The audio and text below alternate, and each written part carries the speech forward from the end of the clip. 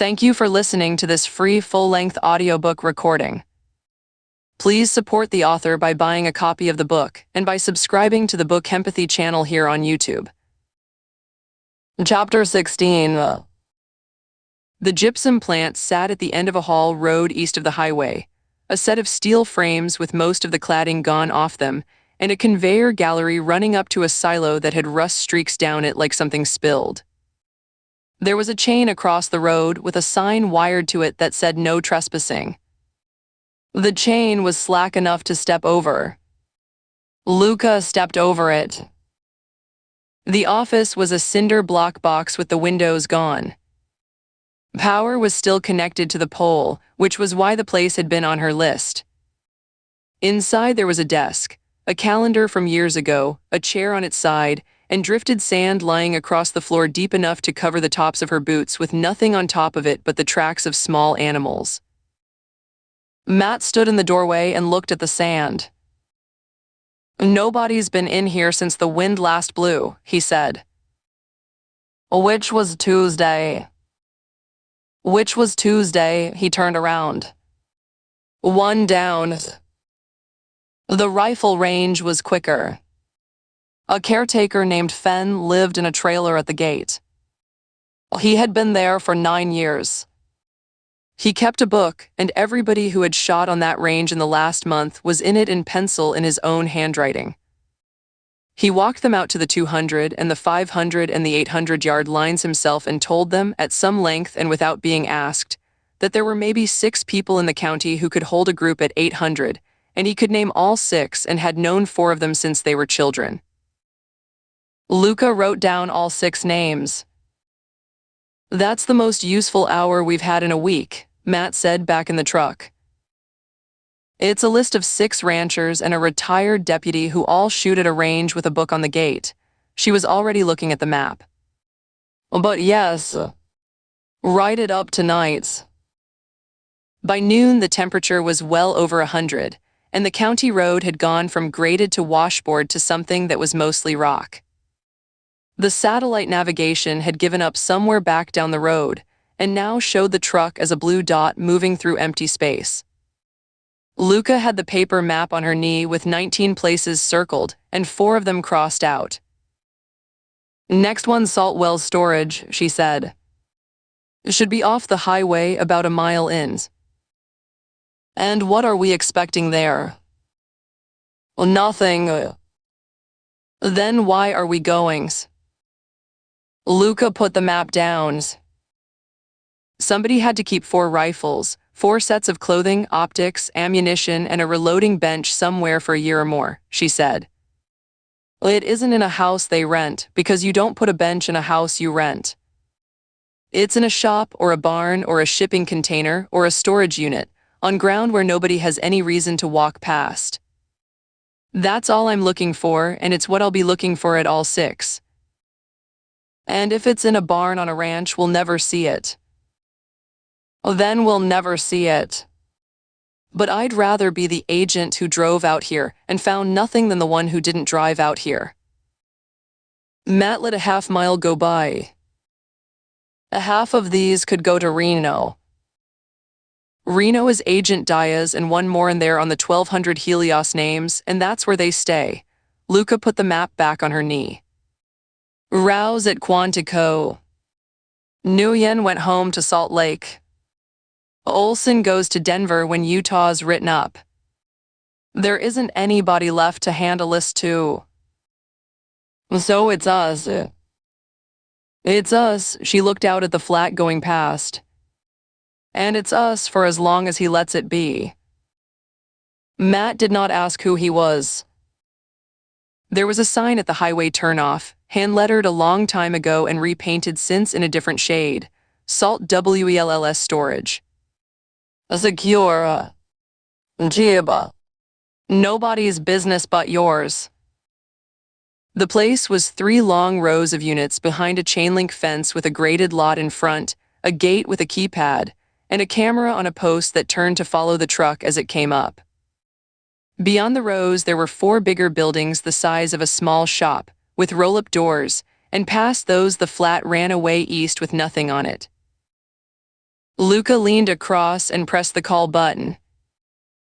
Salt Wells, a woman's voice out of a small speaker on a bad connection. Ma'am, this is Special Agent Luca Thorne with the Federal Bureau of Investigation and Special Agent Matt Hope.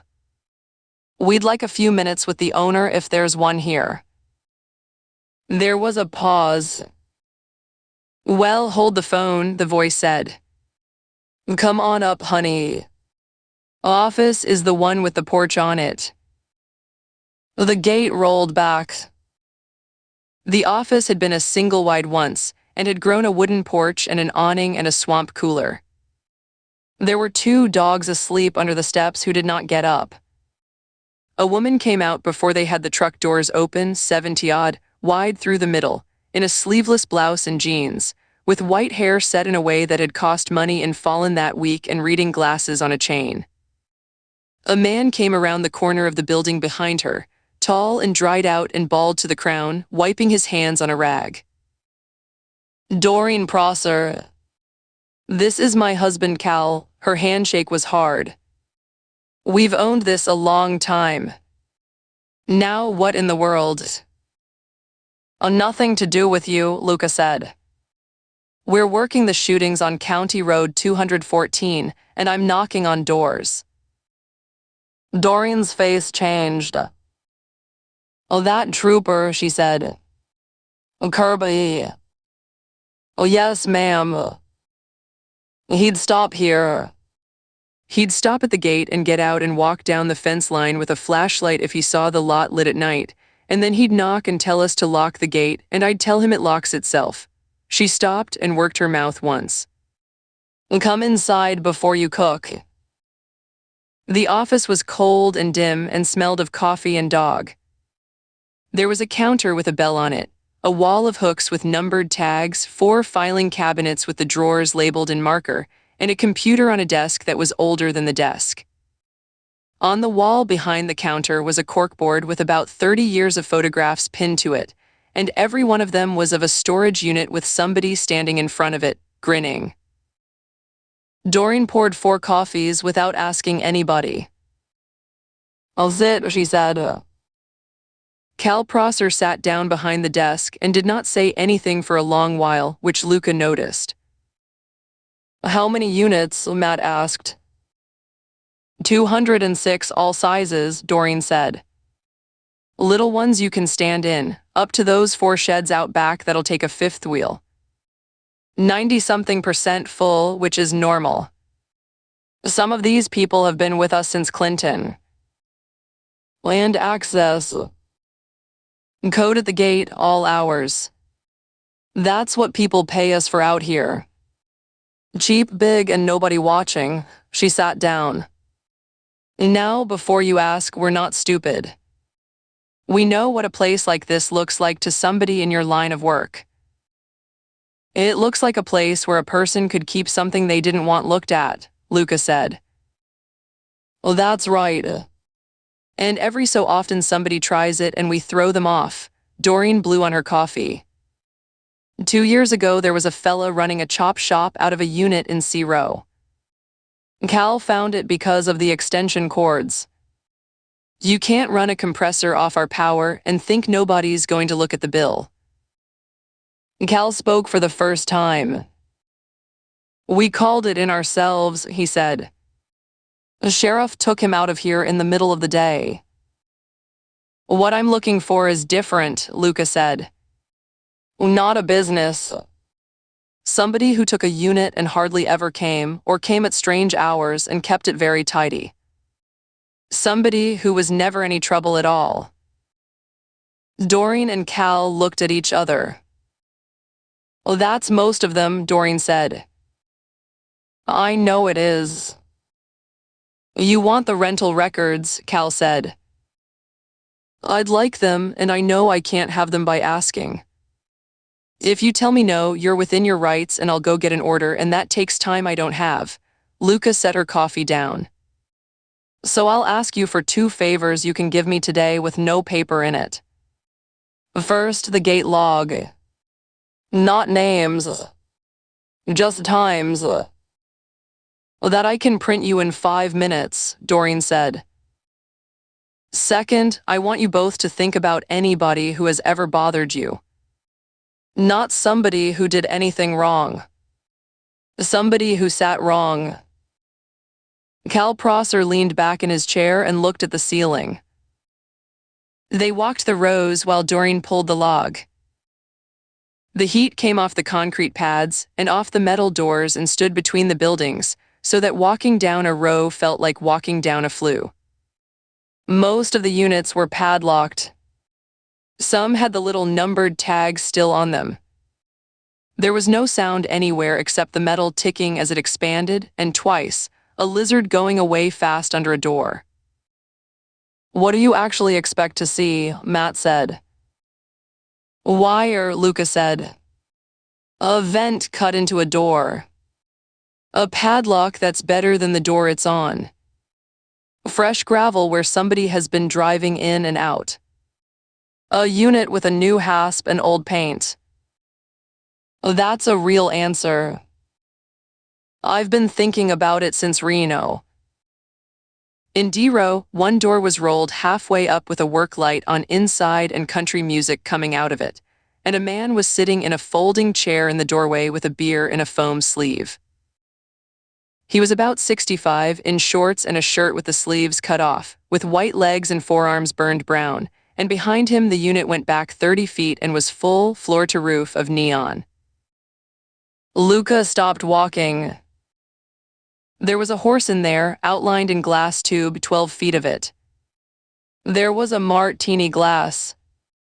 There was a cowboy with an arm that would have waved. There were letters standing on end in wooden crates, 6 feet tall, red and gold, and a whole panel that said club in a script that had not been made anywhere in 50 years.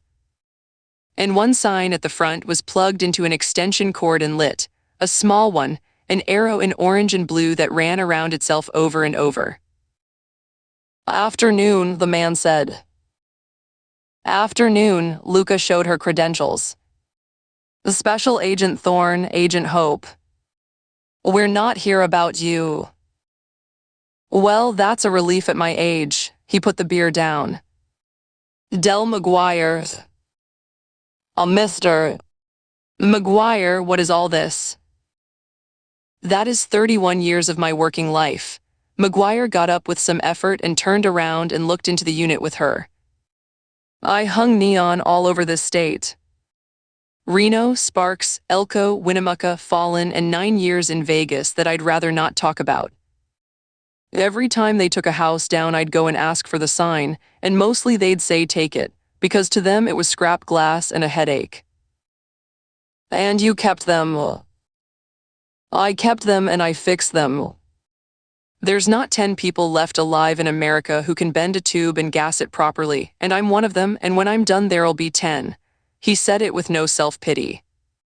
That horse was over a motel in Battle Mountain. I got it out the week before the wrecker came, and it took me 2 days and my nephew's flatbed. Matt had gone in a few feet, carefully, with his hands behind his back. What's it worth? He said. It depends whether you're asking about money.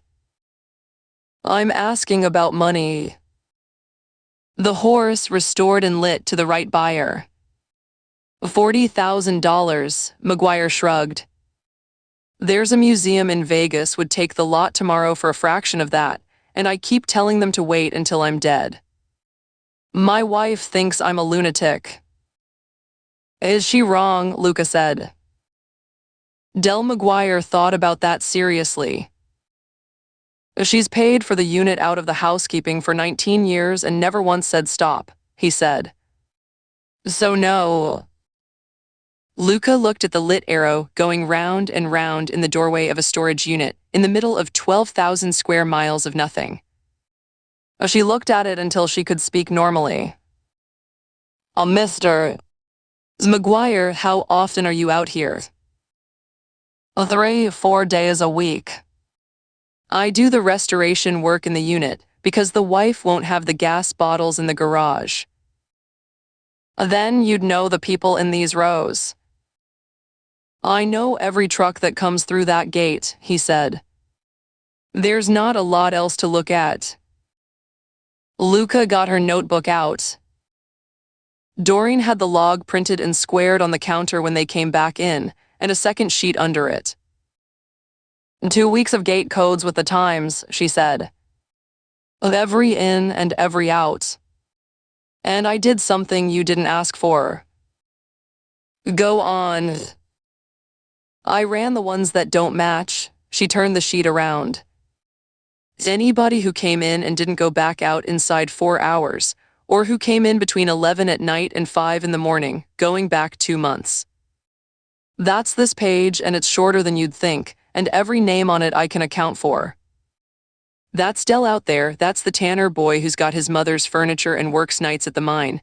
That's a woman from Fernley who came out at 2 in the morning in June because her sister died, and she needed the christening dress out of her mother's boxes and would not wait until daylight. Doreen took her glasses off. That's the whole strange list for 2 months. 3 people, and I could tell you all 3 of their stories. Luca read it twice anyway. That's more work than we asked for, Matt said, and better. I've had 2 weeks and not much to do with them. Any unit that's paid for and never visited, Luca said. Cal Prosser answered from the desk without looking up. 11, he said. And I can tell you what's in every one of them, because 8 are dead people's furniture that the family won't deal with. 2 belong to a fella in Oregon who inherited a machine shop he's never come to look at, and 1 is Bud Yarrington's boat, which has not been in water since his hip went. You've thought about this before we walked in. I've had 2 weeks, Cal said. That road's 11 miles from my gate. I've been sitting here thinking about who I've got out in those rows every night since it happened, and I'll tell you the same as I'd tell anybody, which is that I don't have them. I wish I did. Luca believed him. She was aware that believing him proved nothing, and she wrote her number on the back of a card and put it on the counter anyway. If anything changes, she said. If somebody clears out a unit in a hurry. If somebody asks whether you've been talking to us. Especially that last one, Cal said. Especially that. Doreen walked them out to the truck. At the bottom of the steps, she stopped and put her hand on Luca's arm, which not many people did. Are you going to get them?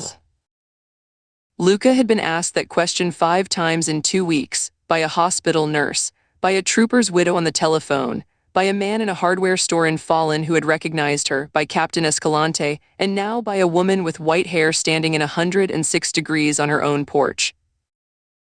She had given a different answer every time and had not been satisfied with any of them. I'm not going to stop, she said. Doreen nodded slowly. That's not the same. No, ma'am. It is. They pulled out onto the highway at 3:10, with the air conditioning going flat out and the seats too hot to lean back into. Luca got the map out and put a line through Saltwell's storage. 5 down. 1 to go. Where next? Matt said. The campus. Matt looked over at her. Helios. Helios, she folded the map along its old crease. It's the last one on the list. It has more ground and more equipment and more locked buildings on it than the other 18 put together, and I put it on there so that nobody could ever say I hadn't. We've been there 4 times. We've been to the gate, the conference block, and the security office. I've never walked the ground. She looked out at the flat going by. I'll have to call ahead and they'll give me a manager with a clipboard and a golf cart, and I'll spend 2 hours being shown around. And at the end of it, I'll cross the last line off this list and be exactly where I was in Reno on Thursday. You sound like you'd rather not go. I'd rather not go, Luca said. I'd rather be doing anything else, and I'm going, because it's on the list and I put it there. Matt drove for a mile. Then we'll go Wednesday, he said. And on Thursday you'll want a new list, and I'd like it noted that I said that out loud before you thought of it. Luca laughed, which surprised her. Out ahead of them, the highway ran west with the heat standing on it, and away to the south the ridge came up out of the flat and went along, brown and bare, with nothing on it that anybody could see from the road. Chapter 17. From the rim above the valley, the whole town lay out below them in the flat morning light, and Simone Ader could see every street in it. She went along the main street from north to south with the glass slowly as she had been taught, and made herself say it out loud in the order Nadia liked. Bank on the corner. Grocery with a lot in front of it. Coffee place with tables on the sidewalk. Hardware. Feed store. Post office at the south end with parking on both sides. She stopped. The lots fill from about 8 and they're full again at noon, and they stay full until 4. Distances, Nadia said. 1,240 to the bank corner. 1,100 to the grocery lot. 900 to the coffee place. Simone lowered the glass. All of it long. Longer than anything we've done. Beside her, lying prone with her elbows out, Dana Rourke said, I've counted 14 positions along this rim. 4 of them have 2 ways off. Simone did not turn her head. 9 days. Dana Rourke had been in this for 9 days, and she was lying on a rim above a town counting firing positions and reporting them without being asked. The ground behind us is the problem, Simone said. There's one road off this rim, and it runs 11 miles to the highway with nothing either side of it. If they close the bottom of it while we're still up here, we're in a bag. Concur. Marta Vey was on Simone's other side with her own glass, and she said it flatly without emphasis. Target acquisition is good. Withdrawal is bad. We don't take ground with one way off it. That's not preference, it's protocol, and we wrote it. Every operation carries risk, Dana said. Every operation carries the risk we choose, Marta said. Not the risk that's left over. Dana let that go past her, which Simone noted, because a person who let a correction go past them had decided the correction did not apply to them. Nadia Kessler had been sitting a little way back from the 3 of them the whole time with her hands on her knees, not using glass at all, looking at the town with her own eyes. She had a way of listening that made everybody in earshot say slightly more than they had planned to. Assessment, she said. Simone. Simone straightened up into the reporting order. Target density good through business hours. Civilian presence high. Sight lines excellent at long range in still air, marginal after 11 when the wind gets up out of that draw. Withdrawal compromised, single route, no alternate. She kept her voice level. My recommendation is that we look at the other 2 sites before we settle on this one. Marta. The same with one addition. This is a valley. Sound is going to move around in it, and nobody down there will agree about where it came from, which is good for us for about 4 minutes and bad for us after that, because when they do work it out, there is exactly one road to look at. Marta put her glass down. My recommendation is the same as Simone's. Dana. Risk is inside acceptable limits given what's down there, Dana said. The nearest law enforcement of any size is 51 miles by road. Their response is going to be 1 county car and then a long wait. That's a longer window than we've ever had. She had a notebook and she was reading off her own figures. And the distances aren't a problem. They're a problem for somebody else. Simone waited for Nadia to take that apart. Nadia nodded once, a small movement, the same one she gave a correct answer. We'll do the ground, Nadia said. All 4 of us in town, standard cover. If it holds up on the ground, we'll make the decision this afternoon. Simone looked at Marta and Marta looked back, and neither of them said anything because both of them had understood it at the same time. The ground reconnaissance was not going to change anything. The decision had been made somewhere between the third assessment and the nod. They packed the observation kit into the foam, and each piece went into the place it went. Nobody had to think about it. Simone had been doing this for 6 years. She had come to Nadia out of a hydrology reading group in a public library in Reno, of all places, with a master's degree she had never used and a job writing documentation for a software company that laid her off a year later. She had sat in that library and listened to a tall woman explain in 20 minutes and without a single note exactly what the water budget of the Great Basin actually was. She had gone home and checked all of it, and all of it had been right. The first year had been reading. The second had been walking ground. The third had been arguments in a kitchen that went until 4 a.m, where Nadia had never once told her what to think and had never once let her get away with anything either.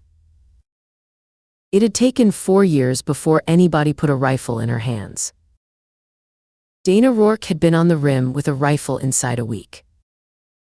And on the 4th day, Nadia had sat her down at the kitchen table and told her about the road. Not all of it. Enough. And Dana Rourke had listened to it with her hands flat on the table and had asked 2 questions, both of them about the troopers.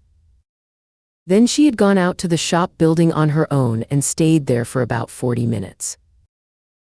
And then she had come back in and eaten her dinner.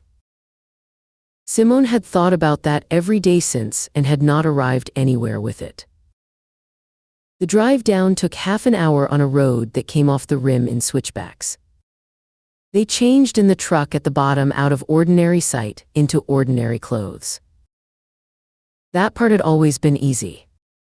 It was the same trick every time: stop being one person and start being another all at once without any interval in between. Nadia went first, and the rest of them followed her into it. By the time they came in past the school and the grain elevator, they were 4 women who worked for a cabling contractor out of Boise, scouting whether it was worth putting a yard in town, because everybody in this valley knew that the same California money that had built the Nevada campus had just broken ground on a second one 9 miles north, and everybody in this valley wanted their piece of it. It was the best cover Simone had ever worked because it was almost true and because it gave them permission to ask about everything. The main street was 3 blocks long. There were flags on the light poles for a rodeo that had already happened. A man was washing the front window of the hardware store with a squeegee on a pole, and he raised a hand to them as they went by. Simone raised one back before she had decided to. The real estate office was on the corner with a bell on the door and a candle burning on the counter that made the whole room smell of cinnamon. "Well, good morning." The woman who came out of the back was in her 50s in a blue blouse with reading glasses on top of her head and a smile that arrived before she did. "Eileen Deeds. What can I do for you ladies?" Nadia shook her hand and became somebody else entirely. "We're with a contractor out of Boise," she said. "Fiber and structured cabling. If the North build goes as people say it's going, we're going to need a yard and about a dozen beds inside 20 minutes of it, and I'd rather look at a town than at a map." Eileen Deeds put both hands flat on the counter and laughed with what sounded like genuine joy. "Honey, you are the 4th outfit through that door this month, and I have been waiting my whole career for a month like this one. Then tell me the truth and not the sales pitch." "The truth is there's nothing to rent." Eileen got a folder out anyway.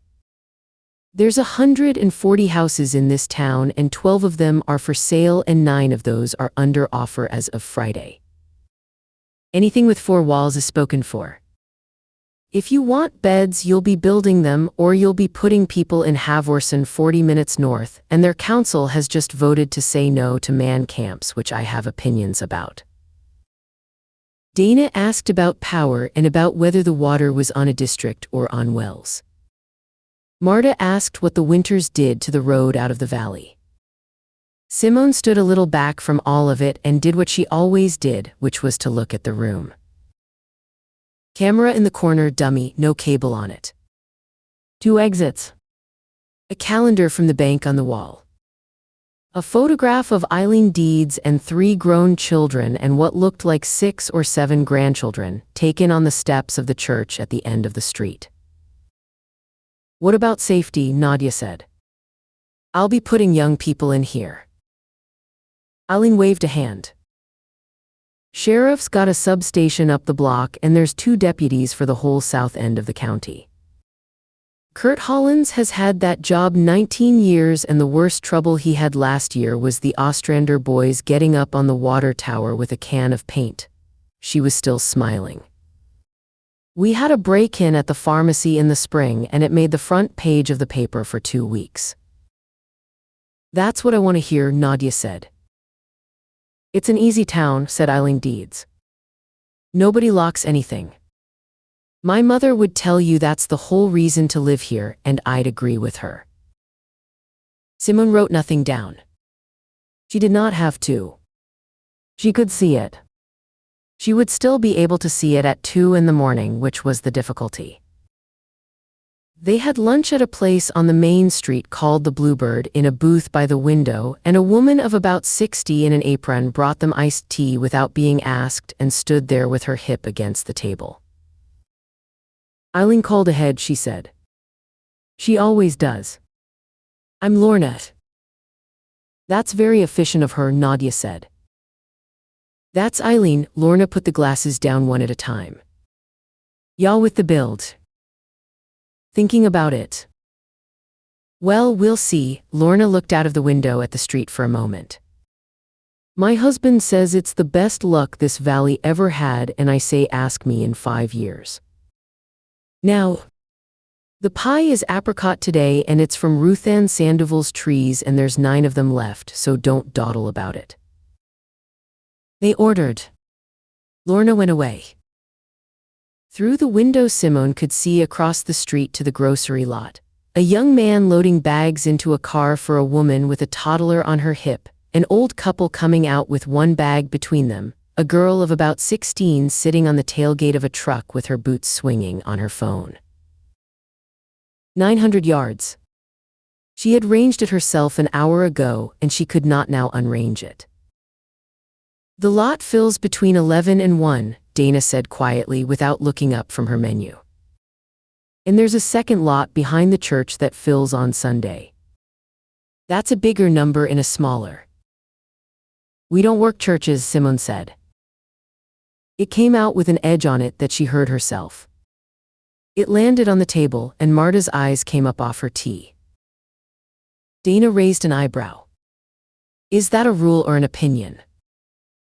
It's a rule, Nadia said before Simone could answer. She had not changed her expression. Religious gatherings get a particular kind of coverage, and it isn't the coverage we want. It gets talked about as an attack on people's faith, and everything we're actually saying disappears underneath that. It's in the protocol, and it's been in the protocol since the beginning. Understood, Dana said. And that was the end of it. Simone was very careful for the next several minutes about what her face was doing, because Nadia had just done her an enormous kindness and both of them knew it. Protocol. Not conscience. Nadia had heard the edge on it too and had reached out and put a procedural reason under it before anybody else in that booth could ask a different question. Robin Aylward had been given exactly the same courtesy once about a year ago in a kitchen.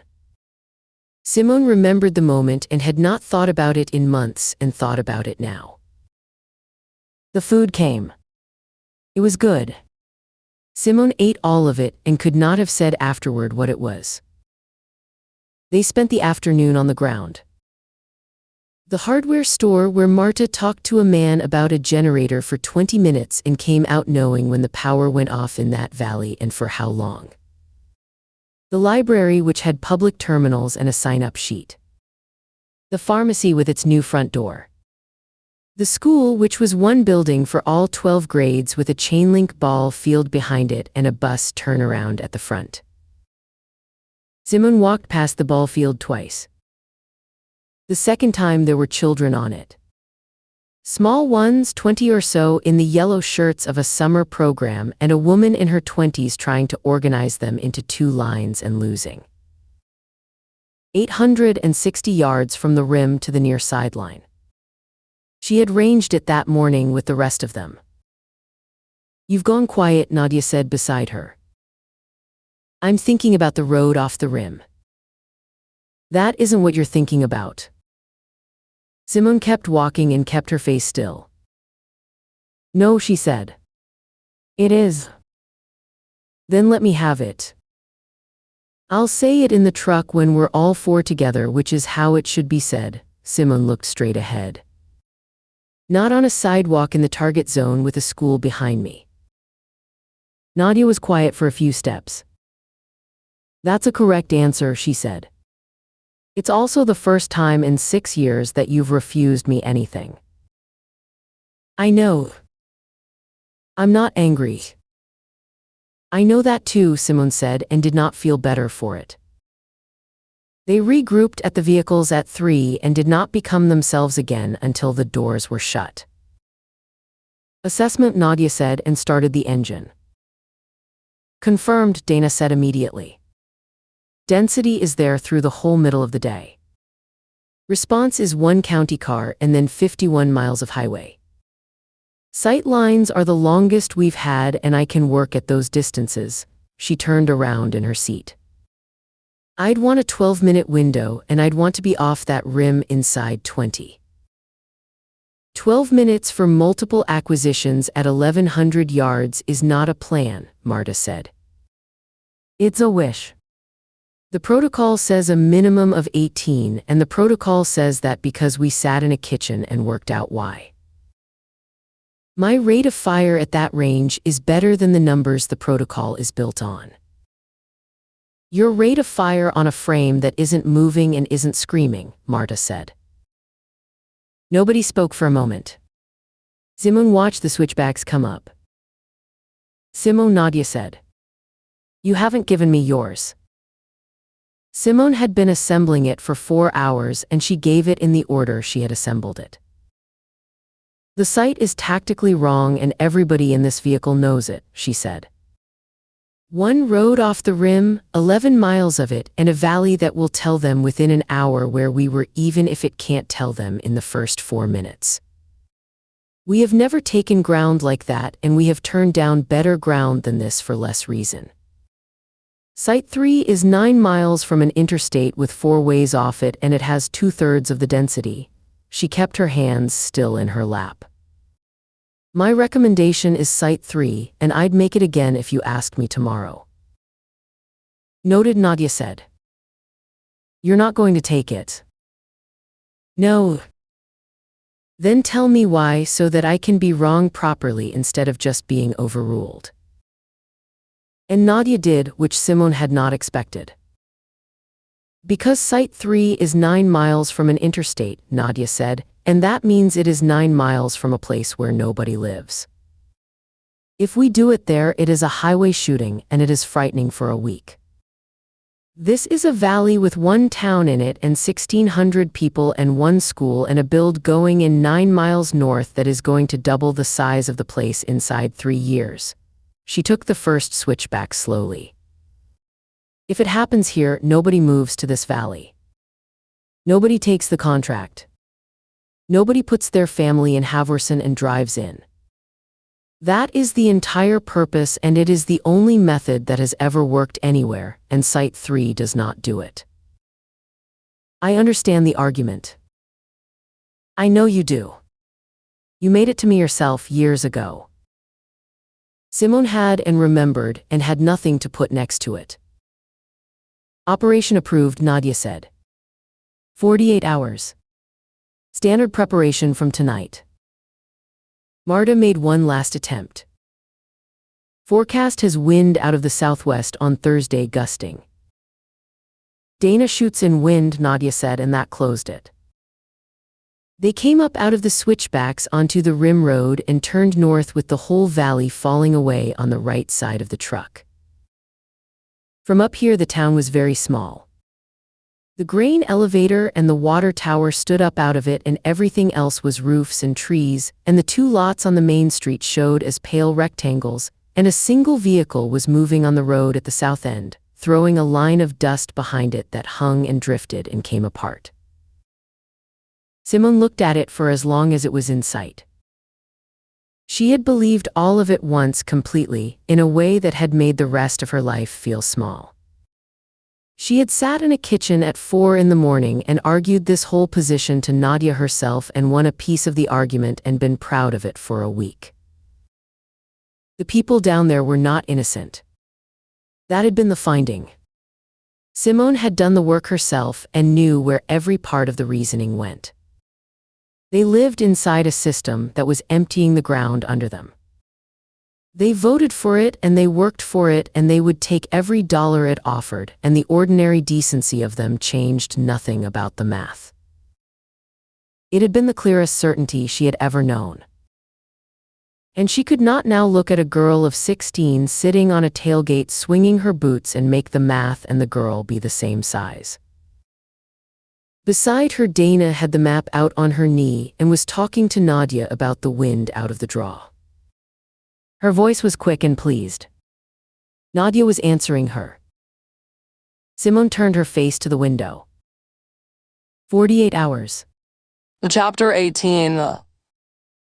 The campus came up out of the flat 2 miles before they reached it and kept coming.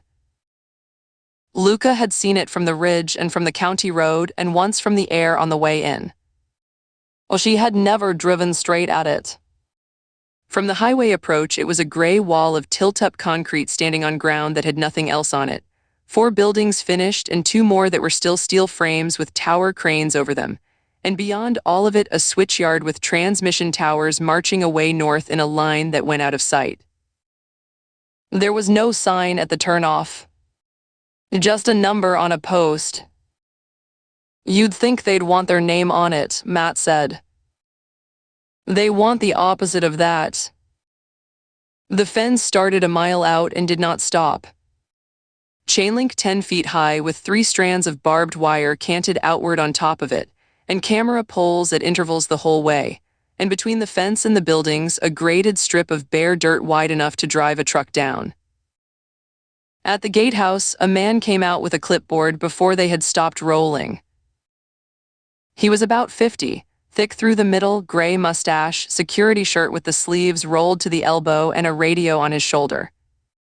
He had a wedding ring that he turned with his thumb while he walked. Morning, folks. This is a closed site. Luca had her credentials out. Special Agent Luca Thorne, Special Agent Matt Hope. We're expected. Mr. Ostergaard set it up for 10.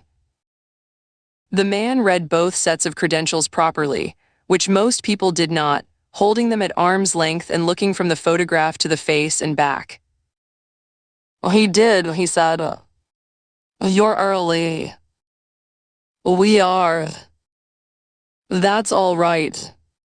Sign here, both of you, and I'll give you badges you'll hand back at this window when you leave, and I'd appreciate it if you'd wear them where I can see them. He put the clipboard on the sill.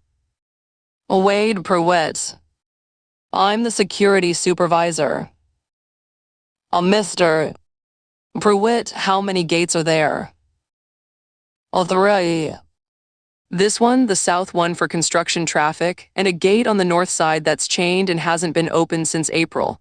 He handed the badges over. Everything comes through here or the south gate, and everything that comes through either of them is on a camera and in a log. Do you keep the log yourself? The system keeps it. I read it. He looked at her without any particular expression. You want it, you'll want to ask Ms. Duval in California, because I've been told twice this month that I don't hand anything over without her. That's the right answer, Luca said. It's the answer I've got. He raised the boom. They drove through. Luca watched him in the mirror walking back into the booth. Ray Ostergaard was waiting outside the administration block with a golf cart and a hard hat in each hand. He was exactly what she had expected and had said out loud to Matt in the truck. He was in his 40s, in a polo shirt with the Helios sun on the chest, cheerful with the cheerfulness of a man who had been told to be helpful. Agent Thorne. Ray Ostergaard, Site Operations. He shook hands with both of them. Hats on, I'm afraid, everywhere outside the office buildings. Insurance. Thank you for making the time. Is anything at all? I mean that. This has been, he stopped and started again. There's people out here who knew that trooper. Everybody drove that road. They got in the cart. So what I'd like, Luca said, is to see all of the ground.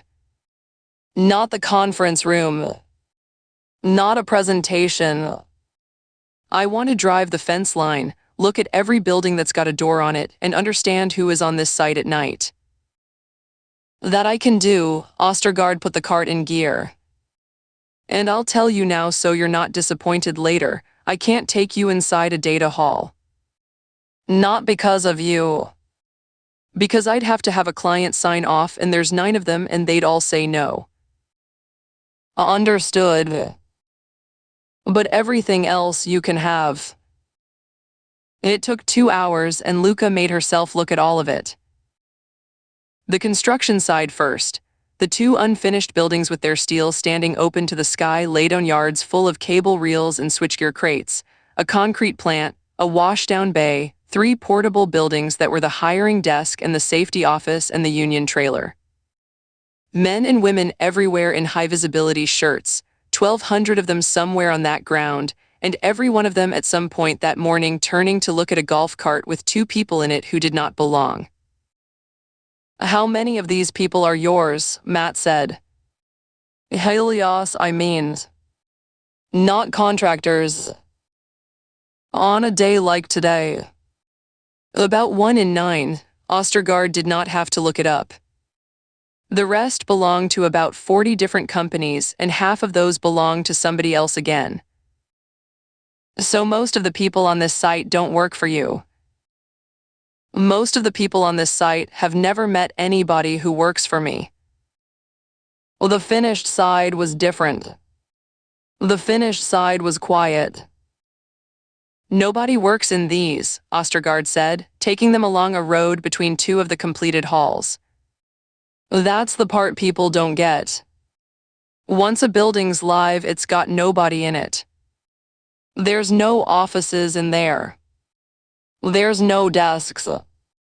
It's machines in rows and cold air, and that whole building runs on about 9 people across 3 shifts, and most of those 9 never go inside it either.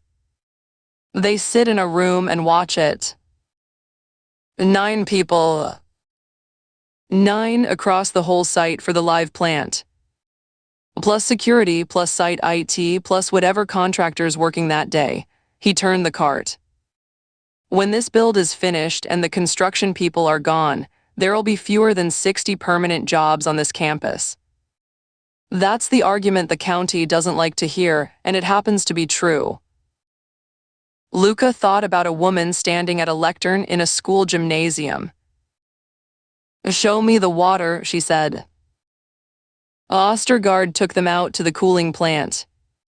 Luca stood in the heat and looked at it for a long time. Rows of units the size of shipping containers, banked in lines with steel walkways between them, and the whole installation making a noise she could feel in her back teeth.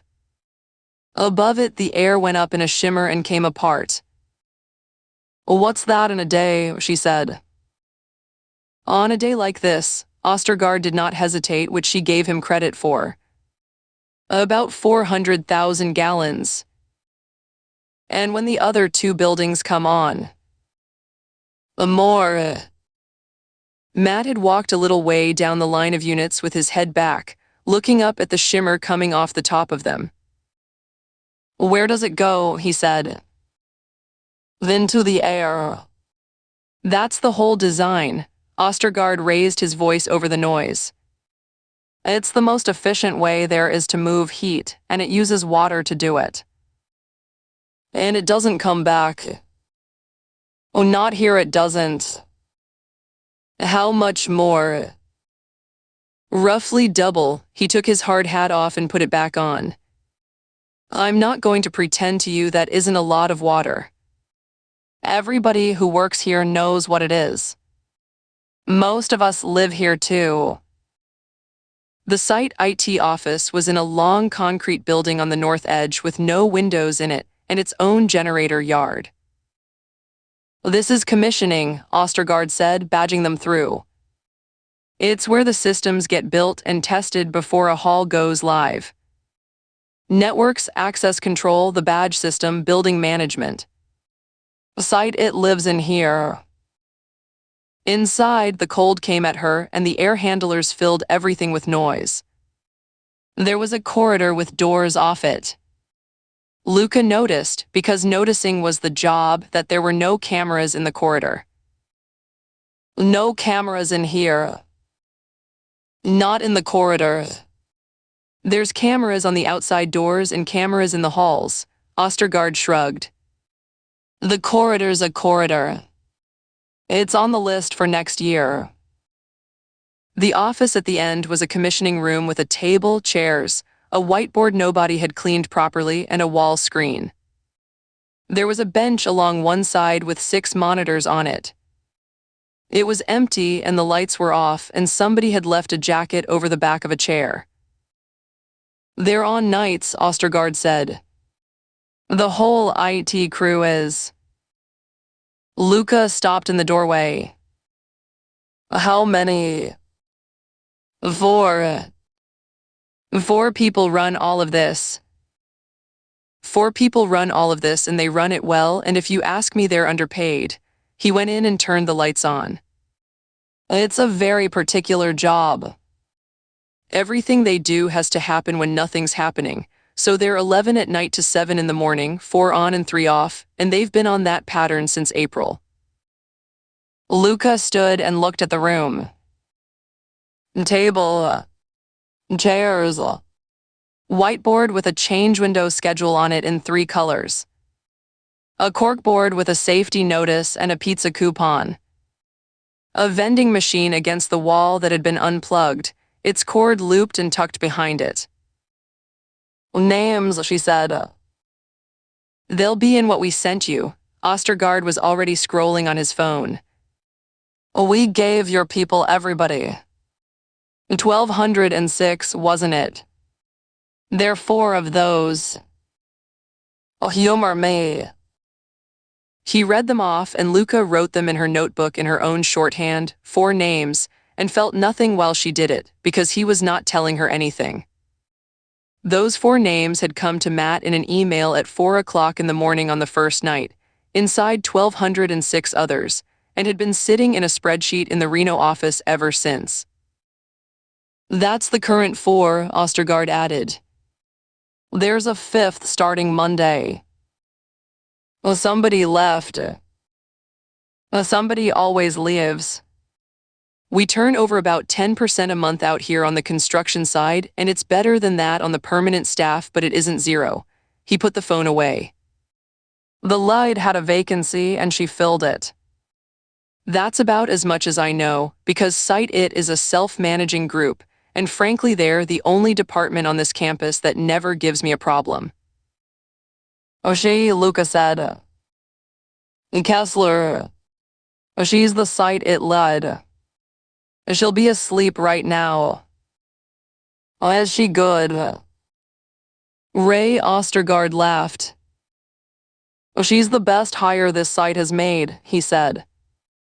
She turns up, she does the work, she doesn't complain, and when the badge system went down in the spring, she was on site inside 40 minutes at 2 in the morning and had it up before anybody outside this building knew it was down.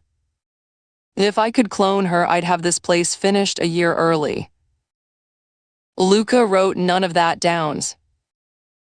Matt was over by the bench looking at the monitors without touching anything. Do they have keys to everything? He said. They have the badge system, Ostergaard said. Which is a different question and a bigger one, and the honest answer is that yes, the people who administer access control on a site have access. That's true here, and it's true at a hospital, and it's true at your own office. He said it with no defensiveness in it. They're background checked to the same standard as everybody else, and the system audits itself. Who audits the auditors? Corporate quarterly, and I'd tell you it's a formality because it is. Luca went and looked in the break room next door because she had said she would look at every room, and she was not going to stop doing that in the last hour. A table with a laminate top. 4 chairs.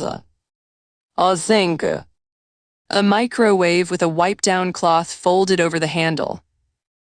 She opened the refrigerator. Bottled water. Most of a sheet cake in a box with a plastic knife lying on the lid. A carton of milk with a name written on it in marker. 8 or 9 food containers of the snaplid kind, belonging to nobody in particular, as they did in any building where 100 people ate. She closed it and went out. They gave the badges back at the window at 12:30. Wade Pruitt took them and put them on their hooks and asked whether they had got what they came for. I got the ground, Luca said. That's what I came for. Then I hope it helps. He turned his ring with his thumb. I've got a boy who drives that county road to work at the mine 4 days a week, and my wife hasn't slept properly since it happened. So, I understand. Everybody out here understands. That's the trouble with it. He raised the boom for them. Drive safe, Agent Thorne. Out on the highway, Matt put the air conditioning on maximum, and neither of them said anything for a couple of miles. Well, he said eventually. Well, that's your last one. That's my last one. Luca got the map out of the door pocket and drew a line through the final circle on it and looked at 19 crossed out places on a piece of paper and folded it. 6 places on the ground, 13 ruled out on imagery, and I have a list of 6 men who can shoot at 800 yards, all of whom are in a book at a rifle range. Matt drove for a while. There's one piece I keep turning over, he said. Go on. Everywhere we've been this week, I've been looking for somewhere they could hide. And back there we spent 2 hours on a site where the whole point is that nobody can get in.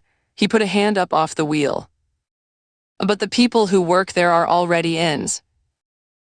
Luca turned her head. Finish it. 4 people on nights in a building with no cameras in the corridor, who hold the keys to every door on a campus the size of a town, and who are away 3 days out of every 7. Matt kept his eyes on the road. Oh, that's not nothing. Luca sat with it. Then she took it apart, because that was the job and because the alternative was to spend a week on it. All right, she said. I suppose it's them. Then I'm looking for 4 people who are specialist network engineers with the certifications to run access control on a site like that, and who are also good enough with a rifle to hold 3 inches at 800 yards in wind. Not one of them. All 4, she turned the map over in her hands. How many people in the United States are in both of those groups? Not many. Not many is generous. And they'd have to have found each other and trusted each other enough to do what was done on that road and then gone in on Sunday night and worked their shift. She shook her head slowly. It's a very tidy idea and it doesn't survive contact. Hit people are not shooters. Shooters are not IT people. And a group with the discipline we saw on that ridge does not take day jobs 11 miles from the ground they're going to shoot. That last part's the strongest, Matt said. That's the part I'd have said.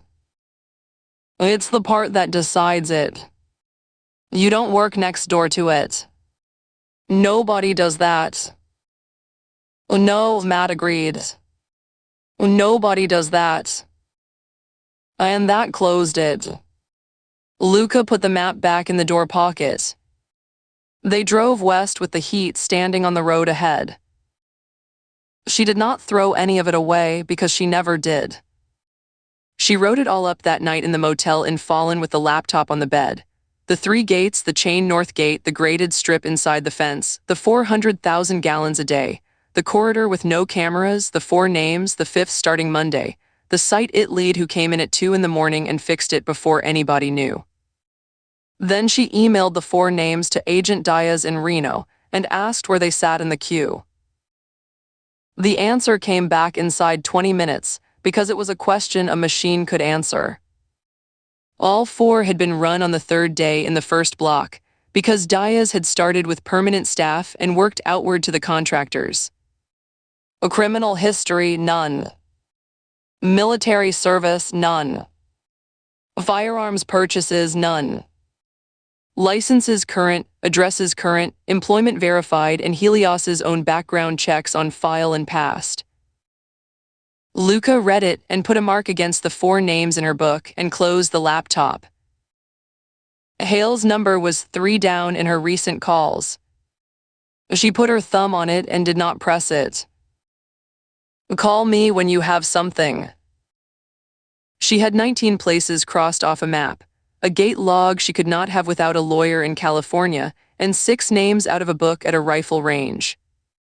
There was no way to arrange those and have them come out sounding like something.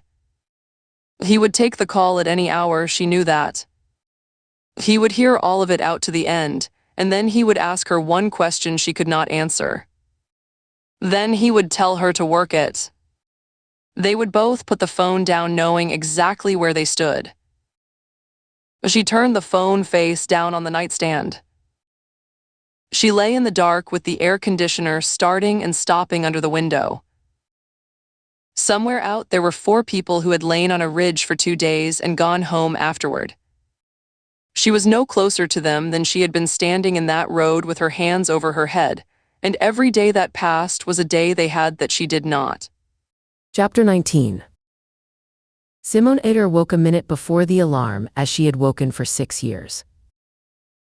The room was dark behind the blackout blind and she lay still for a moment and listened to the house.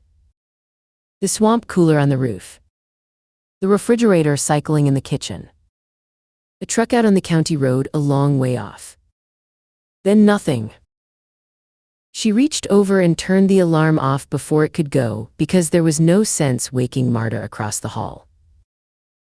The floor was cold. 3 steps to the door left into the hallway, second door on the right. She could have done all of it blindfolded and had once during a power cut and had been rather pleased with herself about it. In the shower she gave herself 4 minutes of hot water, timed. Somewhere around the 3rd minute the thought arrived, as it had been arriving for a month. She was 38 years old. She had a master's degree in hydrology from a good school and 12 years of documentation and systems work behind it. There were companies in Reno and in Boise and in half a dozen other places that would pay her $140,000 a year to sit in a chair and be useful. She would have an apartment with a balcony. She would have a bed she had chosen herself instead of one that had come with a rented house. She might have somebody in it who did not also carry a rifle. She would be Simone Eder, who was very good with systems. Which was not a name anybody had because Simone Eder had been made in a print shop in Sacramento and had not existed before that, and the woman who did exist had a mother in Fresno who had not been told anything for 6 years and who was 74. Simone turned the water off on the mark and stood there dripping in the dark. Doubt was the infection. That was the phrase. She had heard Nadia say it in a kitchen and had agreed with it and had once said a version of it herself to a frightened new recruit. Doubt was how Robin had failed. Doubt was why Robin was in the ground instead of in the room down the hall. She dried off and got dressed and put it away. Nadia was already at the table with a tablet and a mug when Simone came out. "Departure at 6, she said without looking up. "Equipment check at 5:30. Full configuration and live ammunition." "Understood." Marta came through in a black t-shirt with her hair still wet and made her bed before she made her breakfast, which she had done every morning Simone had known her. Dana Rourke was at the counter with the blender going. She had been living at the house for 9 days. She had brought 2 bags and a rifle case and a cardboard box of binders. She had asked where everything went instead of putting it where she wanted it. Simone had noticed that and had refused to give her credit for it. "You sleep all right?" Dana said over the noise. "Adequately. I sleep anywhere." Dana poured the shake out. "Ceilings, floors, truck seats, a scaffold plank one time with a coat over me. It's the one skill I've got that nobody ever taught me." "That must be useful." "It's the most useful part of me," Dana said and drank half of it and did not appear to notice that the sentence had been an invitation nobody had picked up. 9 days. She had been in this for 9 days and she was making jokes at breakfast about her own strengths. Simone made her own food and ate it standing at the sink and did not join in. The equipment room was the second bedroom with the window bricked up and a steel door on it that Robin had hung herself. They laid out on the beds, 4 cases, 4 sets of clothing in the broken tan with the gray overlay, optics, rangefinders, mats, the tarpaulin, the rake, 4 sets of the approach boots. Ammunition in ammo cans, marked in Marta's writing with the lot and the load. "Today is the full rehearsal," Nadia said. "Same elevation, same distances, same angles as the site. Full kit, live ammunition, and a compressed window. Everything we do today we do tomorrow." Dana had her case open and was going through it piece by piece. "The wind on that rim comes out of the draw at about 11, she said. "If the ground you've picked doesn't do the same at the same time, we're rehearsing the wrong morning." "It does the same at the same time," Nadia said. "That's why I picked it." "Then we're fine." "Elevation and angle match to within about 20 feet, Marta said. It came out flat, as everything Marta said came out flat, but Simone had known her long enough to hear the rest of it, which was that Marta had checked, and had checked it years before anybody had heard of Dana Rourke. "Vehicles as before," Nadia said. 12 minutes. They went out into a morning with long shadows in it and the light coming across the flat almost sideways.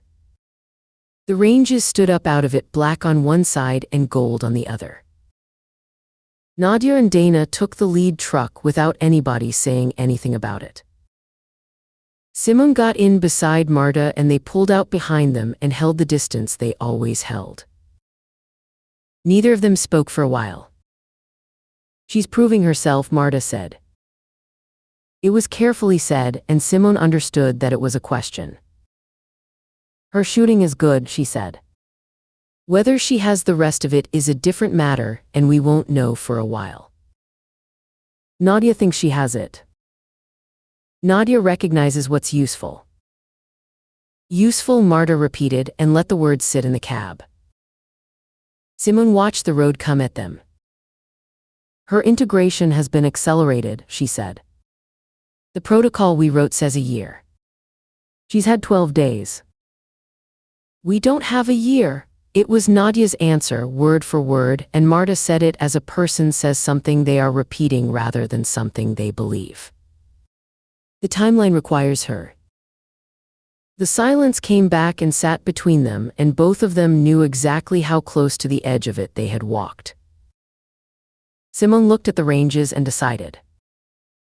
"The valley," she said. "The civilian density is well outside anything we have done before." Marta's hands did not move on the wheel. The parameters were set for particular objectives. "And have the objectives changed?" It hung there. Marta drove for a long moment without answering, which was itself the answer. Simone had the sense of standing on ice and hearing it. "Everything serves the ground," Marta said at last, which was the sentence they had all learned. "The water stays in the ground. At any cost." It came out before Simone could stop it. Marta glanced across at her.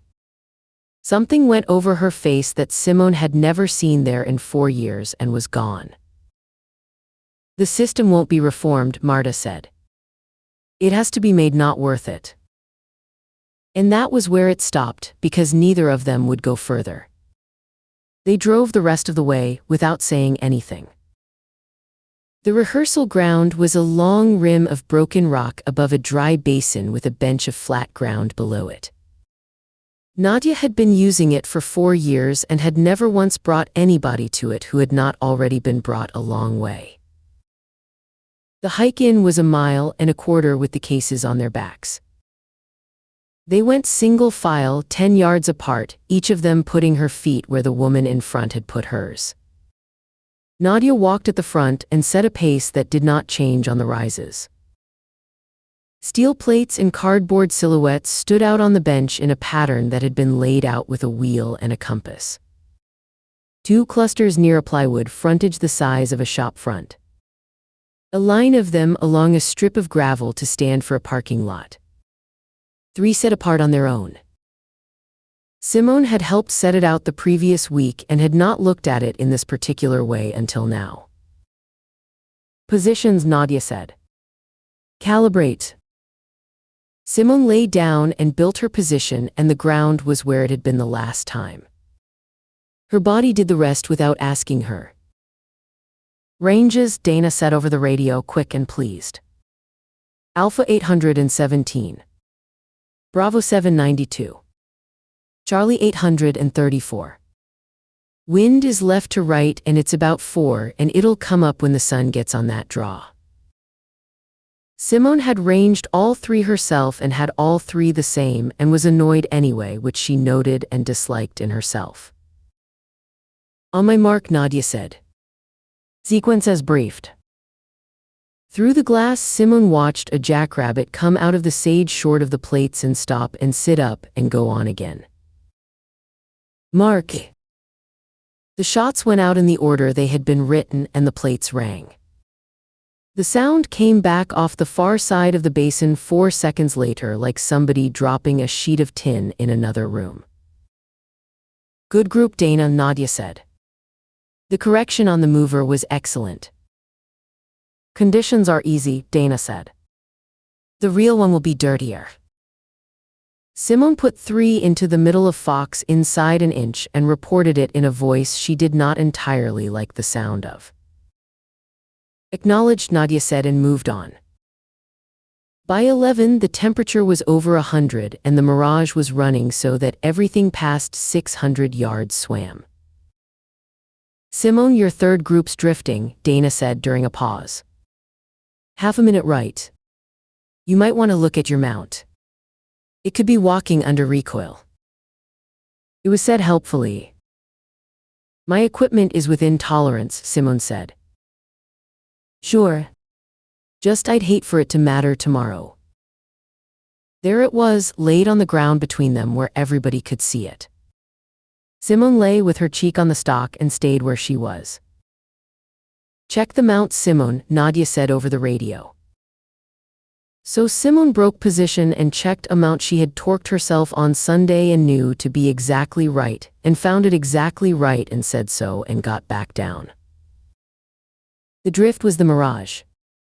It had been the mirage all morning, and Dana Rourke had been shooting from a position east of hers with a different angle into it, which Simone could have said and did not say because saying it would have made an argument out of it, and an argument in front of Nadia was a thing a person lost twice. The last sequence came at 4 in the afternoon. "Rapid acquisition," Nadia said. 45 seconds, command to completion. "Targets as briefed." Simone settled in and put her eye down and looked at what she had to look at. Her assignment was the cluster in front of the plywood frontage. 6 silhouettes standing in a loose group, the shape people make when they have run into each other and stopped to talk, one of them a little apart from the others, one of them shorter than the rest. Execute. Her body did it. That was what nobody told a person beforehand, that after enough years the body simply did it, and the argument, if there was going to be one, happened somewhere else entirely and arrived late. 6 shots.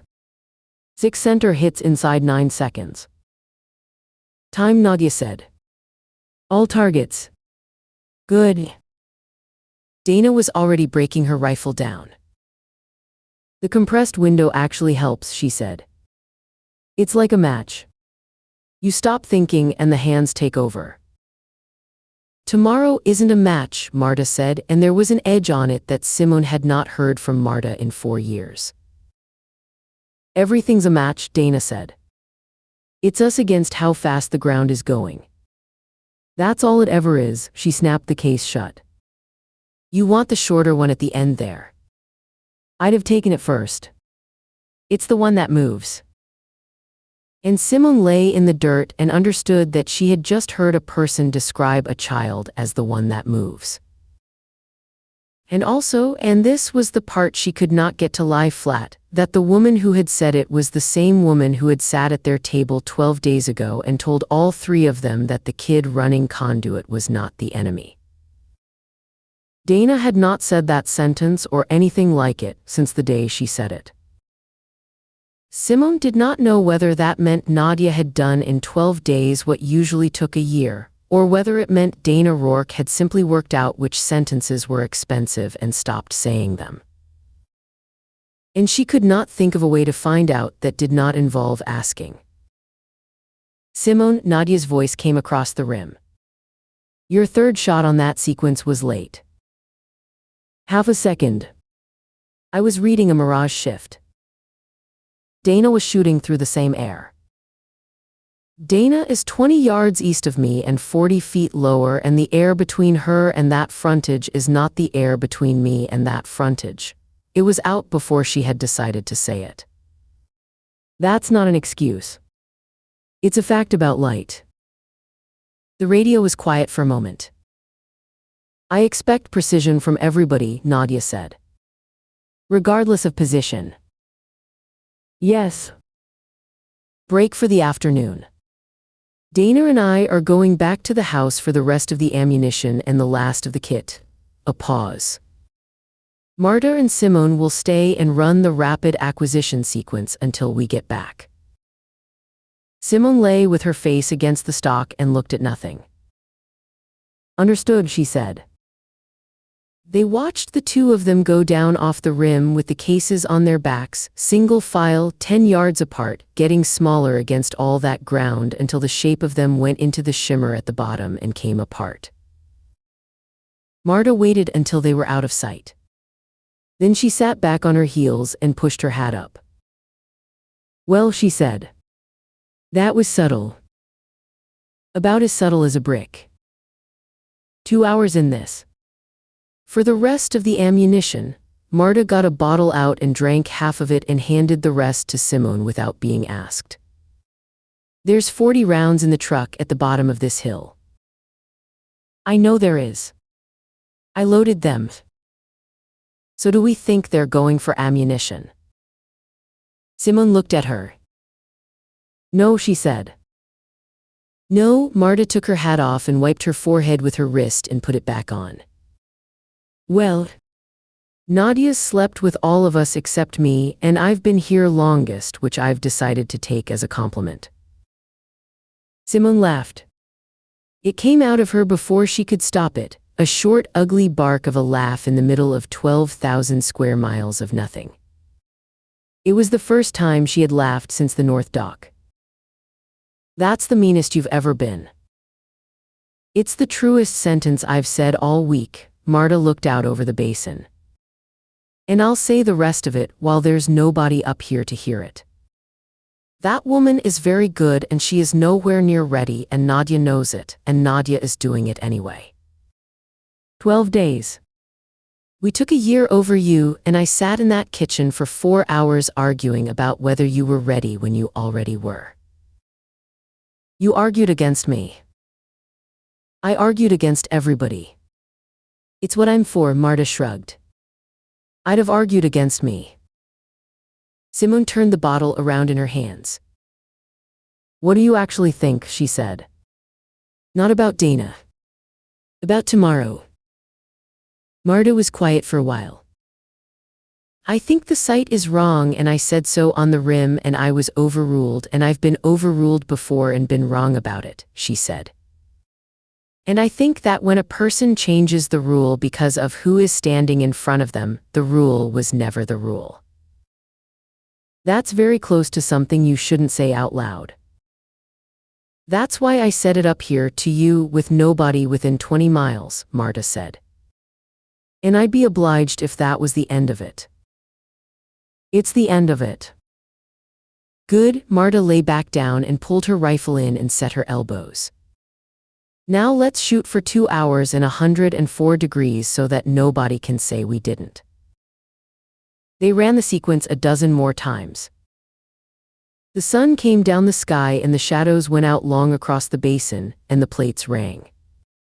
The sound came back off the far wall 4 seconds later every single time. Somewhere out past the bench, a hawk worked the thermals along the rim and did not go anywhere.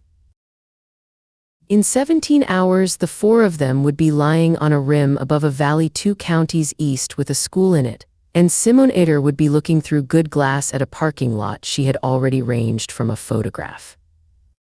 Her body would do what her body did. She thought about her mother in Fresno. She thought about the 6 silhouettes in front of the plywood and the short one on the end that moved. She put her eye down and found the next target and squeezed, and the plate rang. She lay there in the heat rehearsing for something she was no longer sure she believed in. Chapter 20. The Reno office gave Luca a desk in the corner by the window, which was the worst desk in the building in August and the only one going, and by Thursday afternoon she had covered it in paper. 19 places crossed off a map. 6 names out of a book at a rifle range, all 6 run and all 6 accounted for, including a retired deputy who had been in Elko at a granddaughter's wedding with 200 witnesses.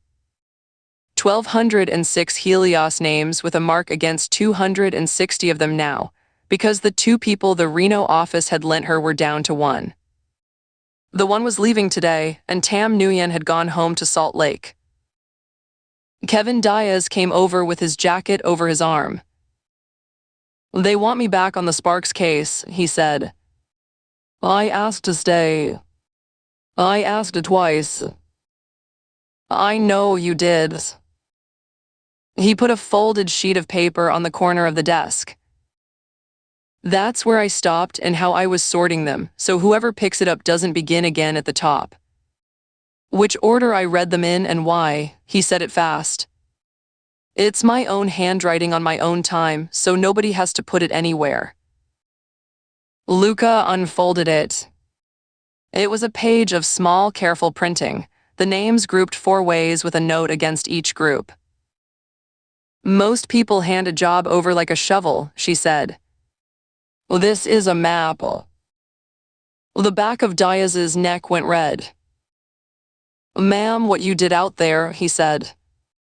That first day out there, he shook his head as if he couldn't find the words to express what he wanted to say. I've never seen anything like it. Unfortunately, that's yesterday's news now. She looked up at him speculatively. You know that you took the video. He blushed again and started to stammer out an excuse. She waved it away. Don't worry, I'm not going to report you, she said. I thought it needed to be shown to the world. There's so much toxicity out there about cops, about us. People needed to see that we're also just people like everyone else, with feelings and families, just doing our job, trying to help those in distress. Oh, she nodded. I don't think most of them care. Not until they're the ones with a gun pointed at their heads or a loved one lying dead in the street. But I like that you care. I do, ma'am, he hesitated, then said, I'd give my right arm to be assigned to you permanently. Well, she sat back. You don't want that, Agent Diaz. I'm probably one phone call away from being fired. Well, he shook his head. No way, ma'am. You're going to crack this. I know it. I wish I could be there when you do. I appreciate that, but it's probably better you're not. You're young, you have your whole career ahead of you. You don't want to go down in flames with me. If that's how it plays out, okay, he said, surprising her. But I'd rather go down with someone who's actually doing something instead of just filing reports and making performative changes that don't really change anything. Well, you don't know that yet. I do know it. He put his hand out and she shook it. If this comes back, I don't care what I'm on. Call me Agent Diaz. He stopped at the end of the aisle. When it comes back, Luca said. Matt came back from the machine with 2 coffees and put one down beside her. You've been looking at that wall for an hour. I've been looking at it since Tuesday. The hour is just the part you've seen. Then let's have the list. Which list? The one of jobs nobody has finished, Matt said. Because we've finished the ones we could, and now there's nothing left to start. And I know you well enough to know that you've got a list of the unfinished ones and you haven't shown it to anybody because none of them are yours to chase. Luca looked at him for a moment. Then she got her notebook out and turned it around on the desk. Well, 3, she said. The Swiss company and the fabric. The Utah bullet. And the tower data for that county, which was 700 gigabytes and which nobody has opened since Nguyen went to Salt Lake. I'll start with the Swiss.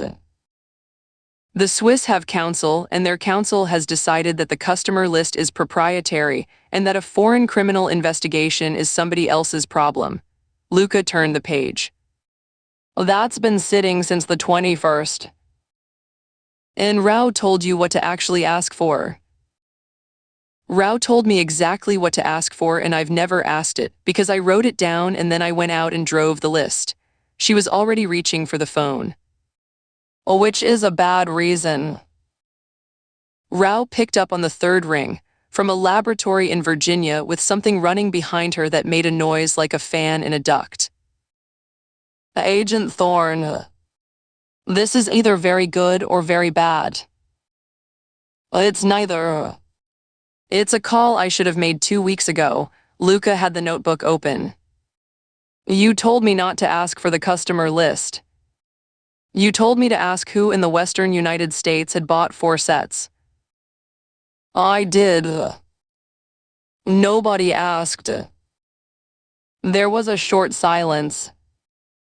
Nobody asked, Rao repeated. All right. That's not a criticism of you. That's a criticism of a case this size being worked by 2 agents, and I'd like that on the record before I go on. Tell me the next part. The next part is that I can get it. Paper moved. Not the list. The list needs a treaty and about 8 months. But that company sells direct through a website, and a website has a payment processor, and a payment processor is a business in Delaware, and a business in Delaware answers a subpoena in about a week. I don't need their customer list. I need the card transactions. Luca sat forward. Slower. Anybody in this country who bought 4 sets bought them with a card, Rao said. And I don't have to know their name to find them. I need the processor to tell me every transaction over a certain amount that went to that merchant from a billing address in Nevada, Oregon, Idaho, Utah, or California in the last 3 years. That's a number of transactions I could count on my hands. How fast? Give me a subpoena and I'll have it inside 2 weeks. Give me a subpoena today and somebody who will actually walk it through, and I'll have it inside 1. You'll have it today, Luca said. Dr. Rao, it's Matt Hope. He had come around the desk and was standing where the phone could hear him. Would the same processor show you a shipping address? It shows me a billing address, which is better, because a person can have a package sent anywhere and still has to put a real address on a card. That's what I hoped you'd say. Agent Thorne, Rao's voice changed slightly. Understand what this is. It is 1 fiber, and it is a purchase pattern, and if I find 4 sets going to 1 address in Nevada, I still have to prove that address means anything. I know what it is. Good. Then send me the paper and I'll start on the processor tonight. Luca put the phone down and looked at Matt. 2 weeks, she said. That's how long that has been sitting there. You had 19 places to drive to.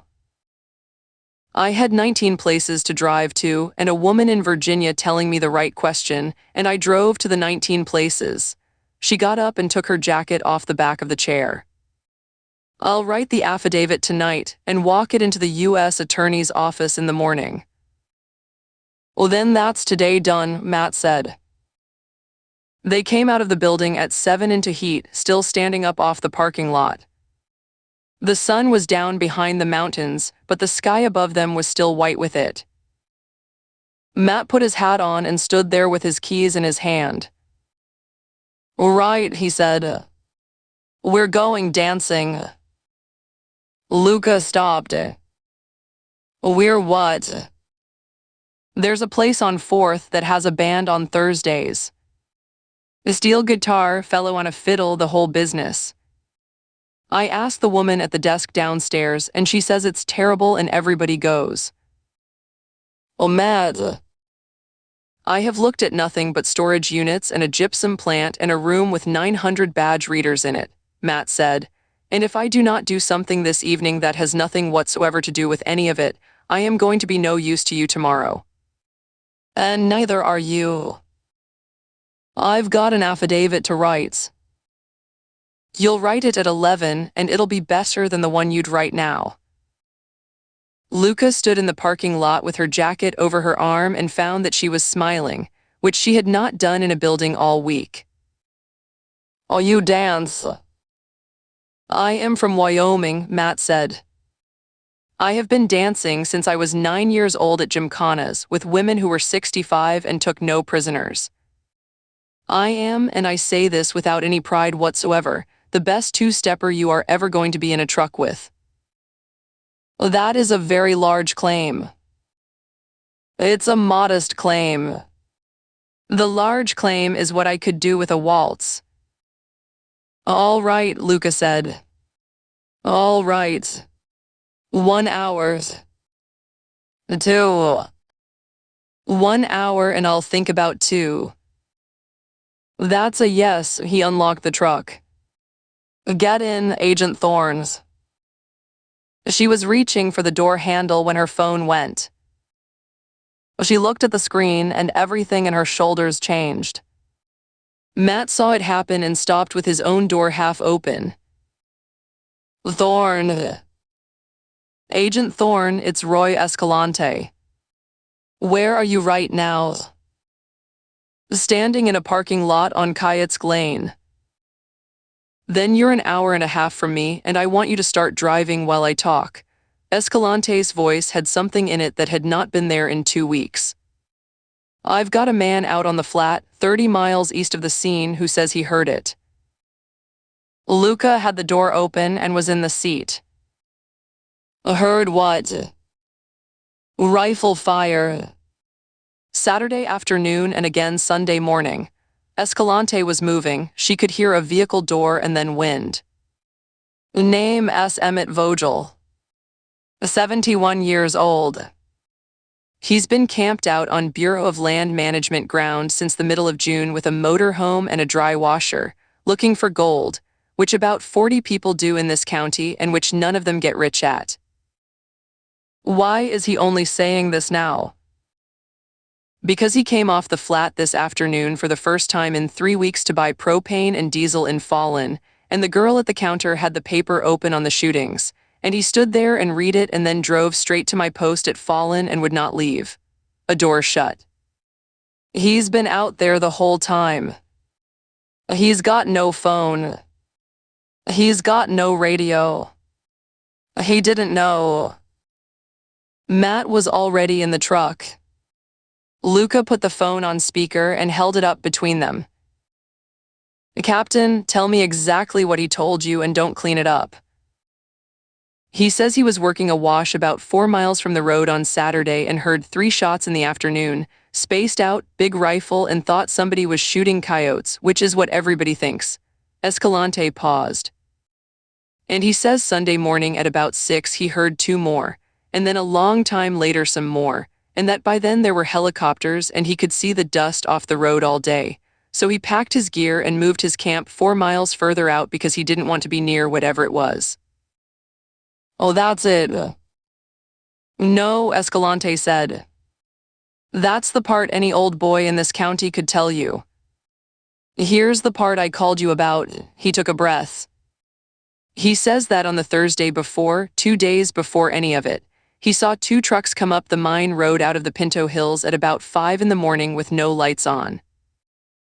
Luca put her hand flat on the dash. No lights. No lights on a road you cannot drive in the dark without lights unless you have driven it a great many times. He was up early to work a wash and he watched them come out and turn north. Escalante said the rest of it slowly. And he says he'd seen those same 2 trucks in there before. More than once. He couldn't tell me when and he can't tell me the plates, and he says he never got closer than a mile, and he's 71 and he wears glasses. So before you drive an hour and a half, I'll say out loud that this may be a man who wants to be helpful. I'm already driving, Luca said. I thought you might be. Captain, where is he now? Sitting in my post at Fallon with a cup of coffee and my sergeant, and he is not going anywhere, because I asked him whether he'd wait for the federal agent, and he said he had waited 71 years for anything interesting to happen to him, and he could wait another 2 hours. Matt had the engine going before the call ended. Junction of US 50 and the county road or the post, he said. The post. Luca had the map open on her knee and was not looking at it.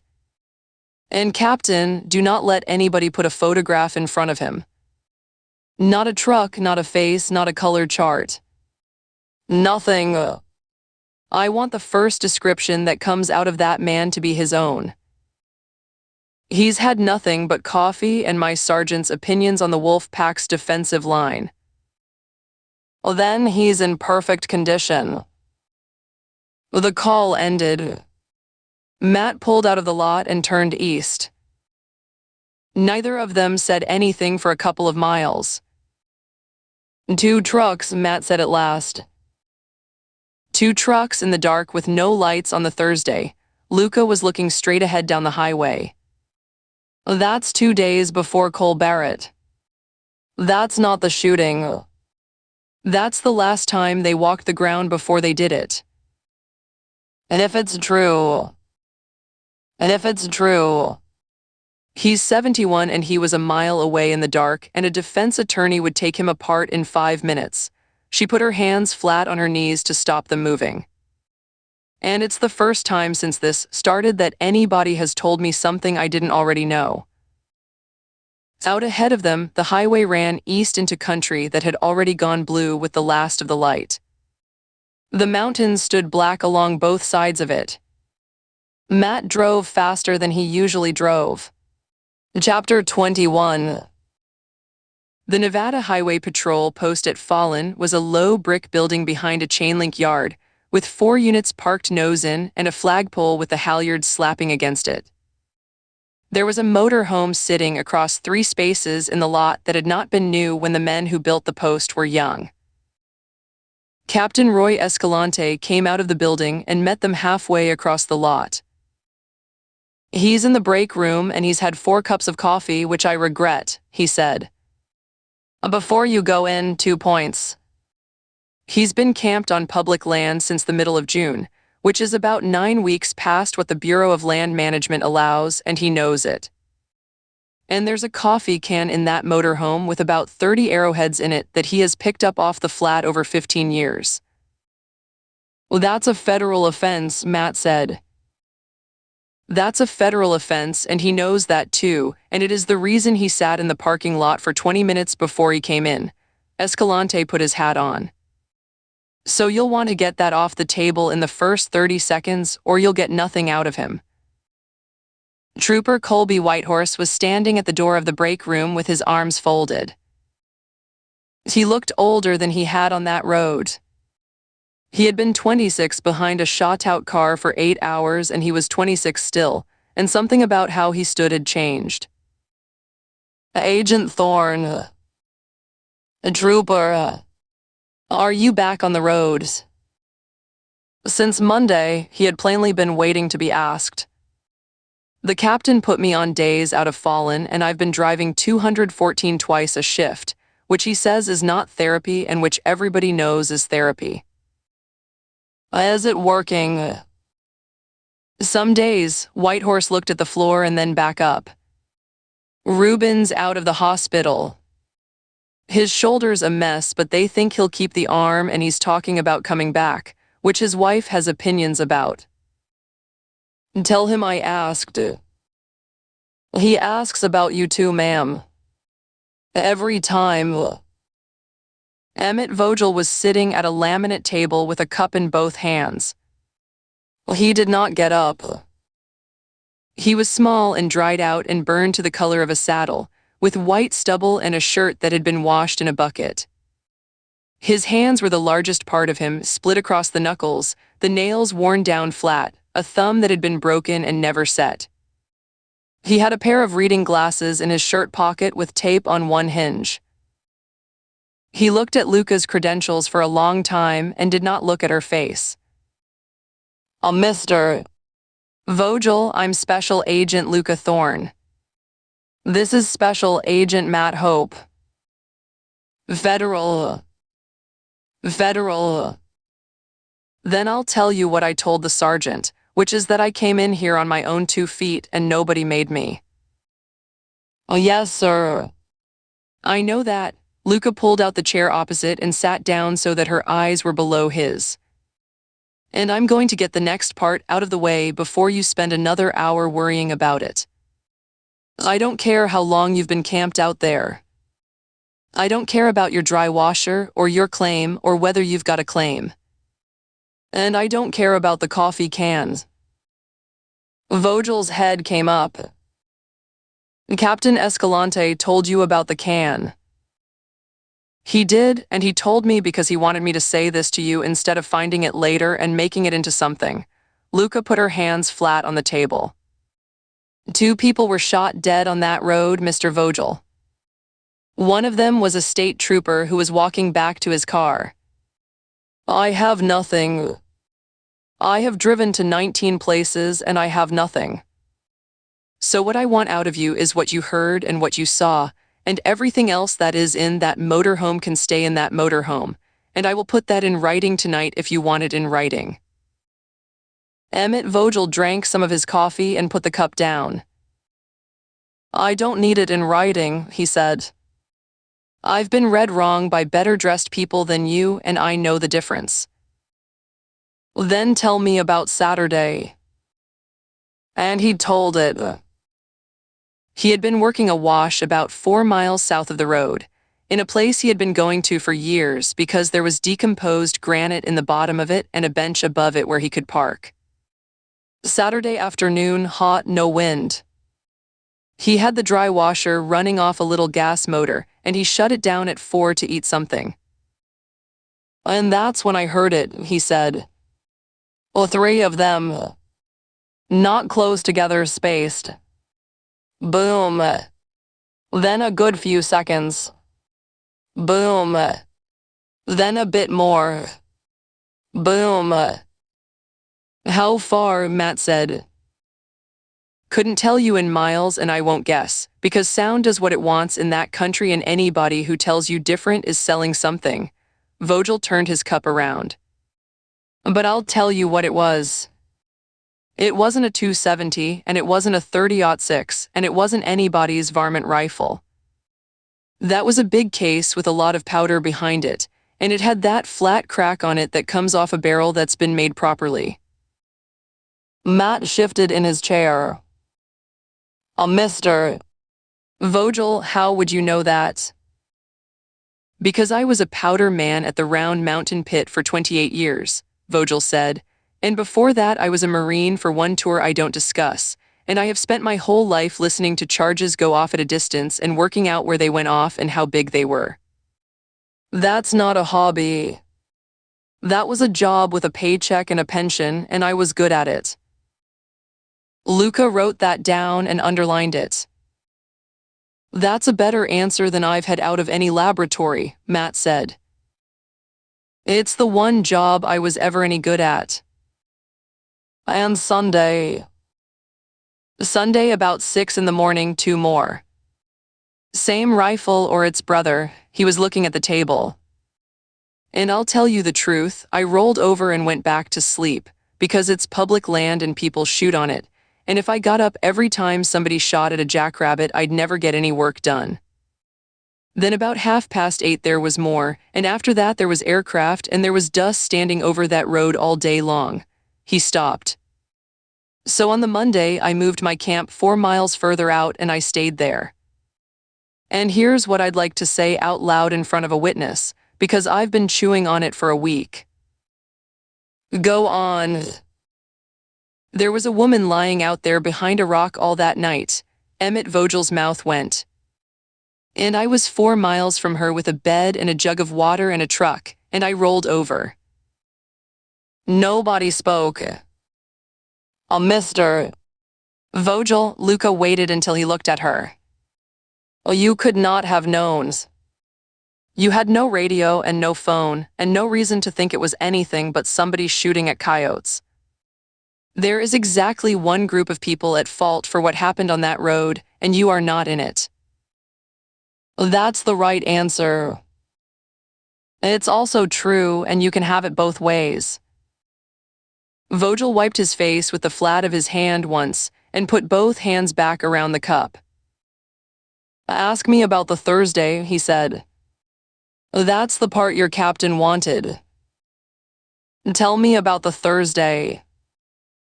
The Thursday before all of it. I was up at 5 because I work early in the summer and quit by 11. He held one hand flat low.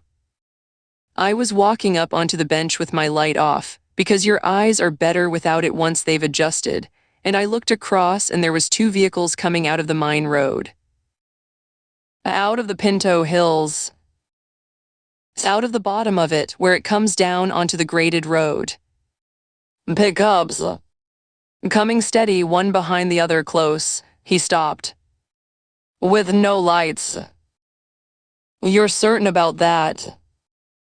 I am certain about that, and I'll tell you why I'm certain, because it's the only reason I looked twice. Vogel leaned forward. That road is washed out in 2 places, and there's a step of rock about halfway down that'll take the front end off a vehicle if you get it wrong. In the dark. With no lights. Steady, he tapped the table with one finger. Somebody has driven that road so many times they know where every hole in it is. That's not a stranger. That is a person who has been in there over and over. Luca had stopped writing. Which way did they turn? North. You're sure? They come out, they stop, they turn north, and about a mile up they put their lights on. Vogel sat back. And I'll tell you the other part, and then you can decide what I'm worth. I have seen those 2 trucks in there before. 3 times, 4 times. I couldn't tell you the dates, and I couldn't tell you the plates, and I never got within a mile of them, and I wear glasses to read. But there's not a lot to look at out there, and after a while you know what belongs. What can you tell me about them? Pickups. Both of them older, both of them dirty, one of them lighter than the other in daylight. He shrugged. That's every third vehicle in this county, and I know it. It's more than I had at 7 o'clock this evening, Luca said. They went out at first light in his motorhome, because he would not leave it in the lot and would not ride in anybody else's vehicle. Whitehorse followed them in a patrol car with Matt beside him. It smelled inside of propane and old coffee and the particular dust of that country. Vogel drove it with one hand and a great deal of listening. He had been keeping it alive for 15 years. It showed. How long have you been out here? Luca asked, because it was going to be 40 minutes and because she wanted him talking. 15 years full time. Before that, weekends. He took a wash crossing at walking speed. Wife died. House in Yarrington got to be too big and too quiet, and I sold it and bought this, and I've been out here since, and I've taken about 9 ounces of gold out of that ground in all that time, which at today's price is not a living. Then why? Emmett Vogel thought about it seriously enough that she was glad she had asked. Because out there nobody wants anything off me, he said. The wash was where he said it was. He put the motorhome on the bench above it and shut the motor down. The silence came in, complete with nothing in it. He walked them up onto the high ground with his hands in his pockets. There, he said. That's the bottom of the mine road where the dark strip is. And that's the graded road it comes out onto, and that's north. Luca stood and looked at it for a long time. It was about 1.5 miles away and slightly below them. There was nothing between the 2 points, but flat open ground with a scatter of shadskill on it. From up here she could see the whole junction laid out like a diagram. He could see it, Matt said quietly beside her.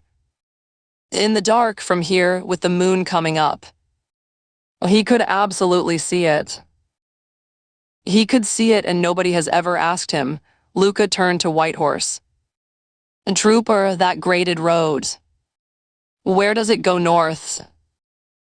Runs about 9 miles and comes out on us 50 by the old scale house, Whitehorse said.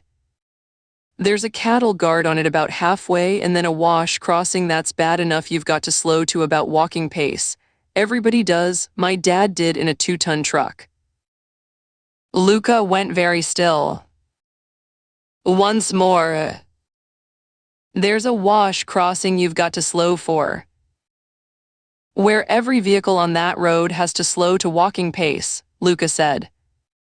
In the dark. Twice a day for a year. Whitehorse looked at Matt, and Matt looked back at him and said nothing. Trooper Whitehorse, Luca said. Whose ground is that? North side's the Bartola outfit. South side's Bureau of Land Management. And is there water out there? There's a trap at Cold Spring, about 2 miles east of the crossing. The wild horse people put in a trap in a corral and they run it in the fall. Whitehorse stopped and then he got there. And they've got cameras on it. The wash crossing. Again. They've got trail cameras on the water, Whitehorse said. The Bureau does.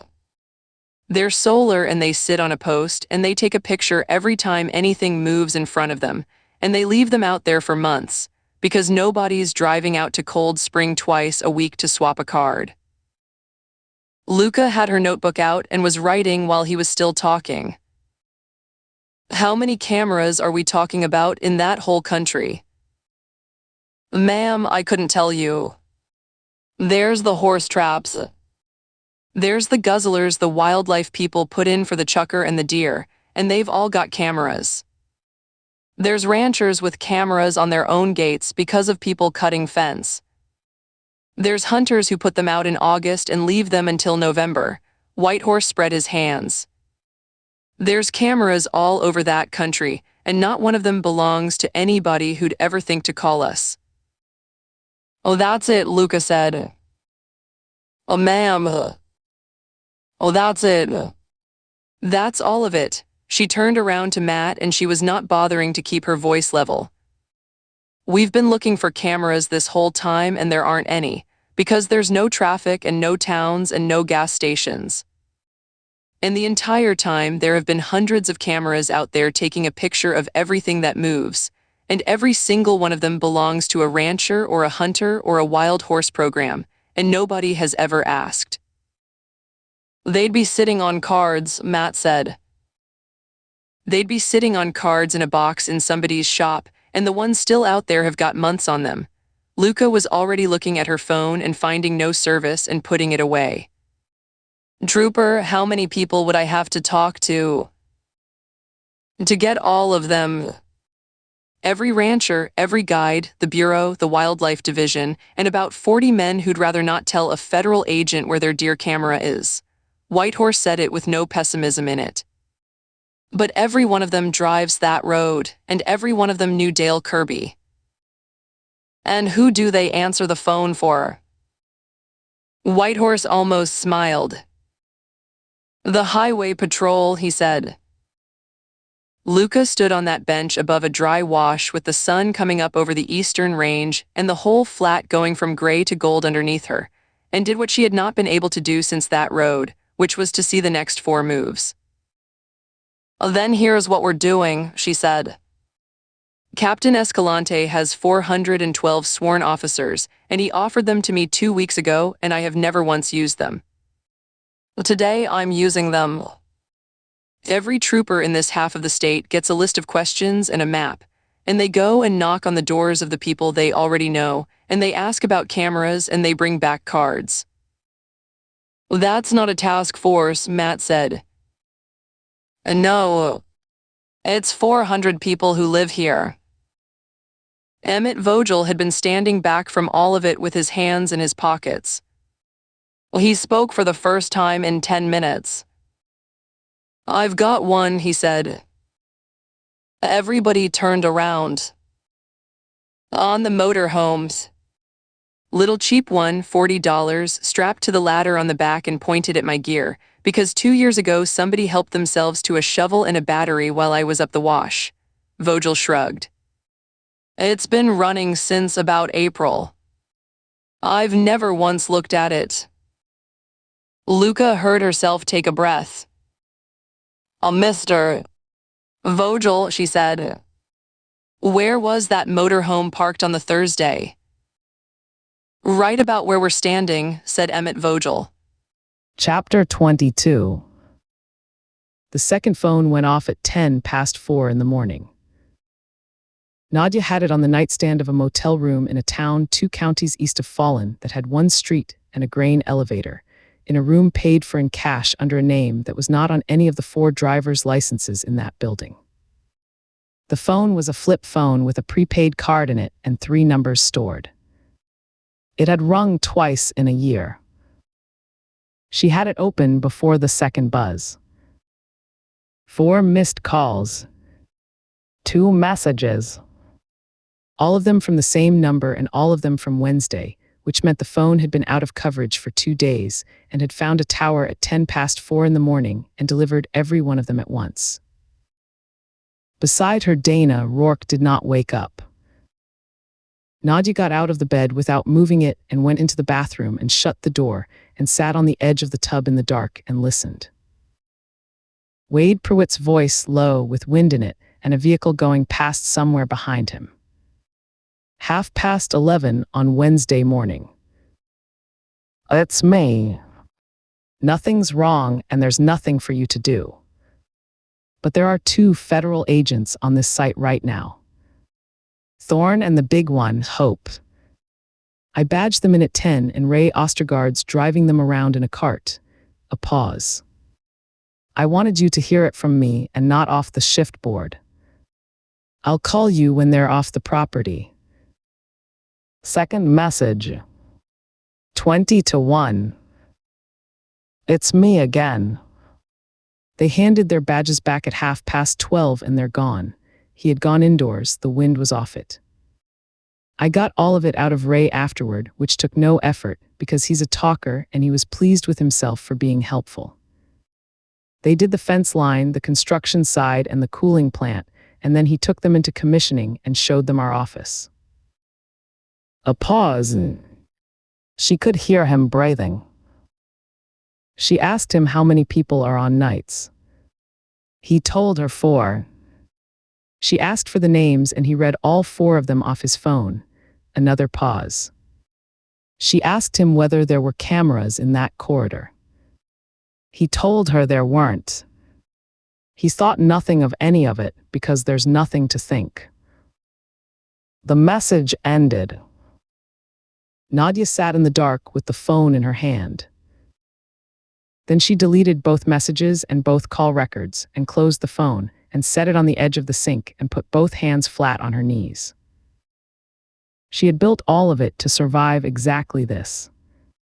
4 ordinary employees on a site with 1,200 of them, whose names would go into a spreadsheet with 1,200 other names, whose backgrounds would come back clean because the backgrounds were real, whose fingerprints and photographs and dental records all belonged to women who had been made carefully and expensively over 18 months by a man in Sacramento who had since died of something ordinary. The design held. Ostergaard had done nothing wrong. He had answered a federal agent's questions as any site operations manager answers a federal agent's questions. The answers had been true. The truth was harmless. And Luca Thorne had stood in her office. Nadia found that she was pressing her thumbnail into the pad of her forefinger hard enough to leave a mark, and stopped. 9 days ago, that woman had been driving to storage yards. On Wednesday, she had been standing in the room where Nadia kept her jacket over the back of a chair, asking how many people were on nights. If Robin had fired, none of this would exist.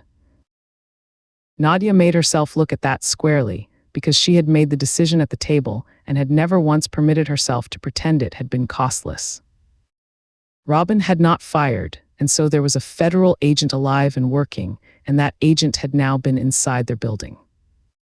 Every consequence of that ran back to one afternoon on a ridge, and to 3 minutes when a woman who was better than all of them had not been able to do the work. "You're up early." Dana was in the bathroom doorway with the light behind her, in a t-shirt, her hair flat on one side. "Business," Nadia said.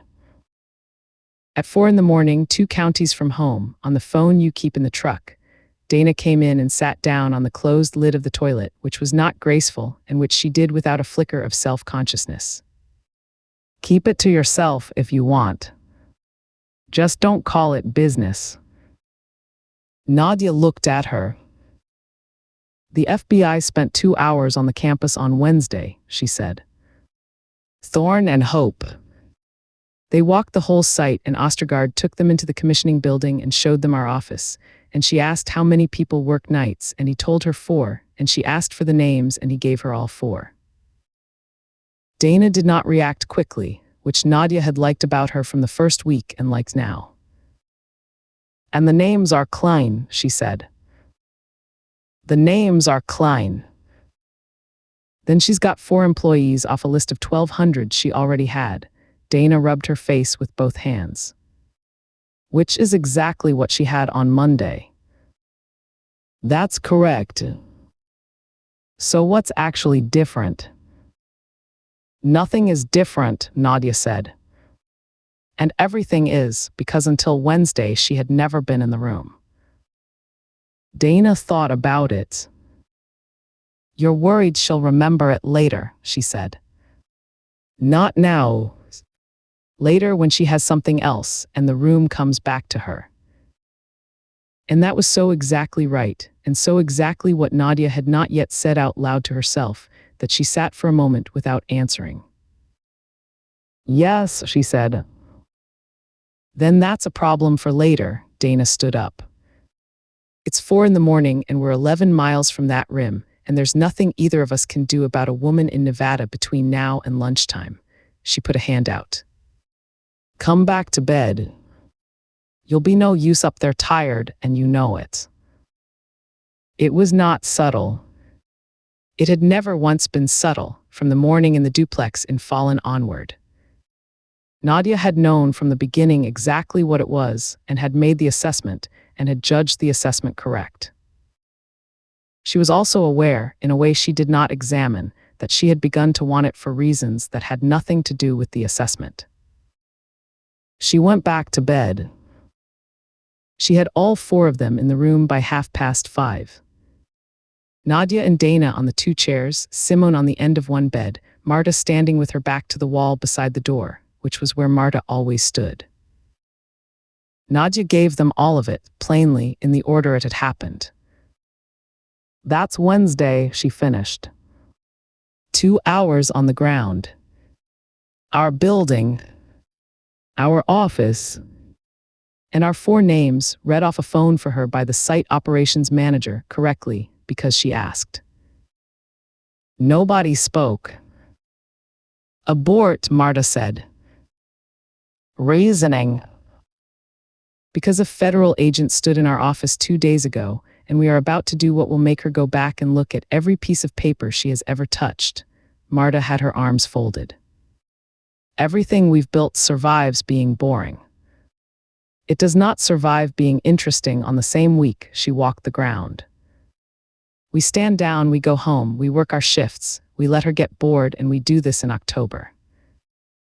Simone had her hands on her knees and had not moved since she sat down.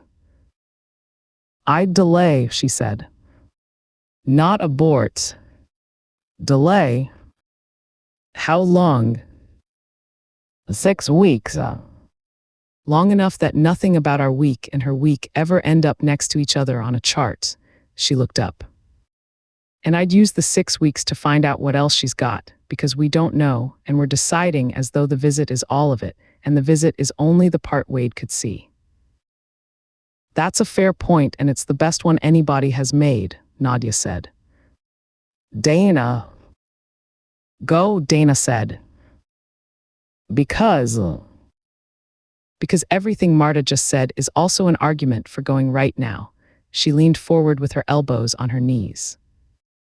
The one advantage we've got is that she is looking at Nevada. Today, this morning, she's standing in a room in Reno with a map of Churchill County on the wall, and 2 counties east of her there is a valley she has never heard of. The day after tomorrow, she has a 2nd county, a 2nd sheriff, and a task force that will start over from nothing. Dana spread her hands. And in 6 weeks, she'll have finished 1,200 names instead of 200, and she'll have whatever else she's got, and we will have given her the time to get it. Delay is not free. It costs us exactly what we're trying to buy. Marta did not look at her. That's a rehearsal ground argument, she said. You've been in this for 21 days. And I could be wrong about all of it. But you asked me, and that's my answer. Nobody asked you. Nadia asked you. Enough, Nadia said it quietly, and it stopped. She stood up and went to the window and moved the curtain an inch, and looked out at a street with 2 vehicles on it, and a light on over the door of a shut cafe. The truth was that Marta was right.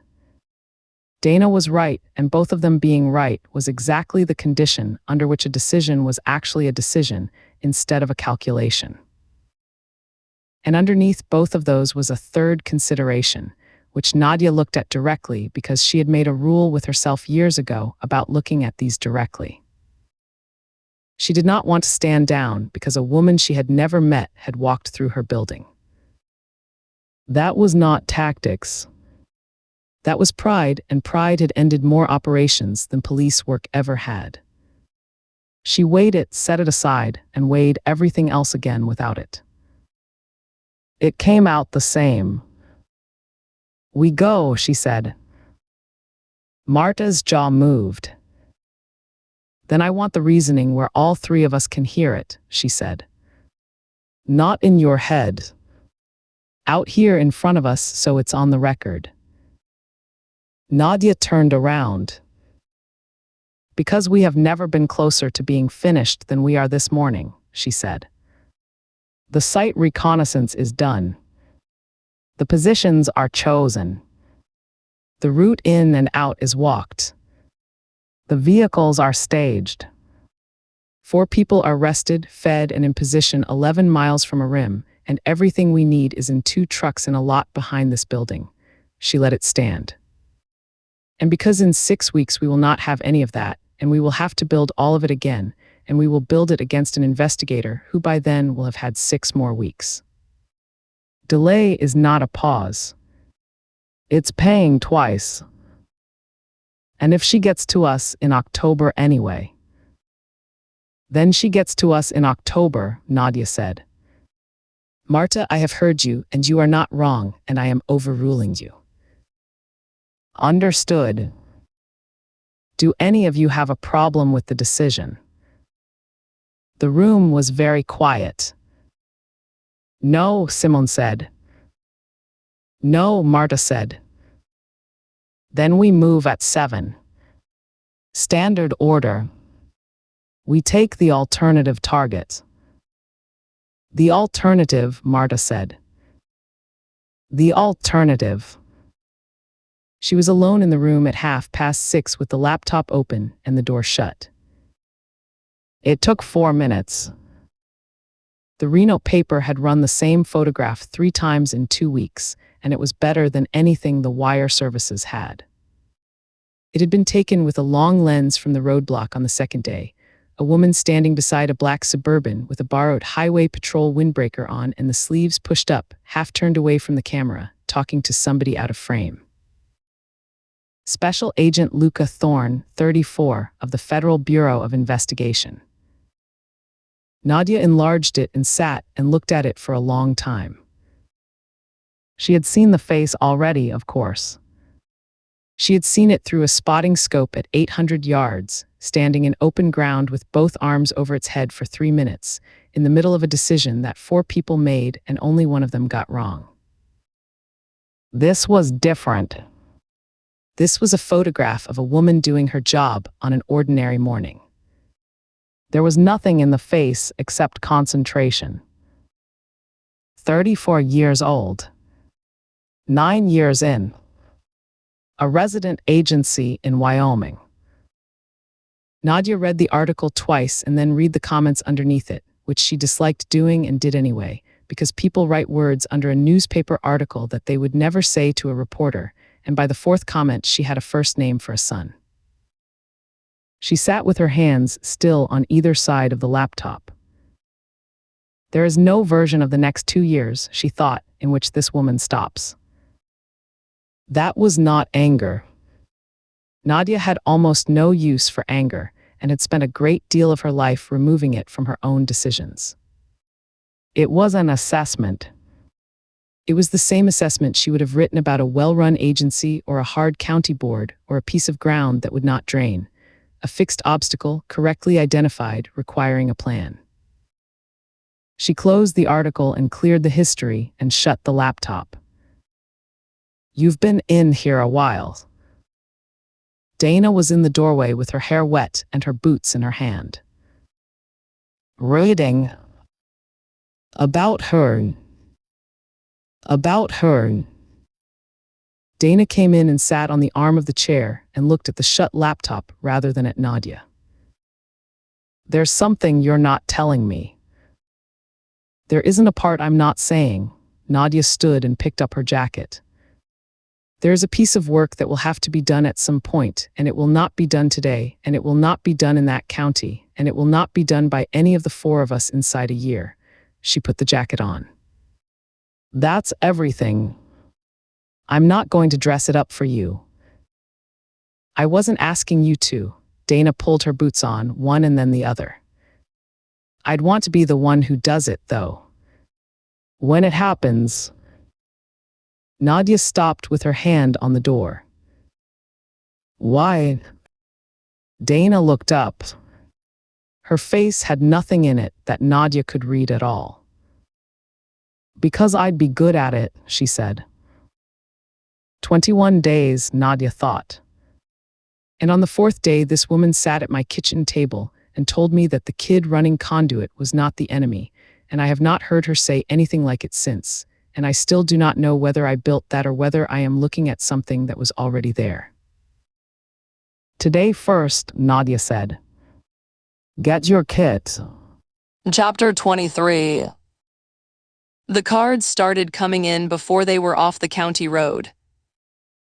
Trooper Colby Whitehorse called it through from the post at 8:20, reading from a list in his own handwriting. There was something in his voice that had not been there the night before. A rancher named Deeds on the north side of the graded road had 2 cameras on his own gates and had pulled both of them at first light without being asked twice. The wild horse people were sending somebody out to Cold Spring. A man in Fernley who guided chucker hunts had cameras all over that country and could not remember where 4 of them were, and had said he would go and find them, and had left before the trooper was out of his driveway. "How many of yours are on this?" Luca said. "All of them, ma'ams. Everybody who isn't sitting on a wreck." She put the phone down on her knee and looked out at the country going past. The flat came up out of the last of the shadow and turned the color of a paper bag, and for the first time since the road, she had the feeling of something moving underneath her instead of standing still. "You're smiling," Matt said. "I'm not."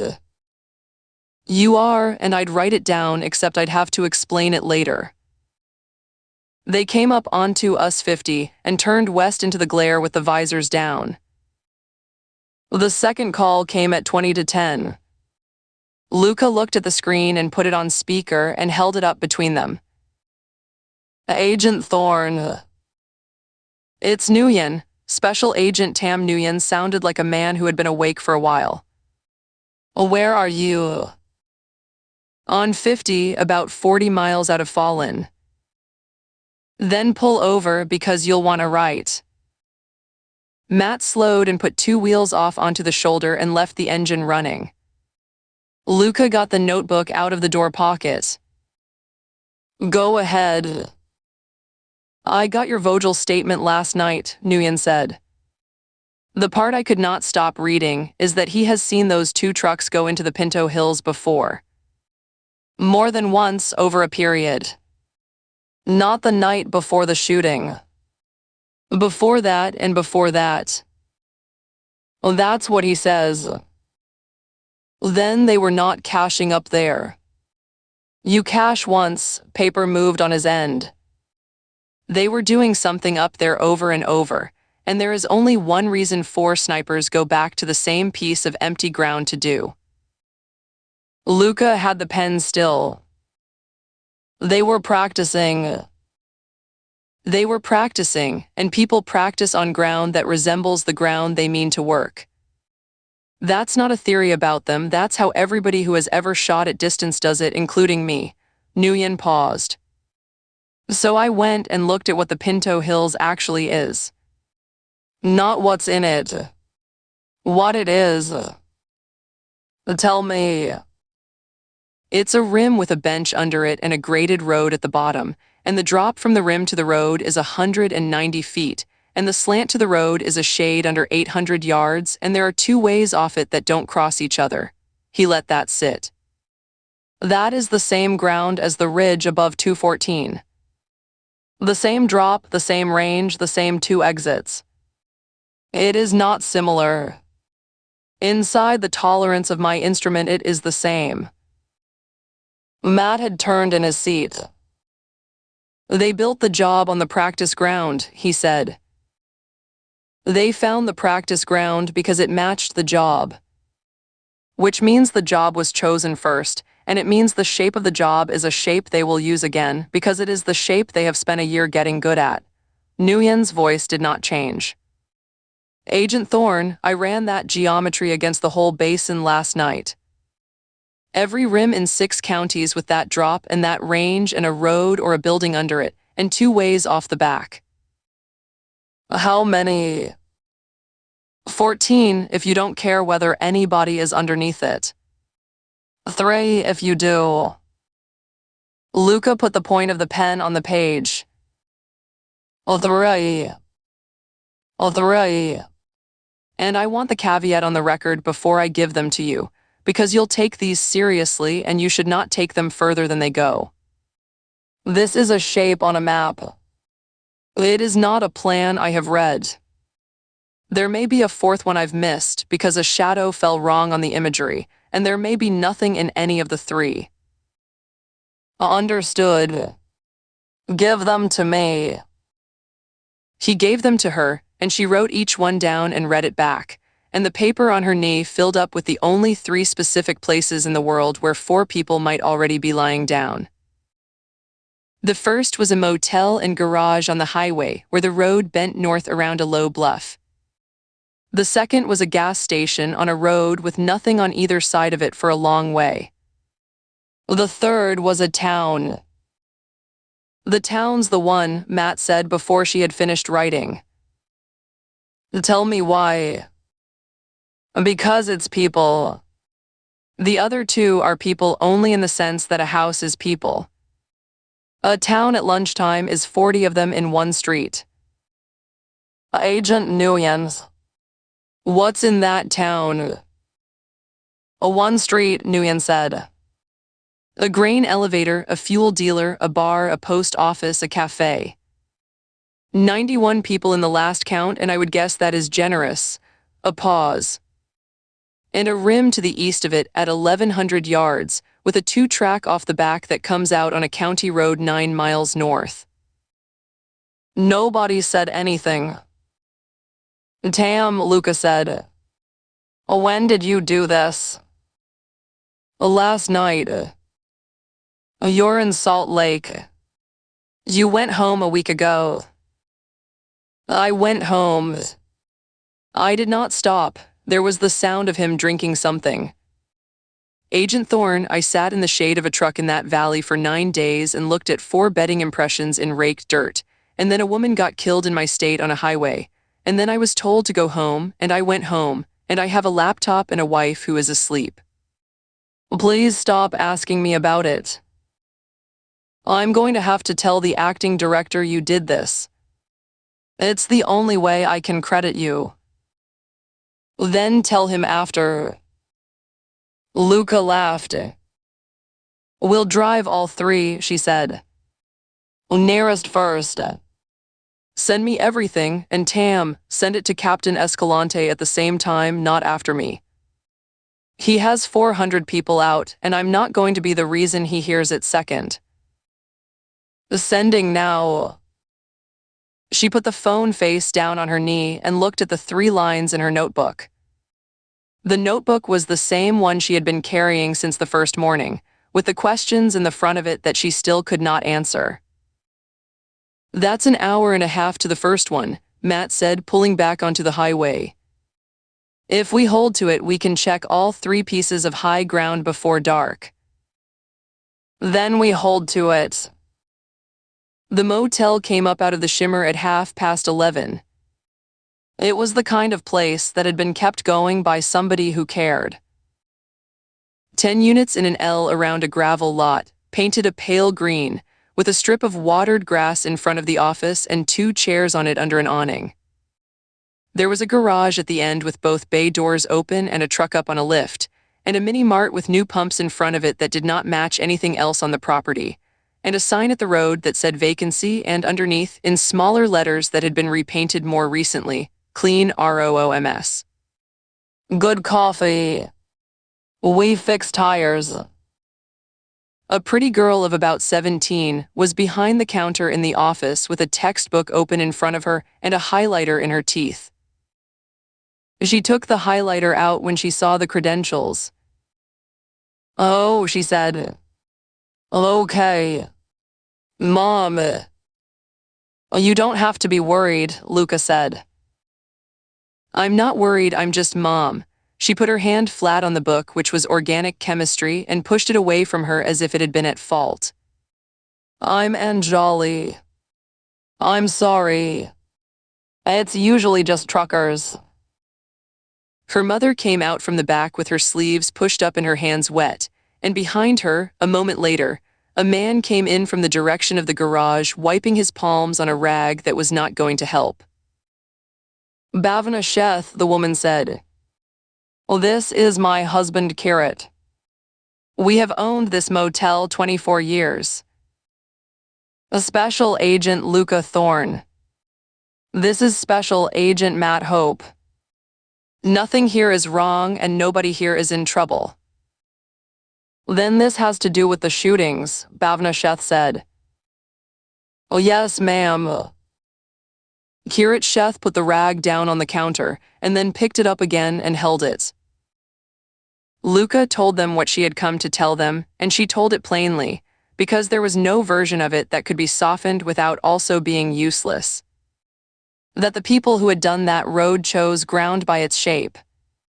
That this place had the shape. That she had no information whatever that anybody had looked at them, and that she would not be standing in their office if she had. The bluff, Kirat Sheth said. He was looking out the window at it. You mean from up on the bluffs? I mean from up on the bluff, and we're going up there when we leave here. Nobody goes up there. There's no road. There's a 2-track off the north side. Well, he kept looking at it. Luca watched a man relearn a piece of ground he had lived under for 24 years. What do we do? Bhavna Sheth said. You keep your eyes open for anybody watching this place from a distance, especially early and late. Anybody parked where there's nothing to park for. Anybody who wants to know when you're busiest, or which day the truckers come through, or what time you lock the office. Matt wrote both their numbers on the back of a card. And you call me or my partners. Not the county, not the state. Us first. And if we see nothing, then you've lost nothing and I'll have wasted a morning, and that would be the best outcome available to any of us today. And Jolly Sheth had not said anything for some time. My little brother rides his bike in that lot, she said. Luca looked at her and had no answer to that statement. The 2-track up the bluff was worse than the mine roads had been. Matt took it slowly with the front end climbing and the whole vehicle groaning at the hinges. They left it 100 yards short of the edge and walked the rest. The top was flat rock and gravel with a fringe of shadscale. The wind came across it steadily. The motel lay underneath them like something set out on a table. Every unit door, the office, the strip of grass, the gravel lot where a boy rode a bicycle. Luca stood and looked at it. She was aware of her own heart going, and of how completely a person on this rock would own everything below. Then she got down on her knees and started reading the ground. They spent 40 minutes on it. There was nothing. No disturbed gravel, no glass, no brass, no oil, no boot edge, no place where the small stones had been swept aside and put back. The desert up there had not been touched by anything but weather since the last person walked across it, and that person had probably been dead a long time. Nothing, Matt said. Nothing yet. Luca stood up and got the grit off her palms.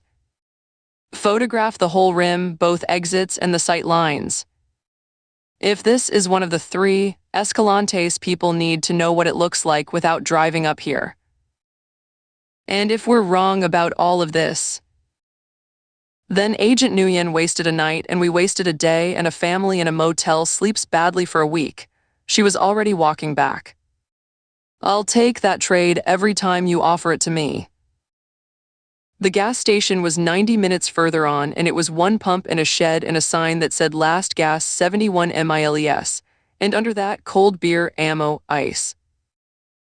The man behind the counter was somewhere in his 70s with forearms like rope and a face the sun had been at for all of it. He gave them a surname and no first name at all. Ahoy, he said. Let's hear it. She said her piece, ending with, so that's why you need to start taking precautions right away.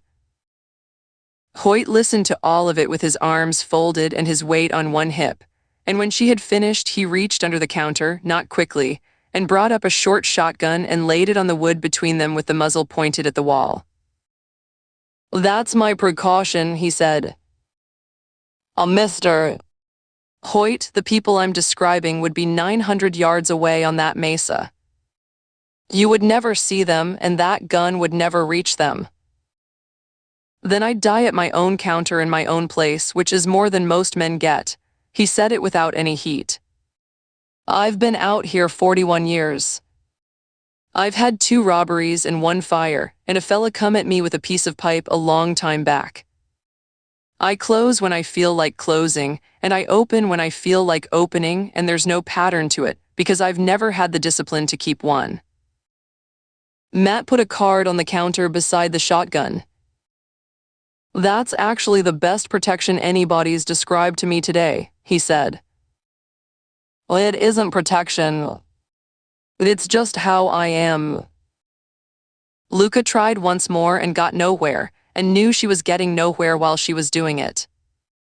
At the door she stopped. Mister Ahoy. If anybody asks you what your busy hours are, I want to know within the hour. Hoyt looked at her for a while. Now that, he said, is a sensible question. That one I'll do. The mesa above the gas station gave them what the bluff had. A perfect seat, a clean line, 2 ways down, and no sign that any human being had been up there for a purpose. What they found was a scatter of beer cans gone white with age, and near the edge, the remains of a small fire and a good deal of evidence that the young people of that county had at some point discovered the view. Well, Matt said, standing over it. That's a relief in its way. It is. Luca was looking east at the ranges standing in the heat with their bases dissolved. Photograph it anyway. They came down off the mesa at 2:20 with the temperature over 100 and the seats too hot to lean back into, and Luca ate a granola bar out of the glove box because it was there, and drank most of a bottle of water that had been in the vehicle so long it tasted like the vehicle. 2 down. 1 to go. There's a cafe in that town, Matt said. Nguyen put it in his notes. He said the fuel dealer's the only other place open on a weekday. Then we'll eat in the cafe, and then we'll walk the rim, and then we'll drive back to Fallen, and I'll write all 3 of these up for Escalante tonight. You want to walk the rim first? Luca thought about it honestly. I want to eat, she said. I've been up since 4 and I'm no good and I know it, and we're going to be walking a mile of that rim in the worst heat of the day. So we eat first, and I'd like that noted as me learning something. Matt looked genuinely pleased. Noted, he said. The town came up on the flat at 3:10. It was less than she had pictured and older. 1 street running north and south, wide enough to turn a hay truck in, with the grain elevator standing at the top of it above everything else and its own shadow lying across the road. A fuel dealer with 2 tanks and a chain link yard. A post office in half of a cinder block building. A bar with the door propped open and nothing visible inside it. 4 or 5 houses set back with cottonwoods over them, and beyond the last of them the ground went straight out to the east and lifted into a long brown rim with the light on it. The cafe was in the middle of the street with a hand-lettered board out front and 6 vehicles nosed in around it, which was more vehicles than were parked in the whole rest of the town. Inside it was cool and loud. Every table but 2 was taken.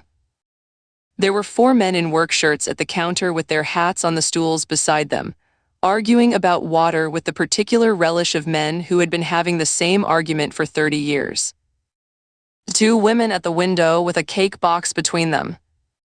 An old man on his own with a folded newspaper and a piece of pie. A young mother in the corner booth with a toddler standing up on the seat, holding the back of it with both hands, staring at everybody. A woman in her 60s came out from behind the counter with 2 menus already in her hand. "We'll sit anywhere there's a chair," she said. "I'm Verna. Coffee." "Please," Luca said. "You'll want the iced tea too. Everybody says coffee and then drinks the tea." They took the booths by the window. Verna brought both and told them the chicken fried steak was what she would order. Matt ordered it on that recommendation, and Luca ordered the same because it was easier and because she was suddenly enormously hungry. While they waited, she looked at the room. She did it without meaning to, and then could not stop. The 4 men at the counter. The 2 women with the cake box, which had a birthday sticker on the lid. The old man turning a page of a newspaper he had certainly already read. The toddler who had worked out that if she stood on her toes, she could see over the back of the booth, and who was now looking directly at Luca with the total and unembarrassed attention of somebody under 2. Luca lifted a hand. The toddler ducked and then came straight back up. 91 people, Nguyen had said. She could see 13 of them from where she sat, and not one of them knew that a man in Salt Lake City had spent last night measuring the ground behind their town. "Stop it," Matt said quietly. "Stop what?" "Counting them." Luca put both hands around the cold glass. "Was I?" "You've done the whole room twice." He turned his own glass in a ring of water on the table. "It's the right instinct, and it's no use to you sitting here. We eat, we go up on that rim, and then it's a place with a cafe in it again." Well, he was right. She knew he was right. She made herself look out of the window instead. The street had the emptiness of a small town in the afternoon.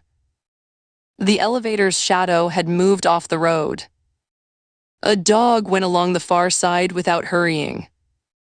Beyond the last cottonwood, the ground ran flat and open for what she now knew, because she had written it down that morning, was 1,100 yards.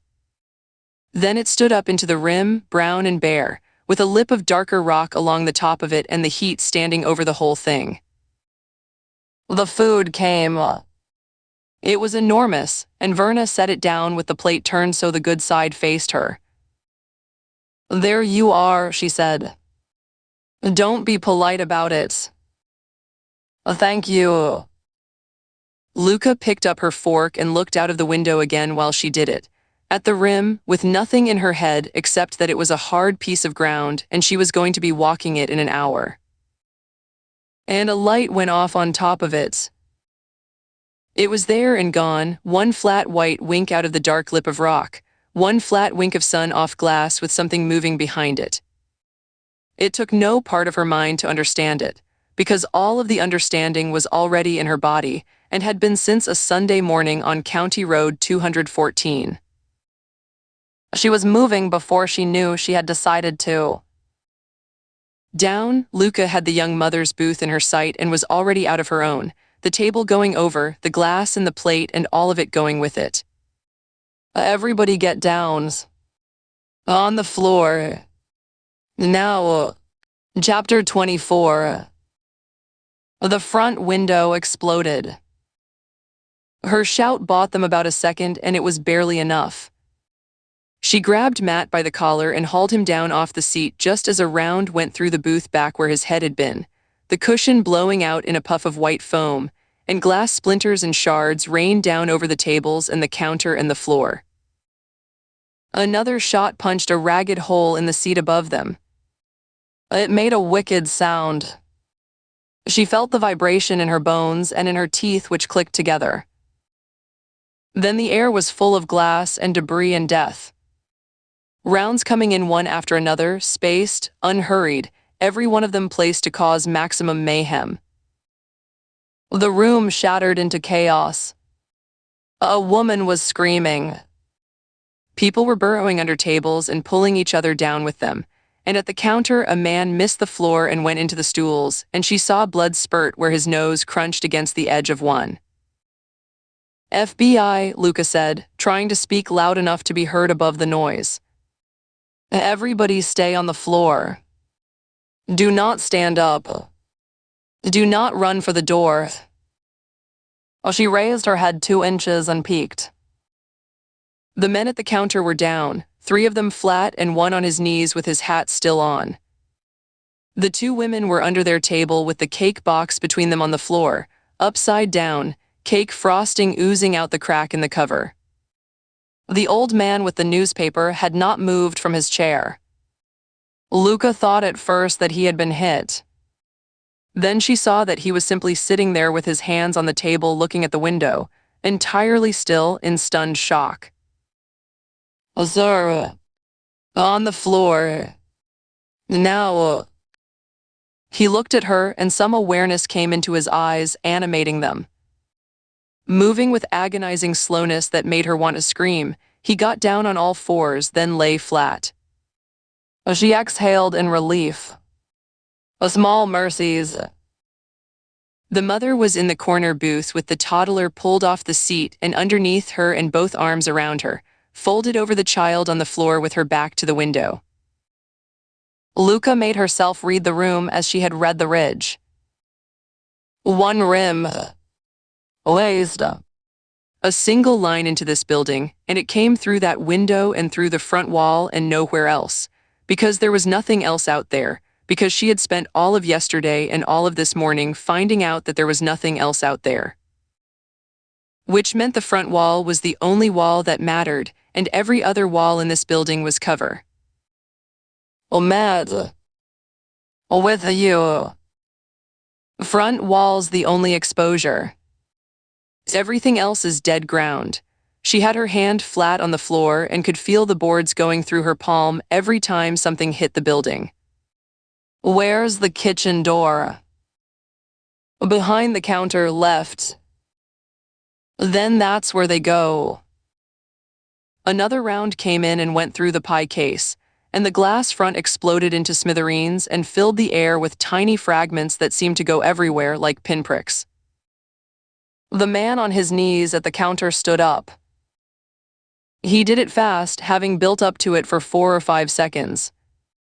He came up with a revolver out of a holster under his shirt. He was shouting something that had no words in it.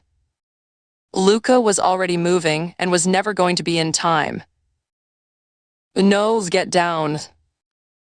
The round took him in the chest, lifting him off his feet and throwing him back against the counter with an impact that was hard enough to cause damage of its own. The anger went out of his face, and he collapsed onto the floor in a pool of his own blood. The hat came off and rolled a little way and settled flat. Verna, the waitress, made a sound like she had been hit herself. Clave, she said. Clave. Matt was across the floor on his elbows before Luca had finished turning her head, 2 fingers under the man's jaw. He stayed there a good deal longer than he needed to, and then looked back at her and shook his head once. Luca put her forehead against the boards for the space of 1 breath. Then she lifted it. Verna, the woman, was on her knees behind the end of the counter with both hands over her mouth. Verna, look at me. Verna looked. Is there a door out the back? Nothing. Verna, is there a door out the back of this building? Through the kitchen, her voice came from a long way inside her. It's got a bar on it. It goes out to the yard. And what's in the yard? Propane. The barrels. Nothing. Verna's eyes came into focus, and Luca watched a woman who had run that room for 30 years arrive back inside her own head. It's the back of the building. There's nothing behind us but the fuel dealer. Oh, that's good. Now listen to me, Verna. We're going to try and save everyone left in here, and we need your help. 2 more rounds came in fast, one into the ceiling and one through the wall beside the register, and a shower of drywall came down over the counter and over the man on the floor. Someone shouted hoarsely, the terror in their tone mixed with anger and helplessness. Luca got up onto her elbows and pushed herself along the base of the front wall, under the window line, where the wall itself was between her and the rim. Glass went into her forearms. She kept going until she was level with the corner booth. The mother had her eyes shut. "Oh, ma'am, I'm a federal agent. I need you to listen to my voice and not to anything else." Luca got her hand on the woman's shoulder and kept it there. "You are going to crawl on your elbows along this wall to that counter. You're not going to stand up and you're not going to hurry. I'll be between you and that window the whole way. I can't carry her crawlings. Then she goes on my back." The woman opened her eyes. The toddler looked at Luca from under her mother's arm. Her face was wet and she made no noise at all. "What's her name?" "Ruby." "Ruby, I'm going to give you a piggy ride. Is that okay?" Ruby stared at her for a moment, then nodded vigorously. She got the child onto her back with the small arms around her neck and the mother's hands guiding. She went along the base of that wall on her elbows and knees with a 2-year-old holding on to her, and the front of the building came apart above them the whole way. Every round that went in over her head was 2 feet of wall and 1,100 yards of empty country away from being something else. She thought about that once briefly and then stopped thinking about it because it did not help. At the end of the counter, Matt took the child off her. "Kitchen," Luca said. "Everybody." Now, while they're working the front. He did it without hurry and without one wasted word, which was how he did everything, and afterward what Luca remembered was that he never once raised his voice. The 2 women with the cake box went first, then the old man who went slowly and would not be pushed. Then the 3 men from the counter, one of whom kept looking back at his friend on the floor until Matt got a hand on his belt and moved him. Then the mother. Verna would not go. She had come around the end of the counter on her knees and was kneeling beside Cleve with one hand flat on his chest. She was not crying and she was not moving. "Verna. I've known him since he was 19 years old. I understand. He came in here every Friday of his life. Verna, I need you to go through that door." "This is my place," Verna said and looked up, and there was nothing hysterical in her face. "I'm not leaving him on my floor." Luca knelt down in front of her, in the coffee and the glass, and did not touch her. "You're not going to leave him," she said. "You are going to go through that door and stand in your own backyard, and I am going to be the last person out of this room, and when the shooting stops, there are going to be 100 state troopers in this street, and Cleve is going to be carried out of here by people who take their hats off. Nobody is going to leave him anywhere." She waited. "But I cannot do any of that if I'm standing in this room arguing with you." Verna looked at her for a long moment. Then she took her hand off Cleve's chest and put it on the floor and went. Matt was in the kitchen doorway. "Come on," he said. "Oh, not yet. Luca." They've stopped hitting the window. She was up on one knee with her back against the front wall and her head turned, listening, and it was true. The rounds had gone high and wide over the last 20 seconds, into the sign, into the roof, into nothing. They're not shooting at anything anymore. They're waiting for something to move where they can see it. So don't move where they can see it. That's exactly what I'm going to do. Oh, she saw him understand it. Oh, she saw him hate it. "You've got a pistol," he said.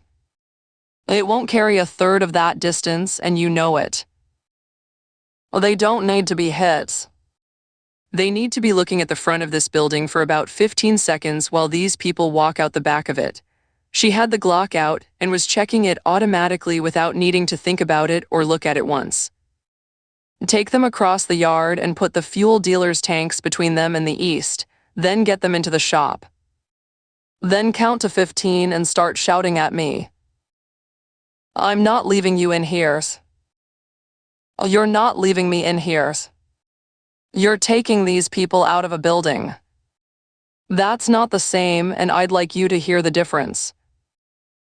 Matt stood in that doorway with the child on his hip and a look on his face she had not seen before. 15, he said and went. Luca counted 5. Then she reached up over her head without exposing anything but her hand and got hold of the edge of a chair that had gone over near the window and threw it through the empty frame into the street. The response was immediate and it was terrible. 4 rounds into the front of that building inside 3 seconds, and every one of them low at the height of a person crouching. The counter came apart along its whole length, and the register went off the end of it and hit the floor and sprang open. Good, she thought. Look here. Keep looking here. She went along the wall to the far end, past the pie case, past the coffee, and put her shoulder against the door frame of the restroom passage where the wall was 2 courses thicker. Then she stood up. She stood up in the middle of a room being shot at from 1,100 yards, in the open on purpose. It was long enough. She saw the whole street through the hole where the window had been. The 6 vehicles nosed in. The dog gone.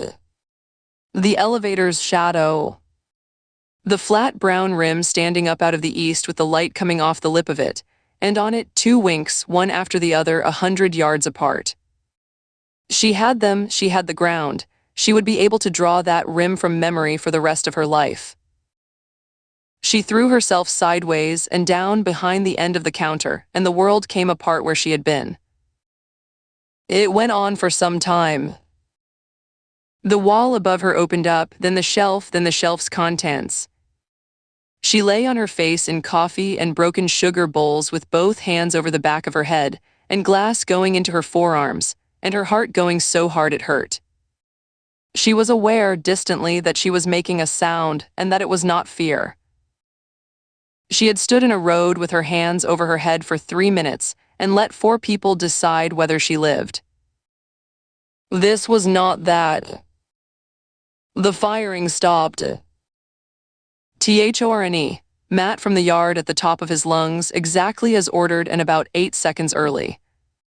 Agent Thorne. Coming. She went for the kitchen door on her elbows and knees across a floor that was entirely glass, past Cleve, who she did not look at because she could not afford to and who she would look at for years. She got a hand on the door frame and pulled herself through into the smell of fryer grease and clean steel. Matt was 2 feet inside it. You are out of your mind, he said, hauling her upright by the arm. Are they out? They're behind the tanks. Everybody. The little ones with her mother. His hand was shaking on her arm and neither of them mentioned it. Verna won't sit down. Verna's not going to sit down for a week. The back door was open on a rectangle of white afternoon. Beyond it was a dirt yard with 2 propane tanks in a cage and a line of trash barrels, and past that, the chain link of the fuel dealer's yard, and everybody in the world crouched behind it. A round came through the gap between the cafe and the building next to it. It came in at an angle that should not have existed, out of the north end of that rim. It went through the top of a trash barrel and out the other side and into the dirt, and everybody behind the tanks went flat. Luca had it instantly. The gap. The buildings on this street stood shoulder to shoulder with a slot between each pair, and each slot was a window straight through to the east, and the yard she had just sent them all into was cut into strips by them. Move, she was through the door and running. Nobody crosses the gaps. Along the walls. Go north along the wall, keep the buildings on your right. Matt got there first and started shoving people up against the back of the cafe, flat to the wall, out of the slots, and the old man went down on one knee and one of the counter men picked him up bodily.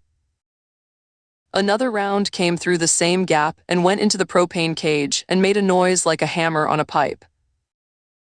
Luca put her back against the wall beside the door and got her breath and looked north up the line of buildings, at 4 slots of white light between here and the end of the street, and past the last of them half a mile out, coming down the county road in a plume of dust that stood up in the still air, the first of Escalante's vehicles.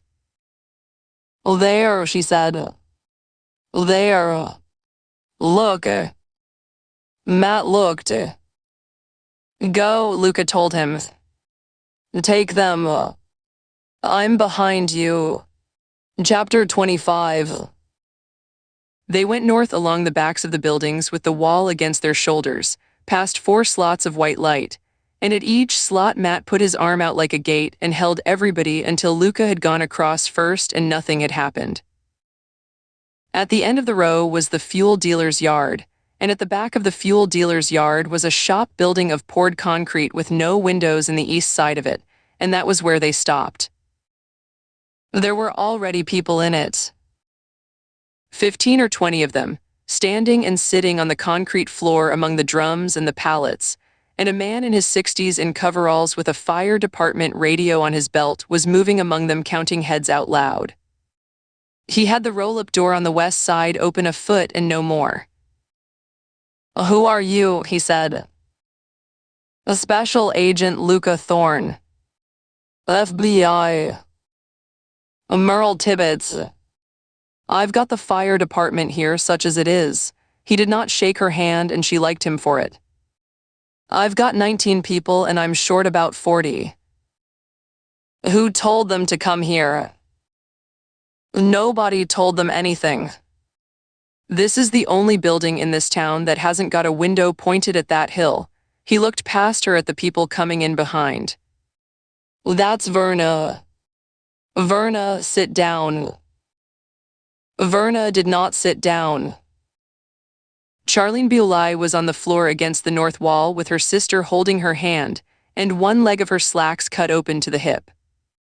There was a great deal of blood on the concrete under her and more of it going into a folded jacket that somebody was leaning on with both hands. Luca went down on her knees beside her. Glass, the sister said. Just glass. It's only glass, it isn't a bullet, I looked.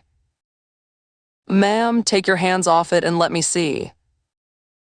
The jacket came up and the blood came with it. Luca put her own hand into it and found the edge of the wound high on the inside of the thigh, and did not like anything about where it was or how it kept coming. Mr. Tibbets, have you got a kit? In the truck. Get it. And I want a tourniquet high on this leg in the next 2 minutes. That's a hard place to put one. I know it is.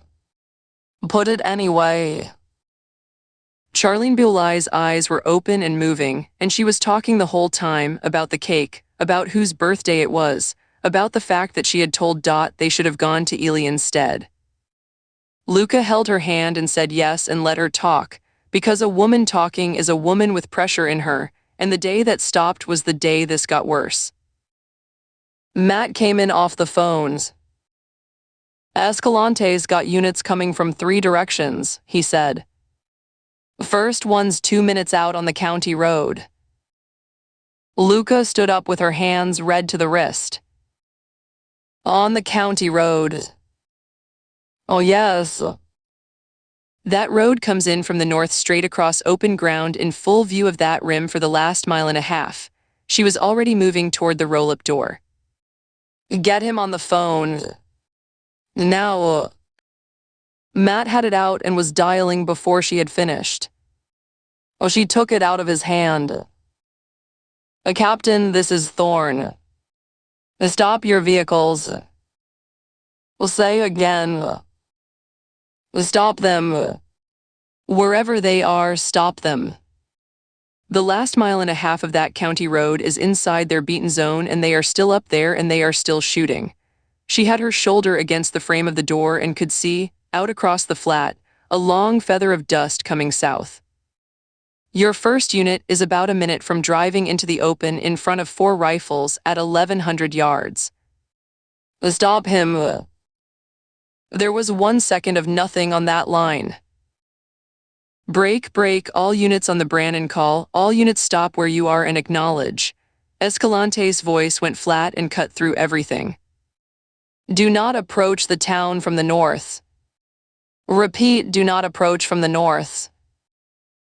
The dust feather out on the flat kept coming for what felt like a long time, and then shortened and settled and stood still. He's stopped, Luca said. Agent Thorne, Escalante was back. Give me what you've got. 4 positions on the rim east of town at 1,100 yards. It's the same crew. 1 civilian dead in the cafe, 1 with an arterial bleed who is not going to keep for an hour, and about 20 people in a concrete building who cannot leave it. She was watching Tibbets come back across the yard at a run with a red bag in his hand. The road south out of here is out of their line for the first quarter mile, and then it is. That's the only way an ambulance goes, and it's where they'll be watching. I have care flight on the way from Reno. Turn it around. Luca said it before she had finished thinking it and then thought it, and it came out the same. Captain, they shot a helicopter's worth of people this afternoon from a mile away. You put a helicopter in the air over this town and land it in the open, and you will be picking up a crew as well. Understood, she could hear him breathing.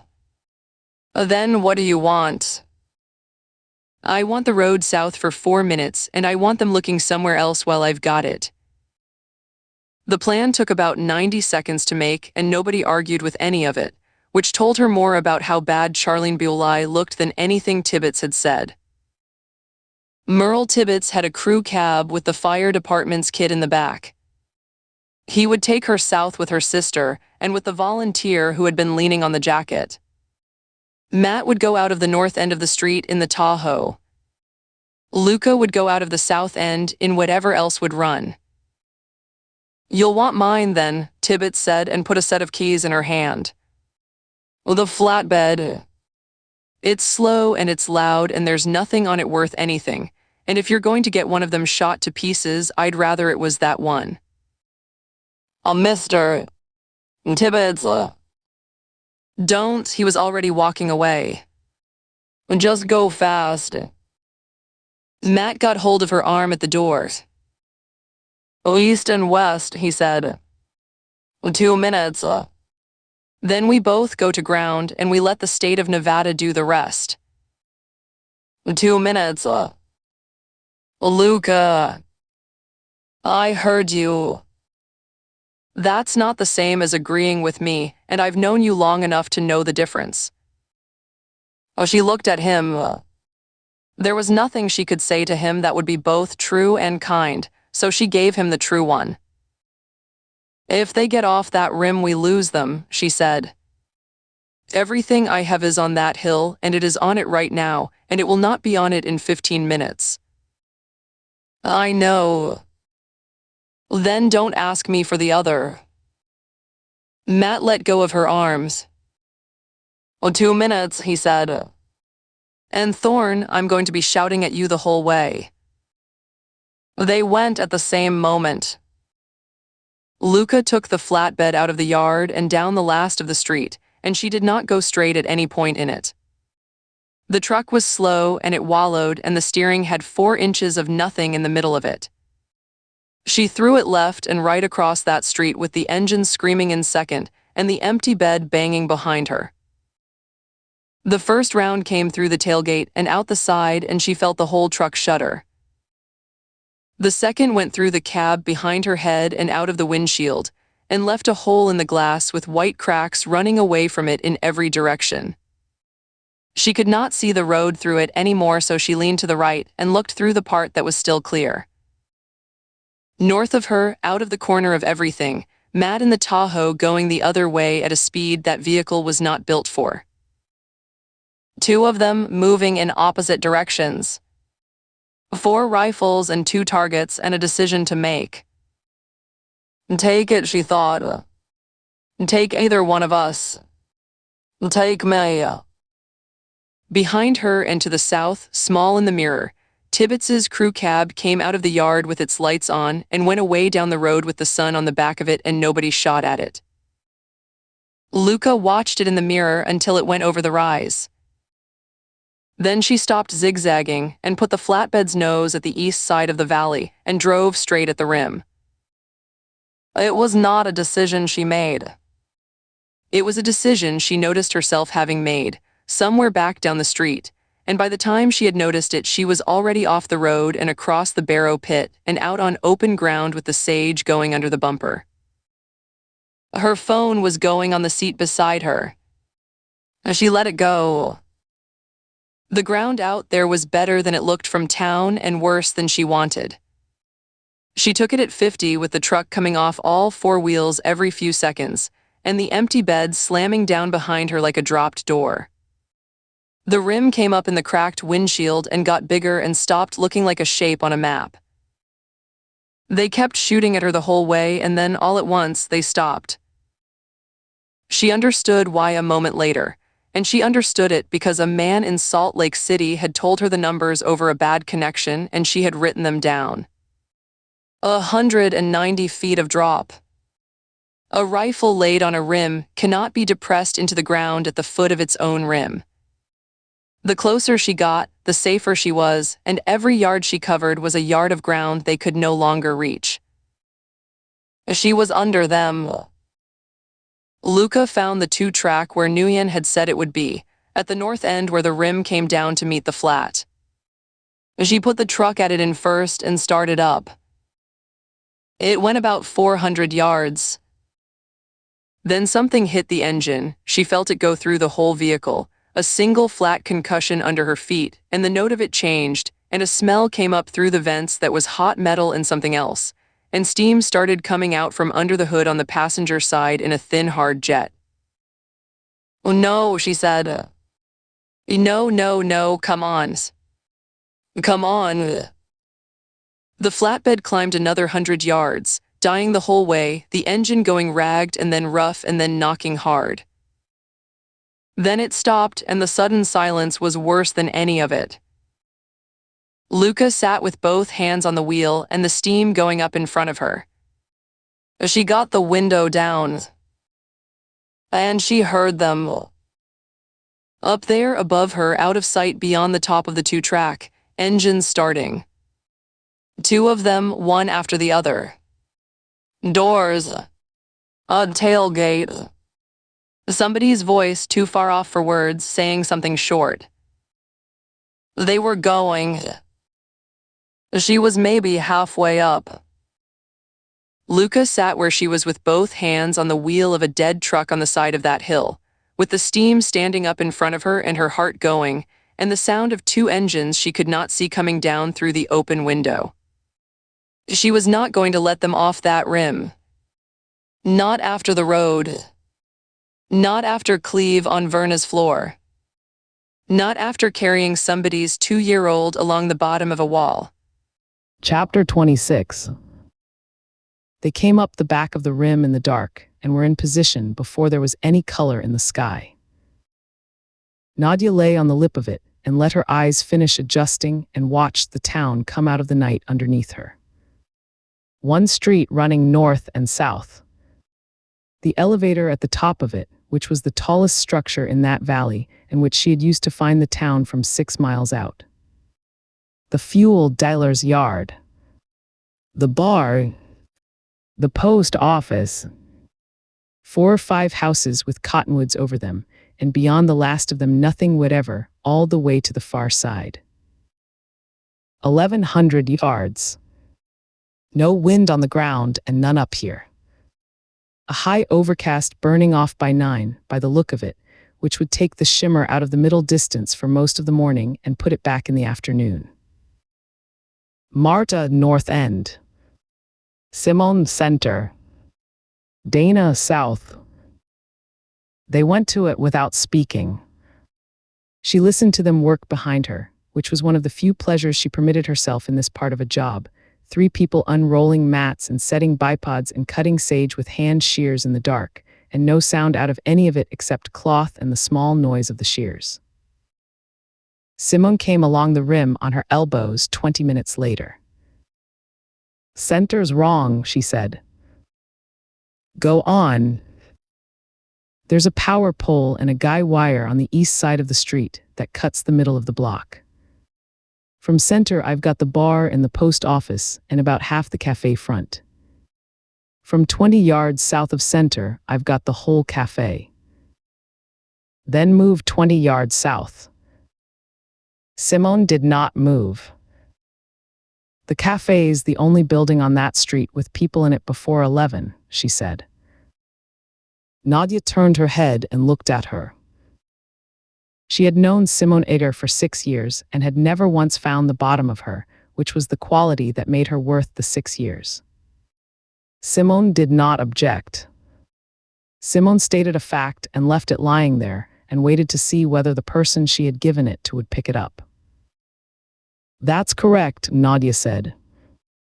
"That's why it's the assigned sector." "Understood." "Then finish it." "There's nothing to finish." Simone was already backing off the lip. "I wanted it said once out loud by somebody before it happened, so that afterward nobody can pretend we didn't know what we were doing. That's all it was." Then it's said." "Then it's said," Simone agreed, and went and moved her position 20 yards south.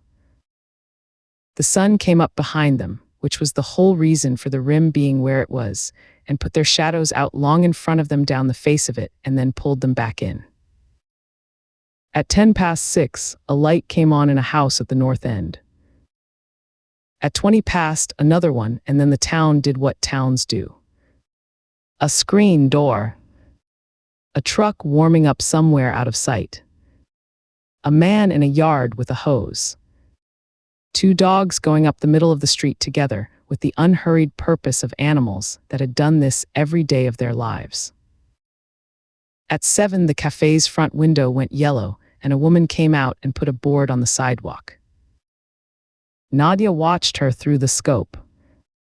60s. Wide across the back.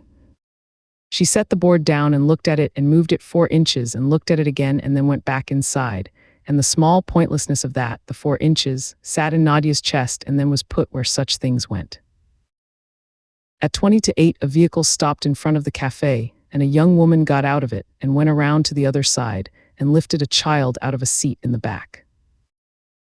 "Dana. With you." "South End, the blue vehicle." "Talk to me about it." There was a pause while Dana Rourke found it in her own glass. "Female 20s, Dana said. One child about 2, carrying it on her left hip.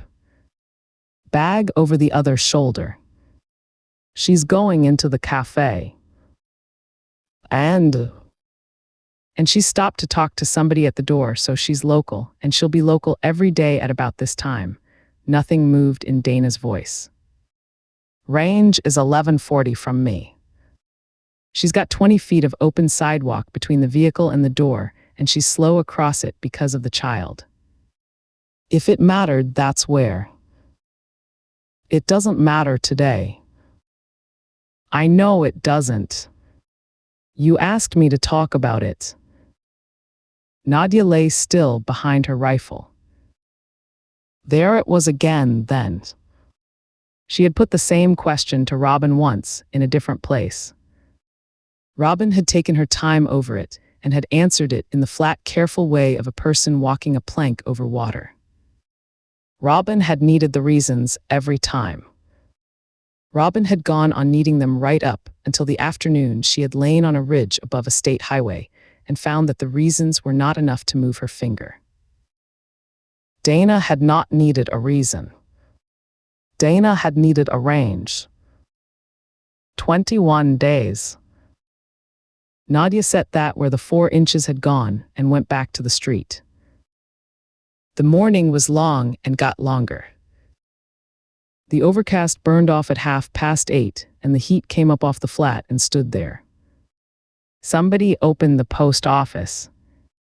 A truck went to the fuel dealers and stayed 40 minutes. The 2 dogs came back down the street the other way. Nothing else happened for 3 hours. Nadia lay on hot rock with a hat over the back of her neck and watched a town of 91 people be a town, and did not permit herself to think about any of it in a way that had a person in it. At 11, she took 12 minutes and drank water and ate what she was going to eat. At noon, Marta reported a vehicle in from the north, and it was a hay truck. At 3:10, a vehicle came in from the west and turned onto the street and nosed in front of the cafe.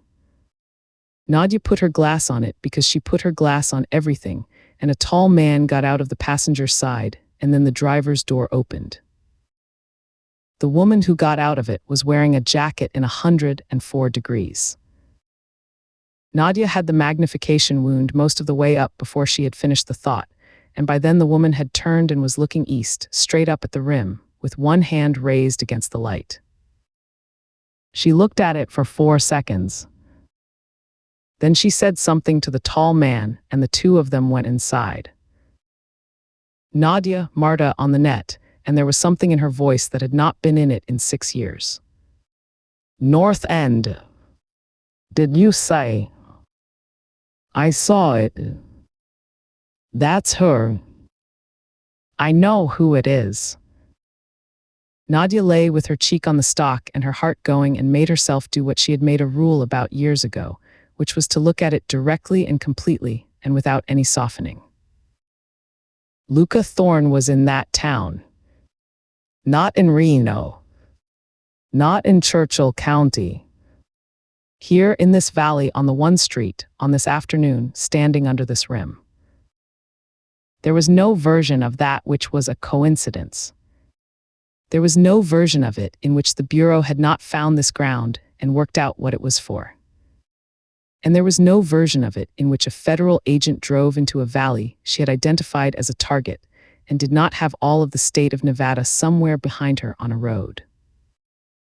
Which meant this was already over, and had been over since before they came up here in the dark, and that the only question remaining was what could still be done in the time they had left.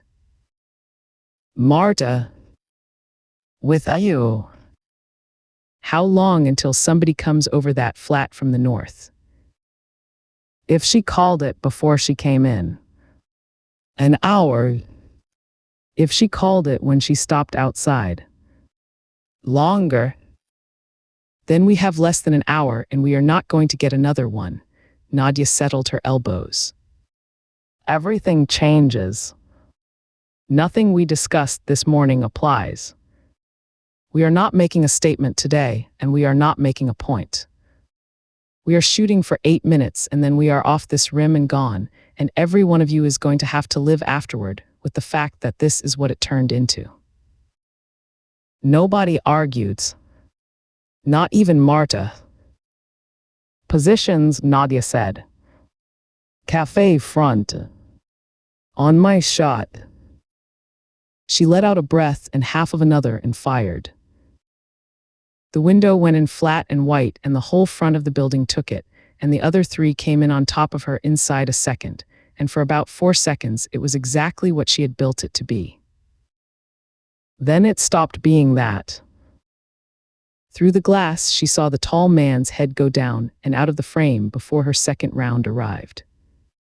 It arrived in the seat back behind where he had been.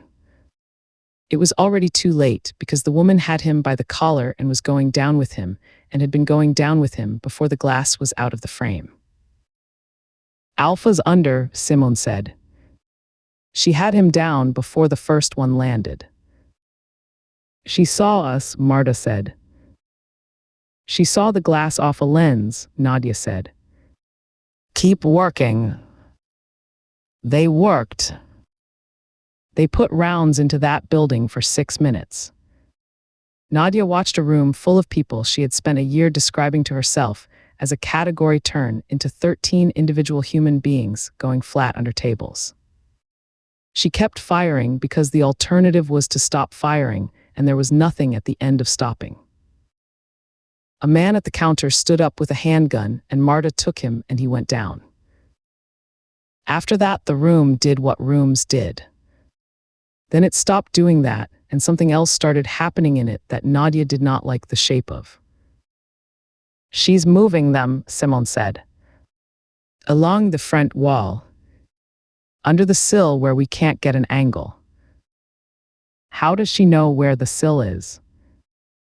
"She's not guessing." Simone's voice was perfectly level, and that was worse than if it had not been. "She's working the geometry. She's got the only line we have, and she's got the wall between us and every person in that room, and she's moving them one at a time toward the back." "Then take the back." "There isn't a back to take. We're on a rim. There's one line and she's found the edge of it." A chair came out through the empty window frame into the street, and all 4 of them put rounds where a person leaving that building would have been, low, at the height of a crouching body, and the front of the cafe came apart along its whole length. There had not been a person anywhere near it. Nadia understood, a second later, exactly what had been done to her. "That was a throw," she said. "Nobody fire at movement. Confirmed shapes only." Then the woman stood up in the middle of the room. She came up in the open at the far end, past the ruin of the counter. She stood there in a room being shot at from 1,100 yards, and she looked out through the hole where the window had been, and she looked directly up at the rim. Nadia had all of her, upper chest and shoulders and the pale line of her jaw, and squeezed. The woman was already going sideways. Every rifle on that rim fired into the space she had been in, and the wall behind it came to pieces. She was not in it. Nadia lay with her face against the stock and became aware that she had said something out loud. She had not done that in years. "Free fire," she said. "All positions. Put everything you have into that building." "Nadia, do it." They did it. It went on for a while, and when it was finished, the cafe was not a cafe any longer, and the 2 buildings on either side of it had taken a great deal of it as well. Nadia had no idea whether they had hit anybody, and was aware that the not knowing was itself the answer to a question she had been avoiding for 8 minutes. Then people came out of the back of the buildings, well north of where they should have been, moving flat against the wall in the one line that could not be reached from a rim, and got into vehicles behind the fuel dealer S. The vehicles came out onto the road, going in 3 different directions at once. 2 north, 1 south, Marta said. "And a flatbed." "Which one is she in?" "Working." They tracked all of them and hit none of them properly. Nadia put 4 rounds into the flatbed because it was the slowest, and it was the only one being driven by somebody who expected to be shot at. She saw the tailgate go and the windshield go, and the truck kept coming down that street sideways like a dog on ice. Then the flatbed came off the road, out onto the flat, and turned east. "At them." "What is she doing?" Simone said. Nadia watched it come and understood, and felt what she had been holding in one place all afternoon get out. "She's getting under our arc," she said. "She can't. She can."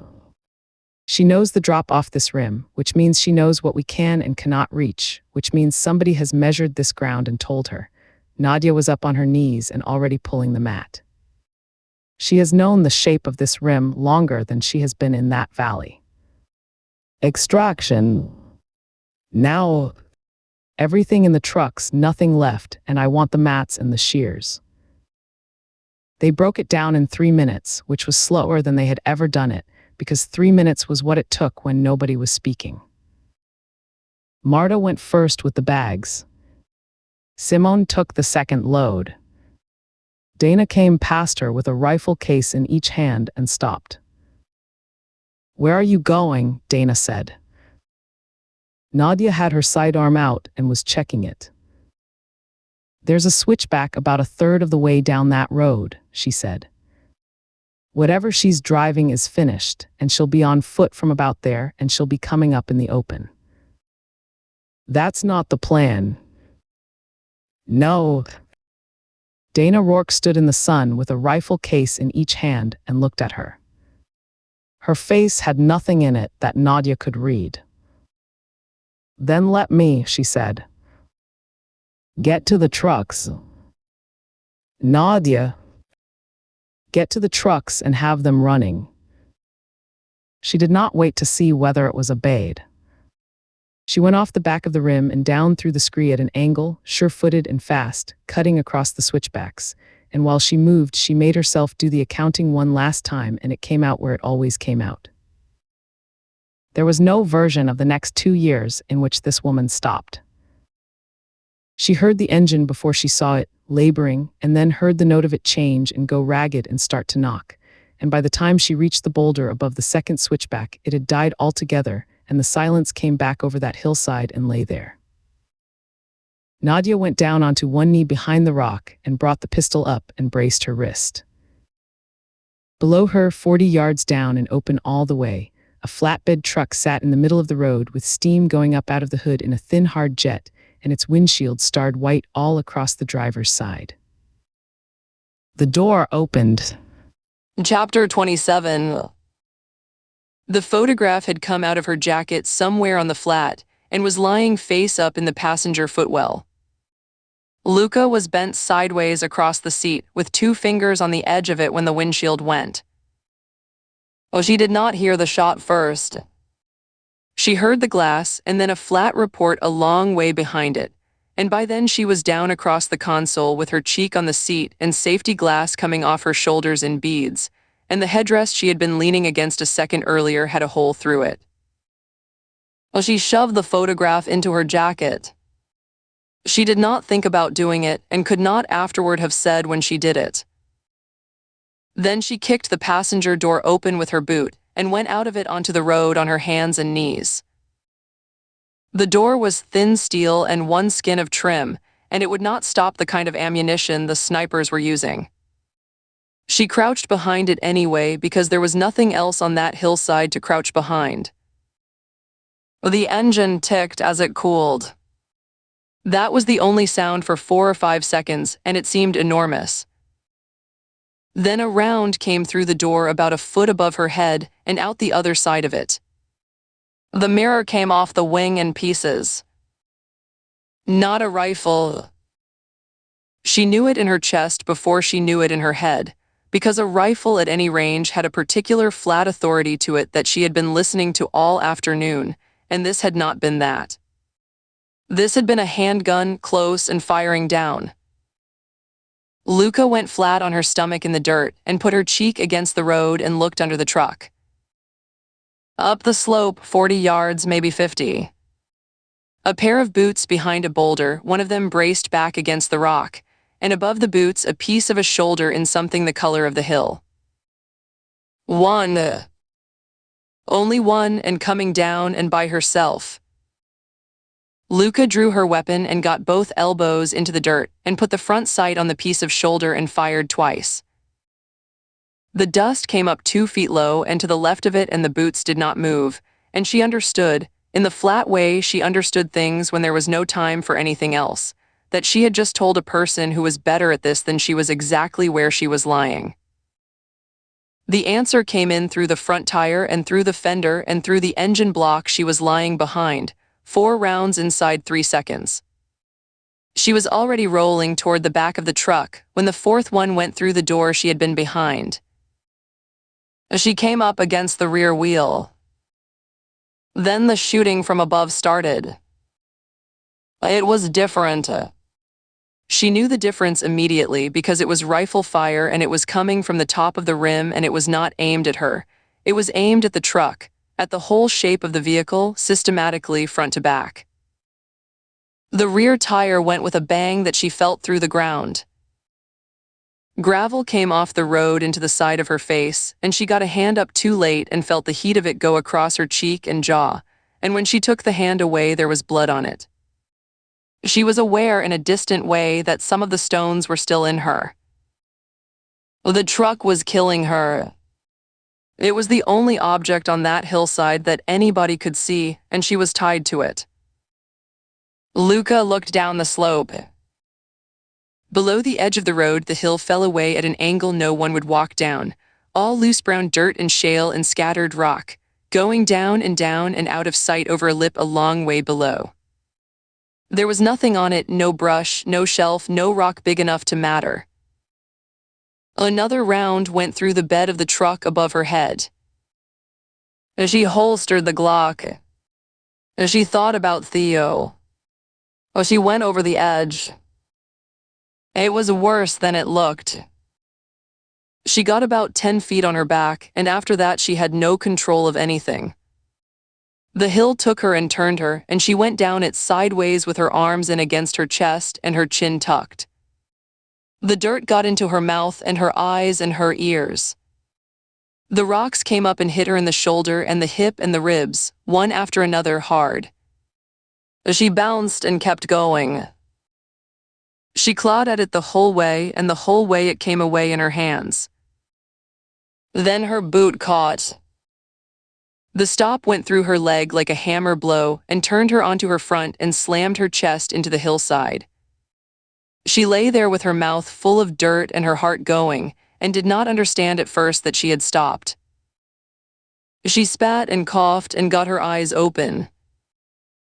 She was lying on a shelf of harder rock about the width of a kitchen counter, and her right boot was jammed against a stone the size of a fist that was sitting on the front lip of it, and that stone was the only reason she hadn't gone over. Below the shelf, the slope fell away sharply all the way to the bottom, which was a long way down. Too long. Luca lay very still and got her breathing under some kind of control. 10 feet along the shelf to her left, the rock came out of the hillside a little further and made a lip about the depth of her forearm. It was not cover. It was a lip of rock. She went along on her elbows and her belly with her left boot hanging over nothing and her right toe finding whatever it could, and every one of those 10 feet took a piece of her. She got in under it and pressed her face and her chest and the whole front of her body against the hillside, and got her fingers into a crack and stayed there. Then the snipers began sweeping the hill. They did it properly. They started at the road and they worked down and across in lines. The rounds went into the slope above her and beside her and below her, and each one threw dirt and rock fragments out sideways, and some of that came across her back and the side of her head, and she felt it open the skin over her ear. She shut her eyes and held on to the crack in the rock and thought about Theo at the top of the ramp with his hands out for balance, and about Matt saying 15, and about Verna's face when she took her hand off Cleve's chest. She thought quite clearly, this is where it happens. This is where I die. And then the shooting stopped. It stopped all at once and completely. The silence came in behind it and lay on that hillside. There was nothing in it but the sound of small stones going down the slope somewhere below her, and her own breathing, which she could not make quiet. Then a voice came down the hill. Agent Thorne. It was a woman's voice. It was not raised and it was not close. It had been pitched to Carrie. Luca did not move and did not answer. You have cost me a great deal today, a pause unhurried with nothing performed in it. I would like you to understand that none of what happened in that town was what I came here to do, and that you are the reason it happened as it did. A silence. A long one. Go home to Theo.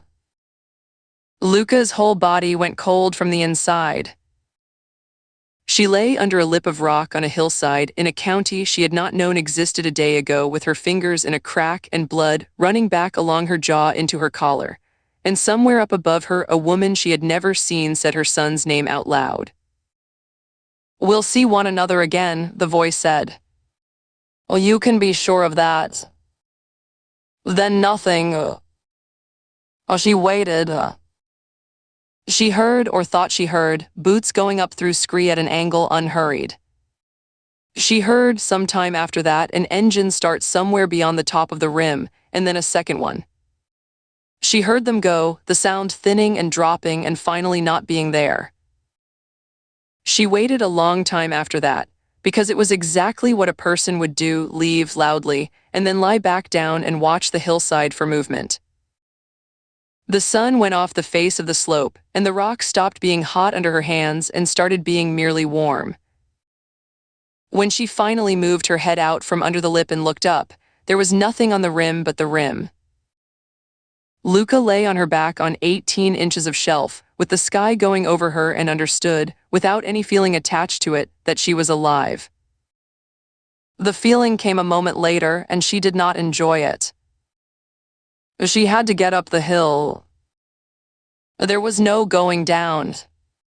Down was over a lip into country nobody would find her in before dark, with a leg that was already telling her something about the ankle she did not want to hear.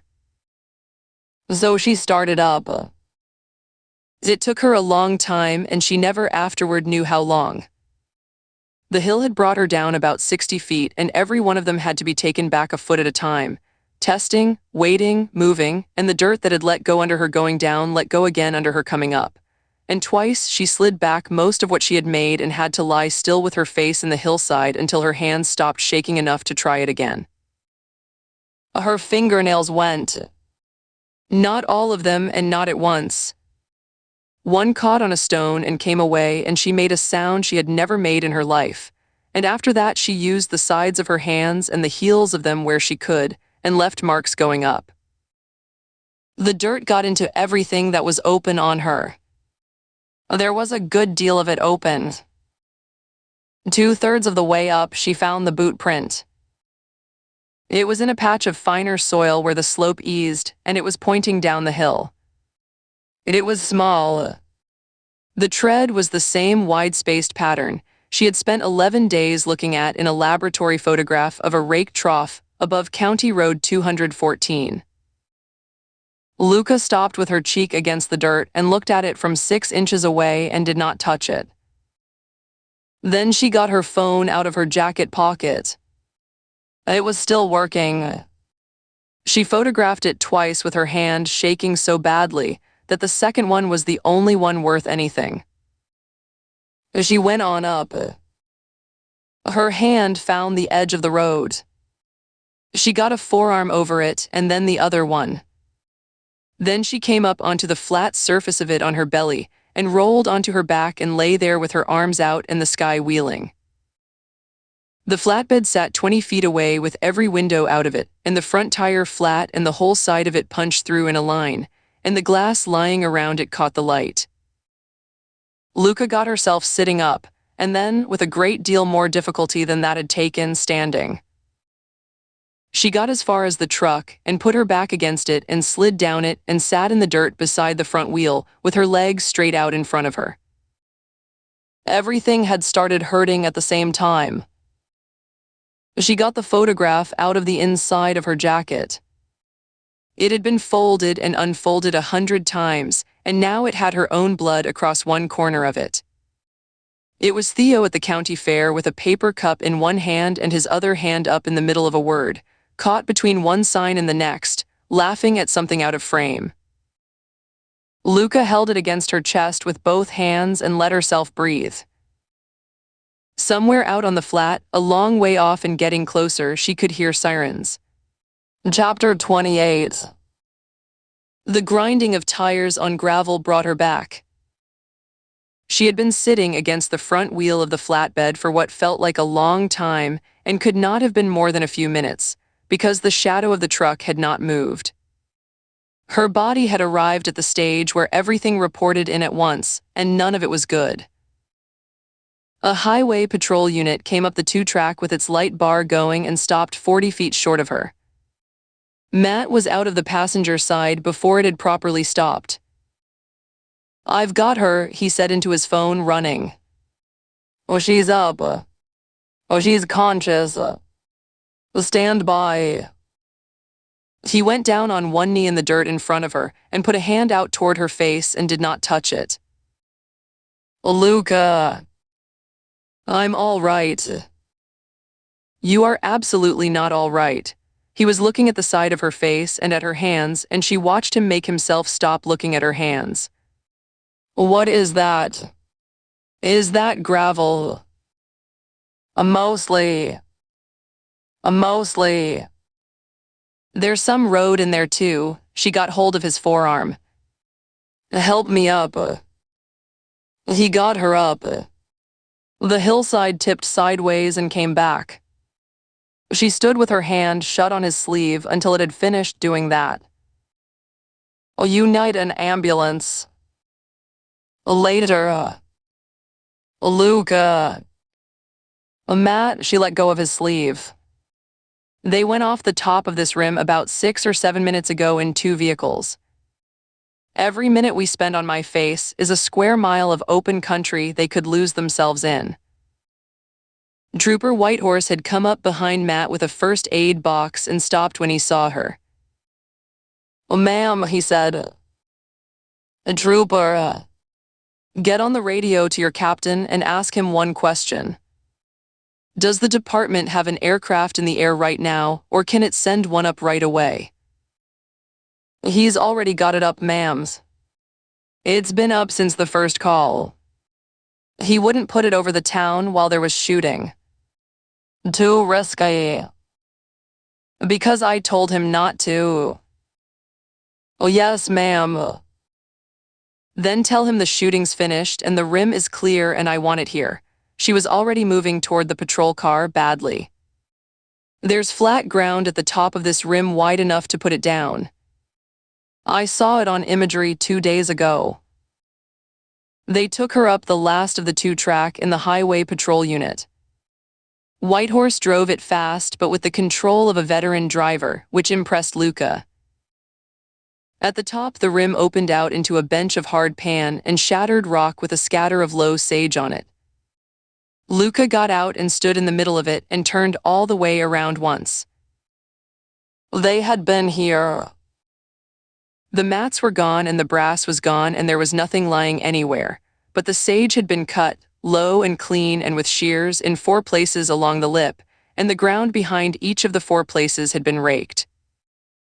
She stood and looked at the nearest one with the wind coming across the top of the rim and moving her jacket. It was the same as the trough above County Road 214 in every particular she could see, and the only difference between the 2 pieces of ground was that on this one she had been the thing at the other end. "Don't walk on any of it," she said. "Nobody walks on any of it. This is Dr. Rao's, all 4 positions and all of the ground behind them, and I want it on a laboratory schedule tonight." "Oh, yes, ma'am." Then the helicopter came up over the rim behind her. The noise arrived with it. The dust went out sideways in a ring. It came down light on the hard pan with a pilot in a white helmet putting it exactly where he wanted it. Matt got a hand under Luca's arm and took her out to it under the rotors with his hat in his other hand. She got in and somebody put a headset on her because her hands were not going to manage the buckle. Oh, they lifted. The ground went away. From 400 feet, the town was a diagram of itself. One street, the elevator's shadow now lying the other way, and along the street, the cafe with no front left on it, and a scatter of glass out across the sidewalk that from up here looked like water. 6 vehicles nosed in, 3 of them shot to pieces. The fuel dealer's yard with people standing in it in a loose crowd, all of them turning their faces up as the aircraft went over. And coming in from the north, strung out down the county road for 1.5 miles, more emergency lights than Luca had ever seen in one place. Highway patrol, 2 sheriff's offices, a volunteer fire truck, ambulances, and behind those, still coming, headlights in the daylight all the way back to the horizon. Half of Nevada arriving 20 minutes late. Anything for them down there is somebody else's now, she said into the headset. Sir, I need you to take us east and then south along the back of that rim, low, and I need everybody in this aircraft looking at the ground for dust. Oh, yes, ma'am. They found it inside 3 minutes. There, Matt had it first, half out of his seat with his hand flat on the window. 2 of them. Southeast, out past the end of the rim, maybe 4 miles. Luca got her face to the glass. 2 vehicles running in company across open country with no road under them, going fast enough to be putting up a long feather of dust that hung and drifted and gave away exactly where they had been for the last mile. Take us to them. The aircraft came around hard, and she put her hand against the frame to hold herself, and it was the wrong hand. She did not make a sound about it. They closed the distance in 90 seconds, and as they came over the top, the 2 vehicles resolved out of their own dust, and Luca felt something go through her that was not triumph and was not anything she could have named. Pickups. Both of them older. Both of them dirty. One of them lighter than the other in daylight. An old man on a bench above a dry wash had told her that with his hands in his pockets and had apologized for it and had said it was every 3rd vehicle in the county. Get us lower, she said. I want plates. The pilot took it down and the dust came up around them and Luca could see the beds of both trucks and gear in the back of the second one under a tarp, and nothing on the front or the back of either vehicle where a plate should have been. They're not running plates, she said. Then they took them off before they went up on that rim, Matt said, which means they had 8 hours to think about this, which means everything else about today was thought about too.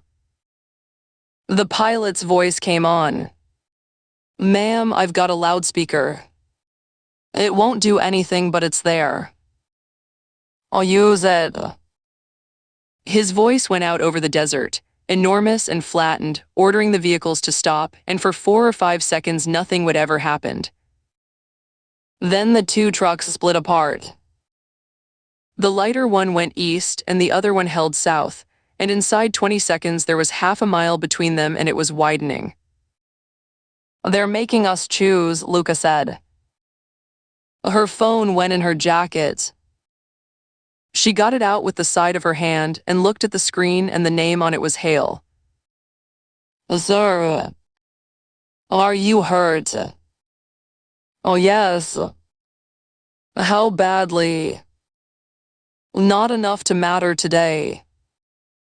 That is not an answer, and I am going to come back to it. There was noise behind him, a room with people in it. I have been on the telephone for 20 minutes with people who have already decided how this ends. A mass shooting by a group of killers who are striking again is the biggest news event in this country right now, and by 9 o'clock tomorrow morning there will be 400 people on it and a command post the size of a county fair, and every one of those people will be very good and none of them will have been standing in that cafe. Sir, I am not finished and you are not going to like this part. His voice did not move. It stays yours. I have said so 4 times this afternoon, and I will go on saying it. But you are going to be running a case with a great many people in it now, and I want you to hear from me, and not from a memorandum, that this is the price of what happened today, and that it is not a punishment, and that I have not changed my mind about anything I said to you on the telephone last week. Luca sat in a shaking aircraft with the desert going under her and found that her eyes had gone hot, and put that away where it belonged. Understood. What do you have? 2 vehicles running from the site. They've just separated. I can follow one. Then follow one and tell the state of Nevada about the other and Agent Thorne. Sir, whichever one you follow, you are not going to catch it. He said it without any unkindness whatever. You have a helicopter and no vehicles on the ground within 20 miles. Follow it anyway. Follow it until you cannot, so that when somebody asks you afterward you can say you did. He was gone. South, Luca said. Stay with the southbound. Matt, give the eastbound to Escalante and tell him what it looks like, and tell him not to put anybody in front of it alone. The southbound truck found a graded road 2 miles on and got onto it and picked up speed.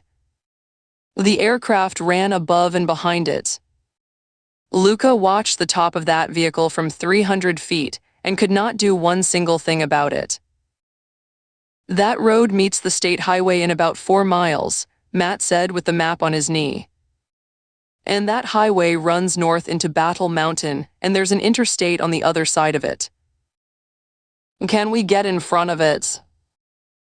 Ma'am, I can get in front of it, the pilot said, but I can't stop it, and if I sit on the road he'll go around me, and then I've got a helicopter on the deck and no way to lift out of it fast. Do it anyway. Oh, he did it. He took them past the truck and set the aircraft down on the graded road 400 yards ahead of it in a storm of its own dust. The truck came on and slowed. For a moment, Luca thought it was going to stop. Then it went off the road into the borrow pit, and along it and back up onto the surface behind them and kept going. Luca watched it come out of the dust in the tail window and go away up the road, and put her forehead against the frame. They lifted again and followed it to the highway. It turned north, and 20 minutes later it came into Battle Mountain in the middle of the afternoon, and joined a line of traffic on a 4-lane road with a truck stop and 2 motels and a casino on it. By then there were 3 other older pickups in that line, and one of them was the same color. The state units are 9 minutes out, Matt said quietly. I know. They'll shut the town. I know they will. Luca watched the traffic move under her, ordinary and slow, 4 or 5 vehicles she could not tell apart, and she understood with complete clarity that what she had been 10 feet above for the last quarter of an hour was now gone. The eastbound truck was found before 6 o'clock. It was standing on a service road behind a group of mobile homes 9 miles from where they had lost it. Doors shut, keys not in it, wiped, with nothing in the bed and nothing in the cab and no plate on it anywhere, and the ground around it churned by 20 responding vehicles before anybody thought to keep them off. How long had it been there? Luca asked. Escalante's voice came back tired and level. Long enough. And nobody saw a vehicle pick them up. Agent Thorne, there are 90 families out there and half of them work nights and the other half mind their own business, and it's 104 degrees, and everybody in that county has been watching a television all afternoon. A pause. We're knocking on every door. We'll keep knocking. But I'd rather tell you the truth than tell you something nice. Well, thank you, Captain. The helicopter circled Battle Mountain for another 40 minutes, while men on the ground stopped pickup trucks and looked into them and let them go. The sun came down out of the top of the sky and started making the shadows long again. Matt said they knew where they were going before they got in. They knew everything before they got in. Luca watched a man on the shoulder of the road below them stand with his hands on the roof of his own truck while a trooper walked around it. They had 8 hours on that rim to think about the drive out, and we gave them the whole afternoon to do it in. Oh, you didn't give them anything. We got there early to stop them, Matt. We sat in that cafe with forks in our hands, and I looked straight at that rim and I did not go up it, because I was hungry. Matt turned around in his seat. If we'd gone up that rim first, he said, we'd have walked 2 agents into 4 people in prepared positions who were already lying there waiting for something to shoot at, and we'd likely have been dead, and there wouldn't have been anybody in that cafe to move anyone anywhere, and Verna would have been on the floor with Cleve, and that little girl and her mother would both be lying there too. He let that stand. Coulda, woulda, shoulda never got anyone anywhere. Forget what you didn't do and remember what you actually did. Luca sat with the headset pressing on the cut over her ear and looked out at 12,000 square miles of country with two people somewhere in it. They're gone, she said. For now, she agreed. Chapter 29. The wash was 4 feet deep, and the shade in the bottom of it was the only shade anywhere in that country, and Dana Rourke had been lying in it with her face against the bank for most of 2 hours. Beside her, Marta had not moved. Not once. Not to shift her hips off the stones, not to wipe her face, not to look at her watch more than the 3 times she had allowed herself. Dana had spent 21 days being told what discipline was, and had thought she understood it. She was learning in this wash that she had not. The dogs were somewhere to the north, and had been for a while. She could hear them when the air went still, which it did every few minutes, and then a truck would come along the county road half a mile off and take the sound away again, and each time the barking came back, it was in a slightly different place. East to west, Marta said, without moving her lips much. Third pass. They're gritting it. How do you know it's the third? Because I've been counting them. They had left the truck 4 hours ago, doors shut, wiped, nothing in it. They had walked 2 miles of hardpan, without leaving anything on it that Dana could see. Marta had put them into this system of washes, and had not once looked as though she was deciding anything. Dana's mouth had stopped being wet a long time ago. When do we move? When they're facing away, and the dogs are working something else. Not before. They moved twice in the next hour, on their bellies, 4 feet apart, into deeper cuts in the ground, and each time it took 20 minutes to cover 40 yards, and each time Dana understood a little better that everything she had been made to practice in the dark at Nadia's place had been for exactly this, and that none of it had been theater. A helicopter went over, and its shadow crossed them and went on west. They got into the deepest part of the system, where a bank had undercut itself and left a lip of hard clay, and lay under it. For a while nothing happened. How many? Dana said. Marta did not answer. Marta. How many? You don't want the number. I want the number.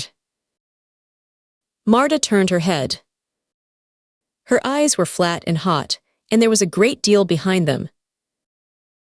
4 dead, she said. 9 in the hospital, 2 of those bad. That was the last of it.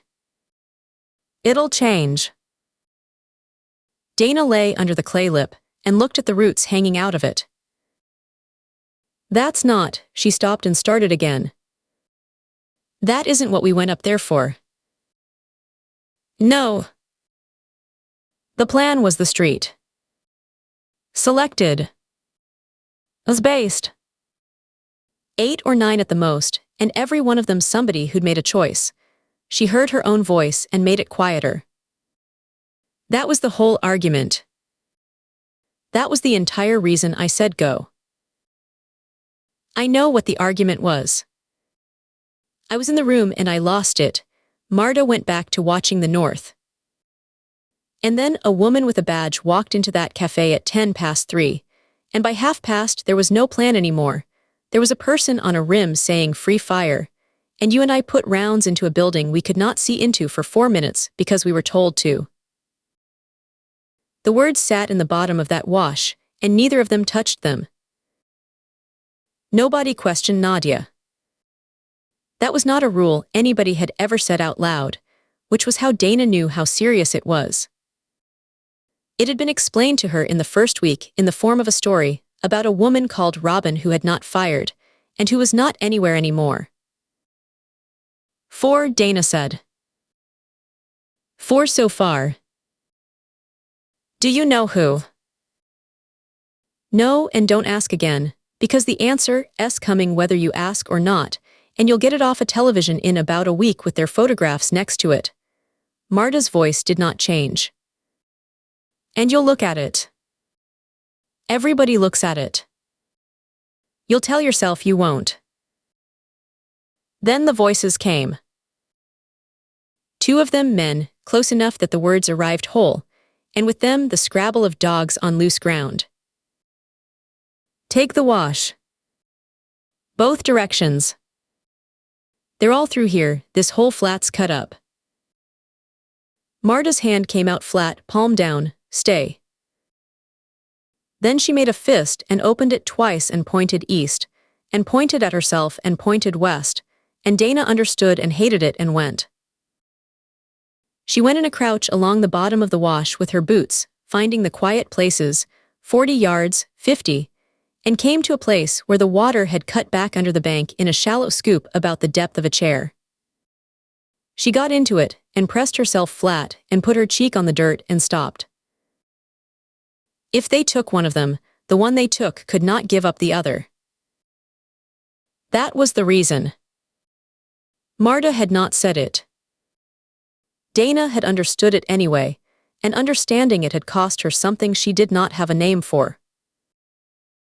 The voices came down the wash. They came through here. Look at the dogs. Dogs are hot everywhere today, Wheeze. There's been 40 people through this ground. Boots. Then a man came around the bend at a walk with a pistol down along his leg, and a flashlight in his other hand, although it was still full daylight. He was about 30, and his shirt was black with sweat all down the back, and he was doing it properly, checking his corners, moving slowly. He stopped 15 feet from her. Dana lay in the scoop with her heart, going hard enough to move her whole body against the ground, and watched his eyes come along the bank. They went over her. Then they came back. He leaned forward slightly, and put his head on one side and squinted. She saw his hand change on the pistol. She got her own hand onto her own weapon underneath her without moving anything above her elbow, and in that second she was aware of exactly two things, which were that she did not want to do it, and that she was going to. His radio went. All units, all units. Second vehicle recovered, Battle Mountain, lot behind the casino. Abandoned. Break all search elements north of the county road, redirect to Battle Mountain, staging at the truck stop. The man did not move for 4 or 5 seconds. Unit 12, copy, he said, and there was a great deal of reluctance in it. He turned his head. Wheeze. We're going. Dogs are interested. Dogs have been interested since 2 o'clock. Bring them out. Boots going away. A dog complaining about it. The other man saying something she did not catch, and the first man laughing once, briefly, with nothing funny in it. Then the wash was quiet. Dana stayed where she was for a long time after that, until her hip had gone numb and her hand had cramped closed on the grip, and then longer than that. Clear, Marta said from somewhere. They came out and met in the middle and did not say anything about it. 68 minutes to sunset, Marta said, looking at her watch for the 4th time. We'll want to be at the edge of that settlement when the light goes, and not before. They said Battle Mountain. Yes. That's the other truck. Dana wiped her mouth with the back of her wrist. That's Nadia's truck. That's Nadia's truck, and they've had it since about 5, and Nadia and Simone are somewhere in a town with 2 roads out of it, and every one of those roads has a man on it. Marta sat down against the bank with her forearms on her knees. So stop waiting to be picked up. Nobody is coming for us. There isn't a rendezvous anymore. There's you and me, and whatever we can walk to. The sun went down behind the range in the west, and took 20 minutes to do it. The ground gave its heat back all at once. The sky went through green, and then through a long deep blue. They walked at dark. The settlement was where Marta had said it would be, a scatter of a dozen mobile homes off a service road, with a chain-link fence around some of them, and no fence at all around the rest, and half of them with the windows gone, and the desert coming up through the gravel between them. There were lights over at the oil lease a mile off, and vehicles standing there with their light bars turning slowly and going round and round on the sides of the tanks. Dana counted 6 of them. "They'll come here," Marta said. "It's the only other structure in 4 miles. They'll come here when they've finished there. Then we need to be gone. Then we need a vehicle." They went through the settlement one trailer at a time, low, keeping the structures between themselves and the lights at the lease. Most of them had been empty for years. One had a satellite dish on the roof, and nothing inside it but a mattress and a great deal of broken glass.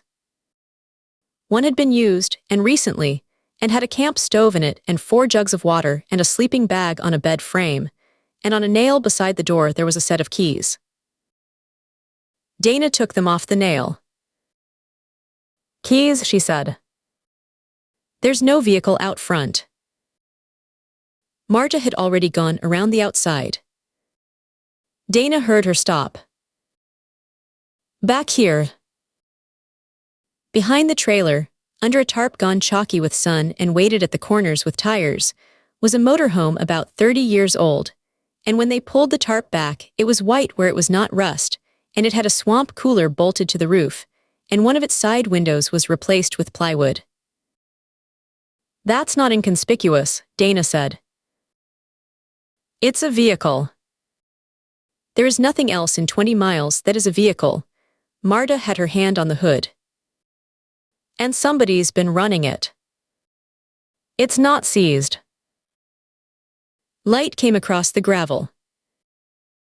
It came from the direction of the lease, and it swung across the side of the trailer and across the tarp and past them, and both of them were flat on the ground behind the motorhome before Dana had decided to move. 2 more beams behind it. Then a third. "Inside," Marta said. They went in through the back door of the trailer and got it shut, and stood in the dark in the smell of dust and old propane, and through the gap, where the plywood did not meet the window frame, Dana could see flashlight beams swinging across the gravel between the structures, 4 of them, working in pairs. A voice out there, unhurried, carrying. "We're clearing every one of these. 2's standard entry. Sing out before you go in. These people are armed, and they've already used it on federal officers today, so nobody goes in a door alone." Dana's hands had gone cold in 100 degrees. Marta moved past her and took up a position beside the front door with her weapon out and her shoulder against the wall, and looked back at her once and pointed at the rear door. Dana went and stood beside it. She had a pistol with 9 rounds in it that Nadia had given her 4 days ago on a bench at the back of the duplex. She had put 120 rounds through it, at cans on a hillside. She had been rather good at it. She remembered being pleased about that. Boots on gravel. 2 structures away. Then 1. The beams came across the front of the trailer and lit the inside of it in bars through the gaps in the boards, and went off and came back. "This one's been lived in. Recent. Look at the ground."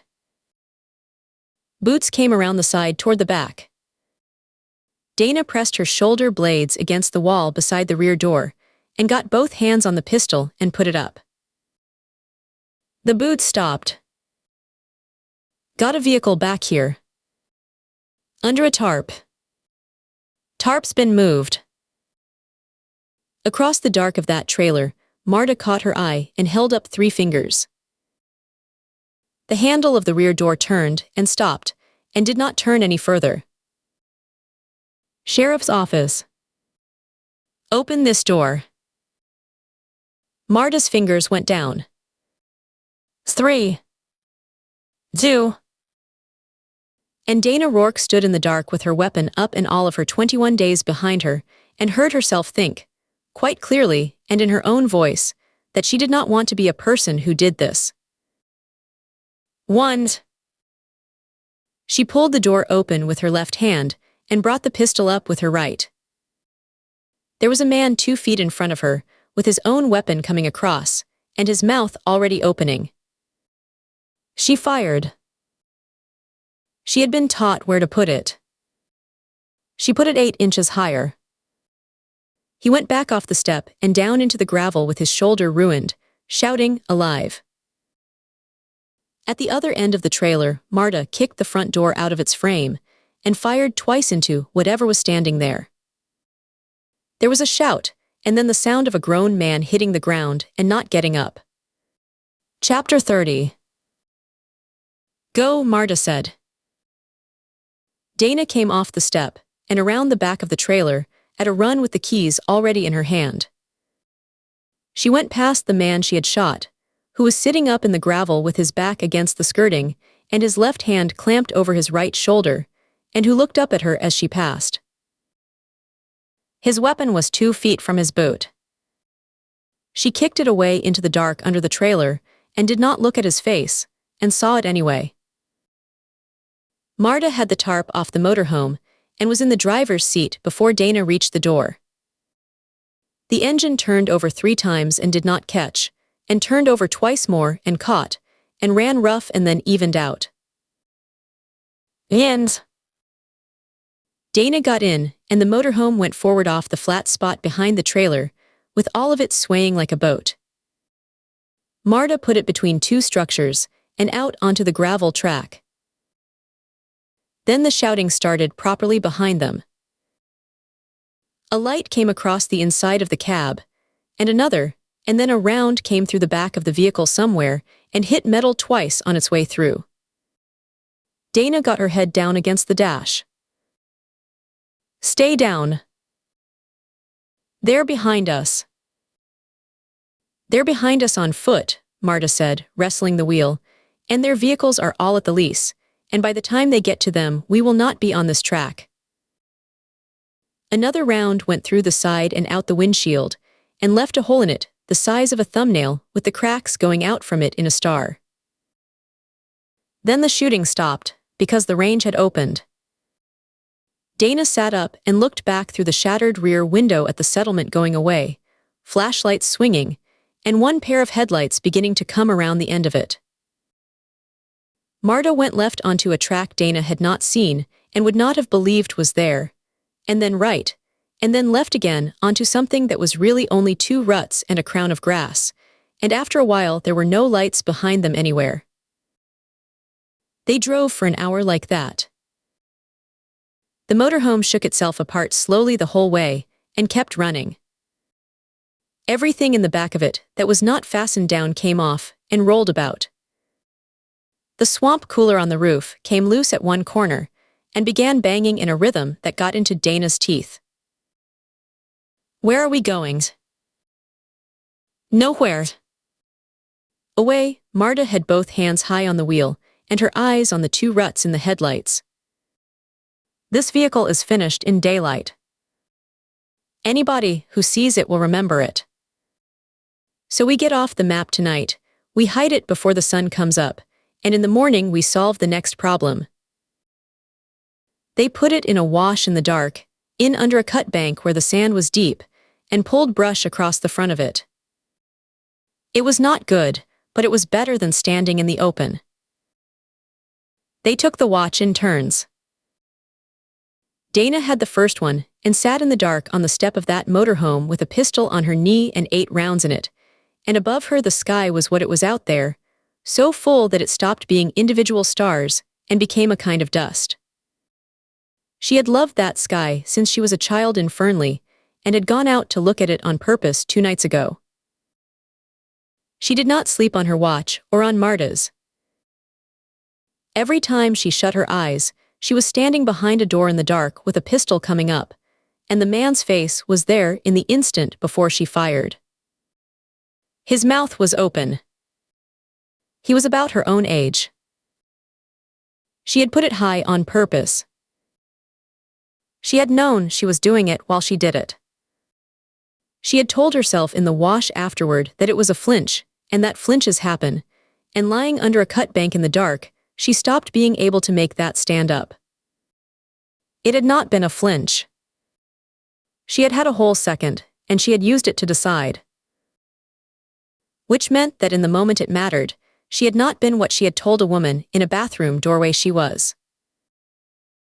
Dawn came gray and then yellow, and the heat started before the sun was properly up. 2 problems, Marta said, going through the lockers in the back. We are being looked for by description, and we cannot drive this. So we change both. The motorhome had belonged to somebody who lived in it, and that person had left it stocked, as people did who had nothing and therefore threw nothing away. There was clothing in garbage sacks under the bed. There were 4 coats. There was a coffee can of loose keys. There was a shoebox with 3 expired driver's licenses in it belonging to 3 different men, and a punch card for a car wash in Elko, and a photograph of a dog. Marta pulled a sack out and cut it open with her knife, and the smell that came out of it filled the whole vehicle. Put those on. Marta's. 2 women in clean clothes with good haircuts and straight backs are the 2 women on every television in the state. Marta was already stripping down to her undershirt. Put them on and stop breathing through your nose. It works because nobody looks. That's the entire trick, and it has never once failed me. Dana put them on. They were a man's trousers, and a shirt and a jacket that had been somebody's for years. The smell got into her mouth and stayed there, and after 10 minutes, she stopped being able to smell it and knew that everybody else would still be able to. Marta cut her own hair off with a pair of scissors from the first aid kit, in handfuls, without a mirror. It took about 90 seconds, and when she had finished, she looked like a woman who had done it herself in a bathroom for the reason people usually do it. Then she did Dana's. Dana sat on the step with her eyes shut, and felt her hair coming off in lumps against the back of her neck. It should not have been what got to her, and it was very nearly what got to her. There, Marta said. Don't touch it. There was a car behind one of the other trailers, back at the settlement, that Marta had seen and Dana had not. A sedan about 25 years old with the sun off the roof and 1 wheel on a flat. They did not go back for it. Instead, they walked 4 miles up the wash system in the early light and came out on a county road at a cattle guard. Marta sat down on the guard and put her elbows on her knees and became, in the space of a few seconds, a different person. When one stops, she said, in a voice Dana had not heard before, you get in the back and you cough. The 3rd vehicle stopped. It was a flatbed with a hay lift on it, and a man of about 70 driving it. He leaned across and looked at the 2 of them for a while. Where you headed? Elko, Marta said, and it came out slurred and slow with the ends of the words gone. My sister's got a place. She lets us park. You ain't got a vehicle. Not right now. He looked at them some more. Get in the back, he said. I'm going as far as the 50. They sat in the bed of a hay truck with their backs against the cab, and the wind taking the smell off them for the first time in 6 hours. The country went past, and neither of them said anything for 30 miles. There was a roadblock at the highway. Dana saw it from a mile out, 2 highway patrol units nose to tail across the northbound lane, and a third parked sideways on the shoulder, and 4 troopers, and a line of vehicles waiting. Her whole body went to water. "Don't," Marta said without moving her lips. "Slump. Look at the floor. Cough when he leans in." The old man in the cab rolled up to the checkpoint and put his window down and started talking about hay before the trooper had asked him anything. The trooper walked down the side of the truck and looked into the bed. He was young. Dana looked at his boots and coughed until her eyes ran, which took no acting whatsoever. Marta scratched the inside of her forearm with long, slow strokes and looked at a point about 4 feet in front of her and said to nobody that her sister had a yard. The trooper's hand came up over his nose. "Sir," he said to the driver, "where do you pick these 2 up?" "Cattle guard on the Ruby Flat Road." "They were sat there." "How long they been out there?" "Mister, I never asked them." A pause. "You want me to put them off?" Dana kept coughing. "No," the trooper said. "No. Go on." The truck pulled through and Dana kept her eyes on the floor of the bed and counted to 200 before she let herself look back, and by then the roadblock was small and getting smaller and nobody was coming. Marta did not straighten up. She stayed exactly as she was for another 20 miles, and Dana understood that this was the difference between them and would go on being the difference. The old man put them off where the county road met us 50 and did not ask them for anything and did not wish them luck. They walked west on the shoulder for 20 minutes and then went off it into the sage. Marta got out a phone Dana had not known she had.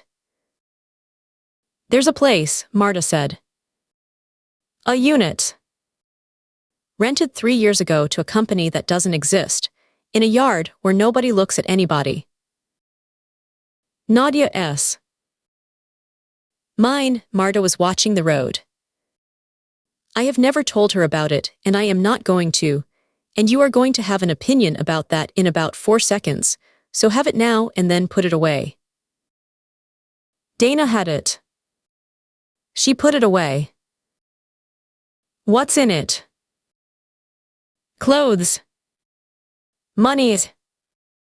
2 passports that are as good as anything you've ever held. A weapons. A scanner." Marta put the phone back inside the filthy jacket. "And nothing whatever with either of our faces on it."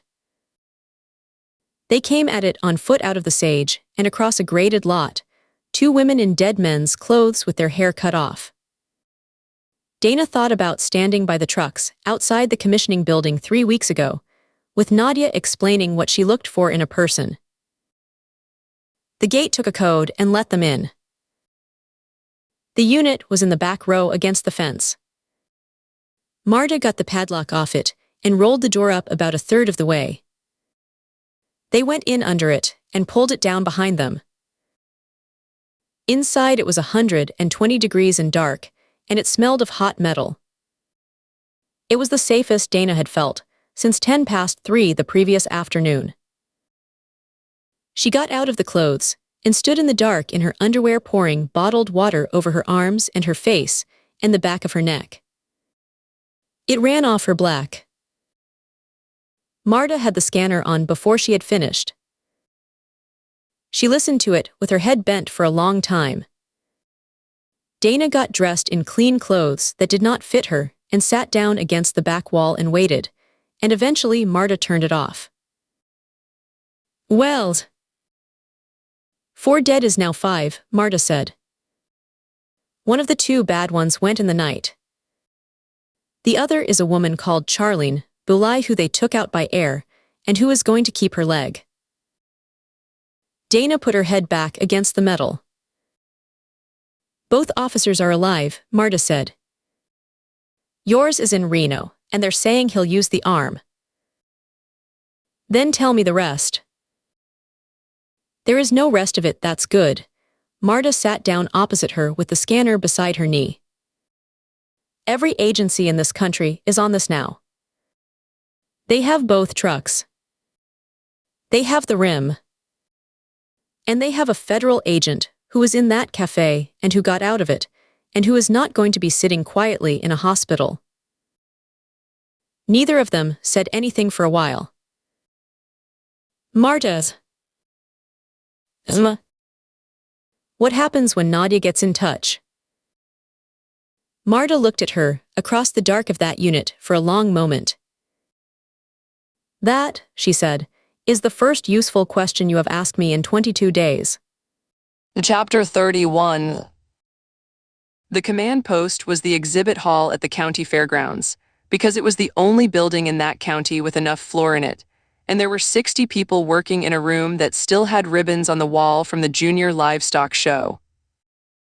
Luca stood in front of 12 feet of butcher paper and did not move for a long time. They had got it up fast, and it was already better than anything she had built in Reno. The town drawn to scale. The rim behind it with 4 marks along the lip. The cafe. The line of the street and the 4 slots between the buildings. Photographs going up as fast as somebody could print them, and under the photographs, a column of names that had 4 in it now and that everybody in that room had stopped looking at directly. Behind her, the hall was full of noise. Telephones. A generator somewhere outside. 2 men carrying a folding table passed her at a half run. Somebody in the corner saying, "No, that's the 3rd time somebody's called that one in. It's a hunting camp, cross it off." Special Agent Diaz was at a trestle table with 2 laptops and a stack of paper, having driven up from Reno without being asked, and having not once mentioned that he had asked twice to stay. Rao was in the air out of Quantico and would be on that rim by 6. Agent Thorne. Luca did not hear it the first time. Agent Thorne. She turned around, and there was a woman of about 30 standing there in a county EMS shirt with a bag over her shoulder, and a look on her face that said she had been standing there for a while. "Ma'am, I'm Rutha and Cobb. I've been asked to look at you." Later. That's what you told the last 2. Then it's consistent. Luca had already turned back to the wall. "I've got somebody coming from the laboratory at 6, and I want that whole rim photographed before she gets here, and I'm not going to be sitting in a chair when..." Her phone went. She looked at it, and it was Hale. She was so tired that she genuinely considered not answering it. Then she answered it. "Sir, has a medic looked at you?" Luca stood with the phone against her ear and the butcher paper in front of her, and understood that she had been outflanked by a man 2,000 miles away. "Sir, I said I would come back to it, and I have come back to it. There is a paramedic standing in front of you. I know that because I asked Captain Escalante to put one there and to tell me when she arrived, and she arrived 20 minutes ago." Nothing in his voice moved. "You are going to sit down and let her do her job. Agent Hope will telephone me when it is finished. If he does not telephone me, you are off this by midnight, and I will not enjoy doing it, and I will do it." "Well, that's a threat." "It is not a threat, it is an arrangement, and it is the only one available to me because you will not do it if I ask." A pause. 20 minutes, Agent Thorne. "The case will still be there. It has been an extremely reliable case in that respect."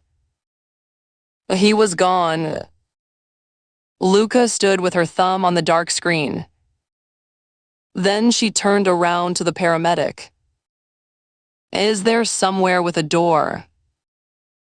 They gave her the fair office, which was 8 feet square with a window onto the parking lot and a wall of photographs of prize heifers going back 30 years, and a desk with a raffle drum on it and a coffee mug full of pens. Luca sat down in a plastic chair, and it was the first time she had been off her feet since she had sat in the dirt beside a shot-up flatbed, and her body understood what was happening and began to shut things down. "A jacket off, please." She got the jacket off. It took longer than it should have. Ruth Ann Cobb turned the desk lamp around and put it on her face and looked at her for a while without saying anything. "Right," she said. "Oh, this is going to be unpleasant." It was. She took the gravel out of Luca's cheek and jaw one piece at a time with a pair of tweezers. There were a great many of them, and each one came out with a small, distinct sting and a smaller sound. The swabs went into a kidney dish and came out of it rust-colored. The antiseptic went on and burned all the way through to her back teeth, and she sat with her hands flat on her knees and let it. "These wanted closing 6 hours ago."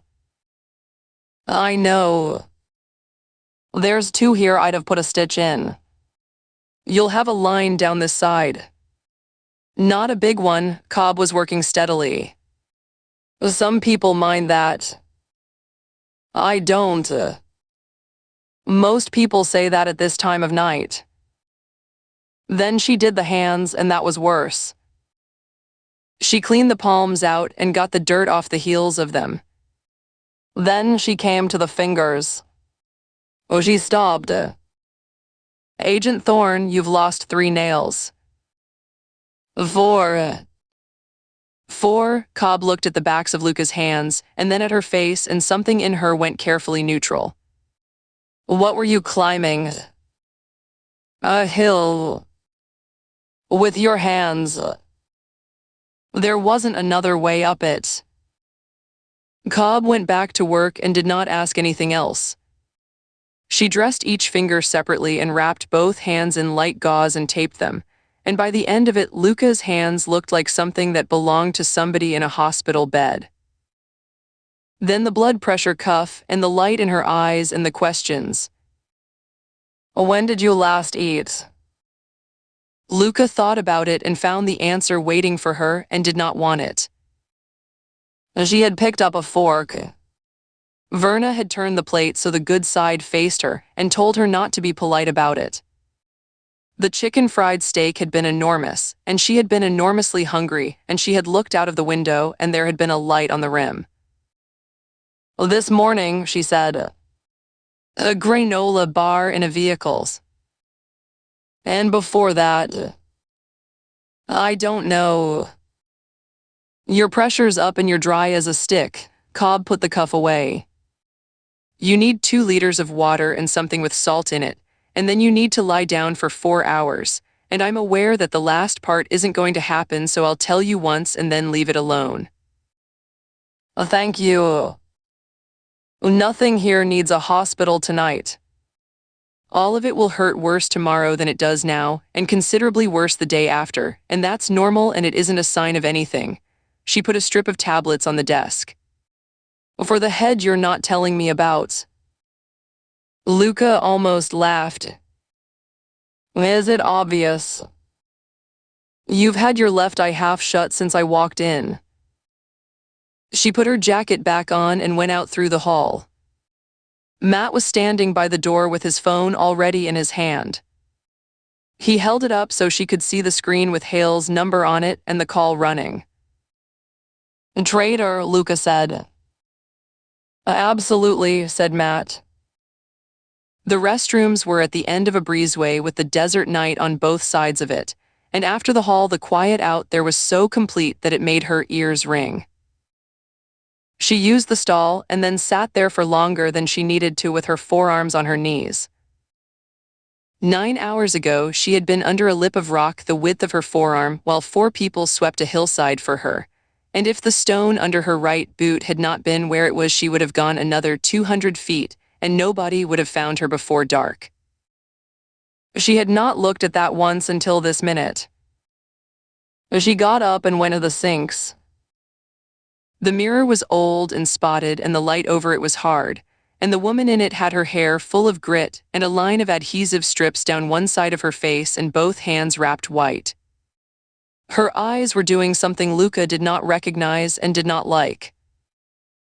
She turned the tap on and put her wrists under the cold water because her hands could not go in it. And then it came. Not the hillside. Not the rifles and not the lip of rock. 4 names on a column of butcher paper in a room with livestock ribbons on the wall. She had got 13 people out of that cafe. Every one of them was alive tonight: Verna, the 2 women with the cake box, the old man who would not be pushed, the 3 men from the counter, the mother, Ruby. She had run that room and it had worked, and it was the best 20 minutes of work she had ever done in her life. And while she was doing it, 3 more people who were nowhere near her had been shot dead in a street and in a post office and in a fuel dealer's yard by people firing at anything that moved. She had not known any of it was happening. She would not learn their names until somebody printed them out and pinned them up. Cleve had a name because Verna had said it out loud.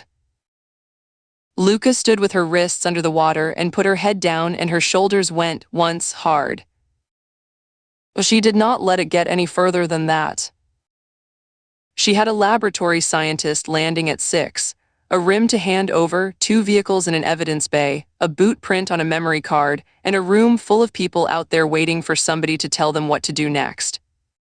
There was exactly one person in this country who had been inside that building and on that hillside. It was her, and everybody in that hall knew it. She turned the water off. Then she got the photograph out of her jacket with 2 bandaged fingers and a great deal of care. It had been in her pocket through all of it and looked it. The corner had her blood on it, dried brown now. There was a crease across it that had not been there this morning, running through the paper cup in Theo's hand. Theo at the county fair, caught between one sign and the next, his glasses pushed up, laughing at whatever Nan had been doing out of frame. Luca held it under the light. Somewhere up above her on a hillside, a woman she had never seen had said his name out loud in an ordinary voice. Luca had not told anybody that yet, and had not decided when she was going to, and knew that she would have to. Not tonight. She smoothed the crease out with the pad of her thumb, and put it back in the inside pocket and buttoned the pocket, which she had never once done before. Then she washed her face with the flats of her wrists and dried it and went back into the hall. Chapter 32. The hall had filled up while she was outside. 2 more trestle tables had gone in along the north wall, and there were people at them she had never seen, and a second board had been wheeled in beside the first, with a column of vehicle descriptions on it in 4 colors of marker. Somebody had finally found the switch that turned on the rest of the lights. Matt came at her through the middle of it with a sandwich in one hand and a bottle of water in the other, and put both of them down on the table in front of her without a word. Luca ate it in about 90 seconds and did not taste any of it, and then drank the whole bottle, and only when it was gone did she understand how badly her body had wanted it. Diaz has got something, Matt said. He's been on it since he got here, and he's been standing over there for 10 minutes waiting for you to finish chewing. I'll bring him. Kevin Diaz came over with a laptop held flat on both forearms like a tray and his tie gone, and a look on his face that Luca recognized, because she had worn it herself twice in her career and both times had been right. Ma'am. Sit down, Agent Diaz. Tell me. He put the laptop on the table and turned it around. The site IT crew at Helios. The 4 names Ostergaard read off his phone to you on Wednesday. He had them in a column with a photograph against each. I ran them properly. Not as they were run on the 3rd day, which was a criminal history check and a license check and a credit check, all of which they passed because they were always going to pass. Go on. I ran them backward instead. Diaz turned the laptop another few degrees. Every one of these 4 women has a credit file that opens in the same 11-week window. Everyone has a state license first issued inside that window. Everyone has an employment history that verifies beautifully for the last 18 months and does not exist before it. Everyone has a social security number that was issued in a year that does not match her stated date of birth by anything close. The hall went a long way away. Again, Luca said.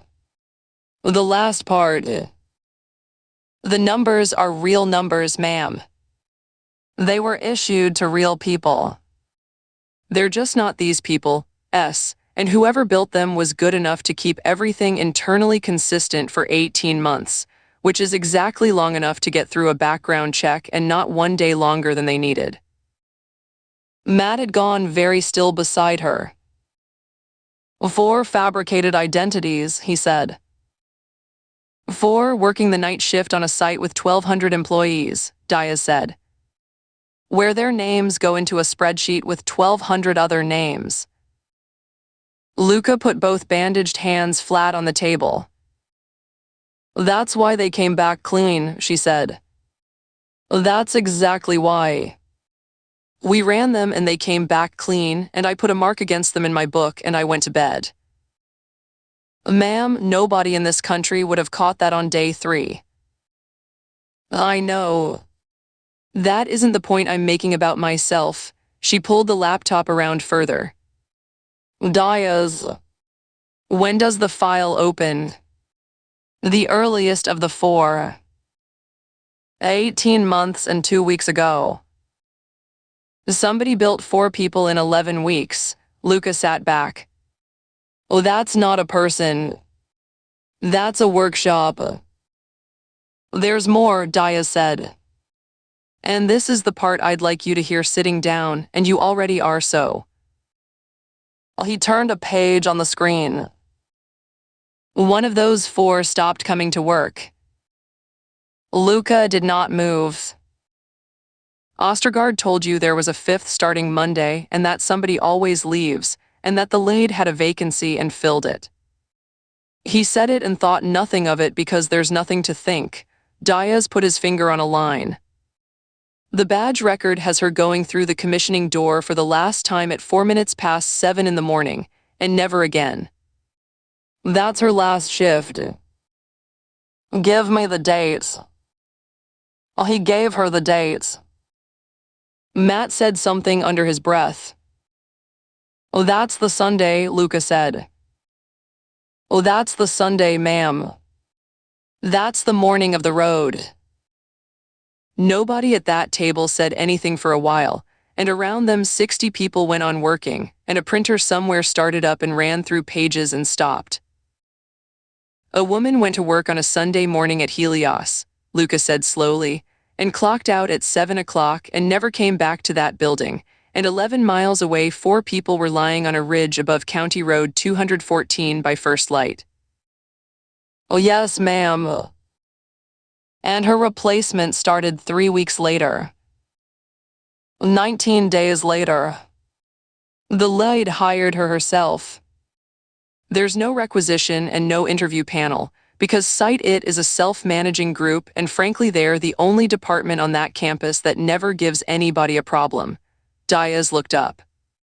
Those are Ray Ostergaard's words, not mine. He put them in an email in May. Luca stood up. She stood up because she could not do anything else with what was going through her. She walked 4 paces away from the table and stood looking at the butcher paper with the 6 names on it, and did not see any of it. 11 days she had spent looking for 4 people who kept a bench and a press in a shed somewhere out in that country. They had been going through a badge reader at the far end of a corridor with no cameras in it, 4 nights on and 3 off, and one of them had made her a cup of coffee's worth of small talk with a site operations manager in a golf cart a few feet from where they hung their jackets. She turned around. Get me the 5th, she said. The one who started 19 days later. Everything. And I want the badge record for all 5 of them for all of the last 11 days, minute by minute, and I want to know where every one of those 5 people was at 3:10 that afternoon. Already asked for it. Helios's counsel says by 9 tomorrow. Their counsel can say what they like, they'll have it to us tonight. She looked at Matt. Because we are going to ask them nicely first. Matt was already dialing. Dr. Rao rang from an aircraft on the ground in Elko. Agent Thorne. 2 points quickly because they want the door shut. Paper moved. The processor came back while I was in the air. In the last 3 years, there are 4 transactions to that merchant from a billing address in the 5 states we asked for that are large enough to be multiple sets. Luca got her notebook out and could not hold the pen properly and gave it to Matt. 4, she said. 4. 3 of them are individuals I can account for inside a week, a collector in Sacramento, a competition shooter in Boise, an outfitter in Montana. The 4th is a purchase of 4 sets in 1 transaction, 18 months ago, and the billing address is a mail drop in Sacramento, California, that closed 9 months later. And when? 18 months ago. Near enough to the week, a pause. Agent Thorne, I have just been handed a note about identity files that open in an 11-week window 18 months ago, and I want to be careful here, because I am a scientist and I am about to say something that is not science. Well, then it isn't science. Go on. Somebody in Sacramento was building this in the spring of last year, Rao said. All of it. The people and the clothing, out of the same room in the same weeks. Luca stood with the phone against her ear and looked at the second board and at the vehicle descriptions on it in 4 colors. Priya. Oh, yes. Get some sleep on that aircraft because you're on that rim at 6 and I need you better than you've ever been. I don't sleep on aircraft, Rao said. But I take the point. The commotion started at the communications table. Luca heard it change before she heard any words, the particular way a room's noise drops by half and then comes back up in a different key, and she was moving before she had decided to. A highway patrol sergeant had a radio handset against his ear and his hand up. Say again for the federal agent, he said, and then to Luca, ma'am. Sheriff's units clearing a trailer settlement out past the old oil lease. 2 subjects came out of a structure shooting.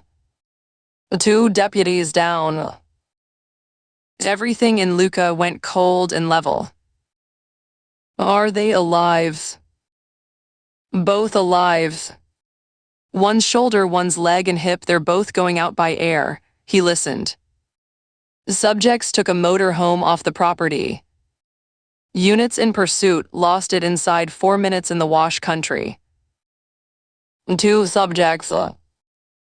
2, ma'am. Both described as female. The hall had stopped working. Every face in it was turned toward the communications table. 2 of them are on foot in this county with a stolen vehicle and no plan, Luca said, and the other 2 are somewhere else entirely. And that is the first good news anybody has given me since this started, because 4 people who are together are a unit and 2 pairs who are separated are 4 people who have to decide things on their own. Oh, she turned to the sergeant. I want every roadblock in this half of the state told that they are now looking for 2 women, not 4, and that they will not look like the description. They will have cut their hair. They will be filthy. They will be in clothes that do not fit them, and they will be doing everything they can to be somebody nobody wants to look at. Oh, yes, ma'am. And tell them nobody approaches a vehicle with 2 women in it alone. Nobody. They have shot 2 officers, and they will do it again. Matt's phone went. Oh, he looked at the screen. Luca watched his face change. It's a Nevada number I don't know, he said and answered it and listened for a moment. Hold on. Hold on, ma'am, she's right here. He held it out to her. It's Doreen Prosser, he said. Luca took the phone in both bandaged hands. Mrs. Prosser. Honey, Doreen's voice was very low and very steady, and there was air conditioning humming behind it and a dog somewhere. You told me to call if anybody cleared out a unit in a hurry, and you told me to call if anybody asked whether we'd been talking to you. It isn't either of those. Go ahead. There's 2 women come in through my gate on foot on a code from a unit in the back row that's been paid up 3 years by a company, and they went in under the door and they pulled it down behind them and they have not come out. A pause. Cal watched them cross the lot. He says one of them walks like a soldier. Luca shut her eyes. Mrs. Prosser, listen to me very carefully. Where are you standing right now? In my own office with the door shut. Then you and Cal are going to walk out of that office and get in your vehicle and drive out of that gate and keep driving, and you are going to do it in the next 2 minutes, and you are not going to go near that row. I've got 40 people's belongings in these rows. Doreen, Luca heard her own voice do something it had not done all day. Please. There was a short silence on that line. All right, Doreen Prosser said. We're going. How long till you're here? As fast as we can drive it. Then I'll leave the gate open for you, honey, and I'll leave the code taped to the post. Chapter 33. Her hands hurt more than they had the night before, which the paramedic had told her to expect. She had slept for 3 hours on a cot in a room full of livestock ribbons, and none of that was going to matter for the next hour. Matt put the Tahoe on the shoulder of US 5,400 yards short of the turnoff and shut the engine down. The sign at the road was still where it had been 11 days ago. Salt WLLS storage. Secure. Jiba. Nobody's business but yours. Everything else had changed. There were highway patrol units' nose out across both ends of the frontage road, and a sheriff's vehicle sideways across the gate. There were 2 tactical trucks in the graded lot with their back doors open, and men and women in gear moving in the dark between them without hurry and without talking. There was a light aircraft somewhere overhead that had been up for an hour and would stay up. Somebody had put 4 portable floodlights along the fence line and had not turned them on. Well, they know we're here, Matt said. They've known since the first vehicle stopped. Doreen and Cal Prosser were standing beside a highway patrol unit at the edge of the lot with a trooper's jacket around Doreen's shoulders. Luca went to them first, before the command post, before anything. I told you to keep driving, she said. I got to the highway and I turned around, Doreen said.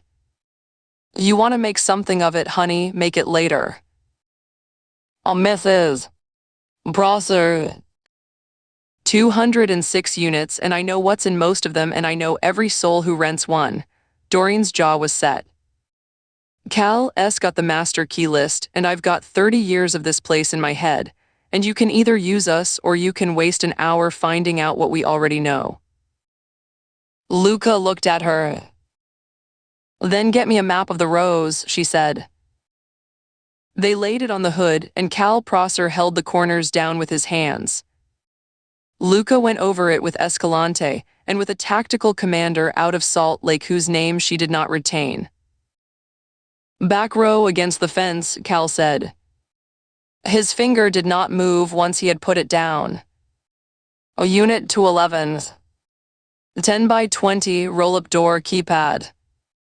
Paid 3 years out by a company, wire transfer, never late. Access. 1 door. That's it. Corrugated walls on both sides with a concrete footing under them and a slab underneath. No vents, no hatch, no way through to the next unit unless you've got half a night in a saw. A roof. The steel deck over the whole row. You'd hear somebody on it from here. Luca put her finger on the row behind it. What's this? That's the fence and past that it's 100 yards of nothing and then the highway. Cal looked up at her. There's nowhere for them to go, Agent Thorne. That's the whole trouble with the back row. It's the safest place in my yard and it's also a box. Cameras. Camera on the gate and camera on the office, and that's all we've ever had. Doreen said it flatly. I've been telling Cal for 4 years. Doreen, that camera on the gate is the only reason I know they're in there. The tactical commander wanted to go in at first light with gas and a breach. Luca listened to all of it and then said no. There are 2 women in a metal box with 1 door, she said, and one of them shot a deputy 8 inches higher than she was trained to, and I would like to know why. We talk first. Ma'am, with respect, these people have shot 15 people in 2 days. I'm aware. I was one of the ones they missed. She kept her voice level. We talk first. If it goes bad in about 4 seconds, and your people will still be exactly where they are. They moved into the rows in the dark. The concrete between the units was cold, and the metal doors on both sides ticked as the night went out of them, and the whole place smelled of dust and hot steel and faintly of somebody's stored furniture. Luca went down C row with 4 tactical officers ahead of her and Matt at her shoulder, and at the corner they stopped and she put her back against the end unit and leaned out. D row ran away from her in the dark, and 30 yards down it, a roll-up door was open a foot at the bottom and there was no light behind it. And 40 feet nearer, on the left, in the doorway of a unit that had been left half open, an arrow in orange and blue neon was still plugged into an extension cord and still running around itself over and over, throwing its light out across the concrete in a slow rotation. Del McGuire had not been back to unplug it. Thermal has 2, said the voice in her ear. Both low, both static, back of the unit about 6 feet apart. Luca put her head against the cold metal and got her breathing where she wanted it. Then she leaned out into the row. This is Special Agent Luca Thorne of the Federal Bureau of Investigation. Her voice came back off both walls of that row. There are 40 people outside this fence and an aircraft overhead. Nobody is coming through that door tonight unless you come through it. I'd like to talk. Nothing came back for a long time. Then a voice did. It was young.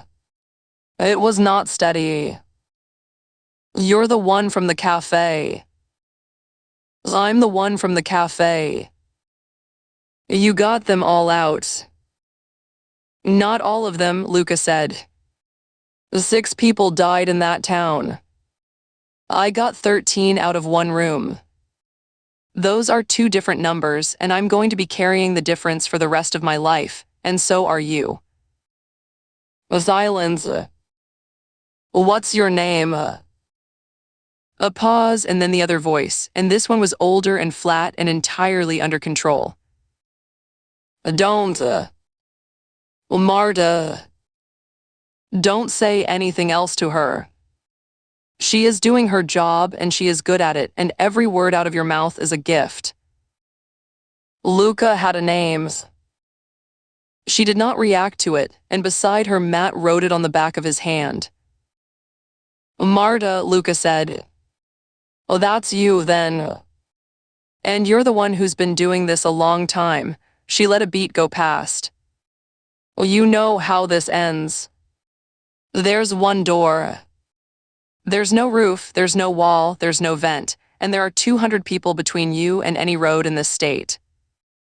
It ends one of 2 ways, and you get to pick which. I know exactly how it ends, Marta said. Then help me with something. Why is the back row of a storage yard the place you came to, out of everywhere in this state? Nothing.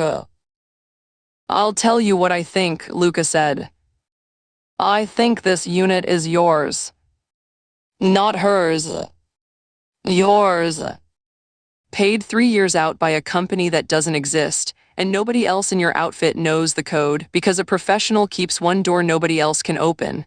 She let that lie there in the dark. Which means you've been getting ready for the day it went wrong since before it went wrong. And here you are. And she is. Well, that's very good, Marta said. Now stop talking to me. But the young voice came back closer to the door. Where is she? Dana, Marta's voice sharp for the first time. I want to know where she is. The younger voice was rising. Ask her. Go on. Ask her where the other two are. Luca kept her own voice exactly where it had been.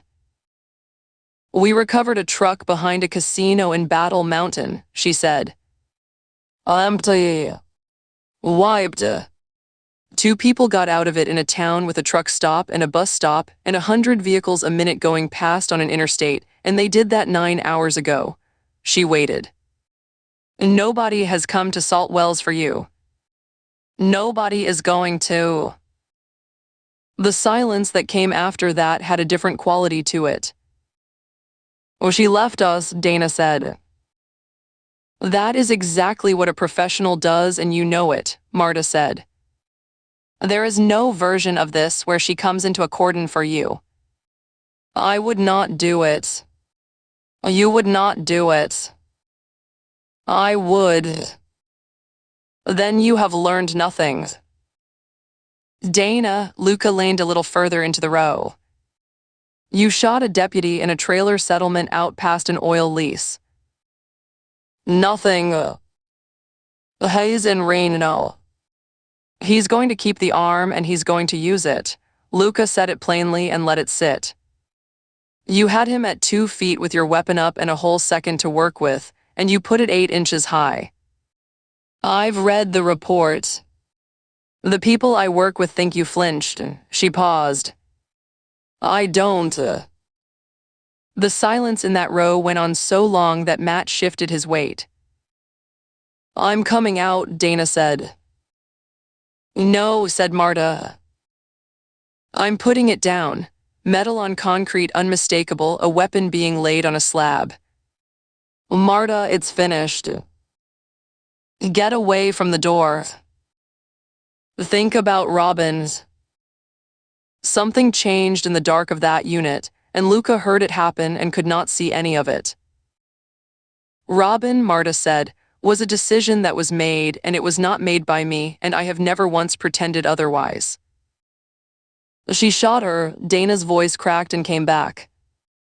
Robin didn't fire on that road because there was a woman standing in it with her hands up, and she got shot at a kitchen table for it with a fork in her hand, and every one of you sat there and let it happen, and then you told me the story in my first week so I'd know.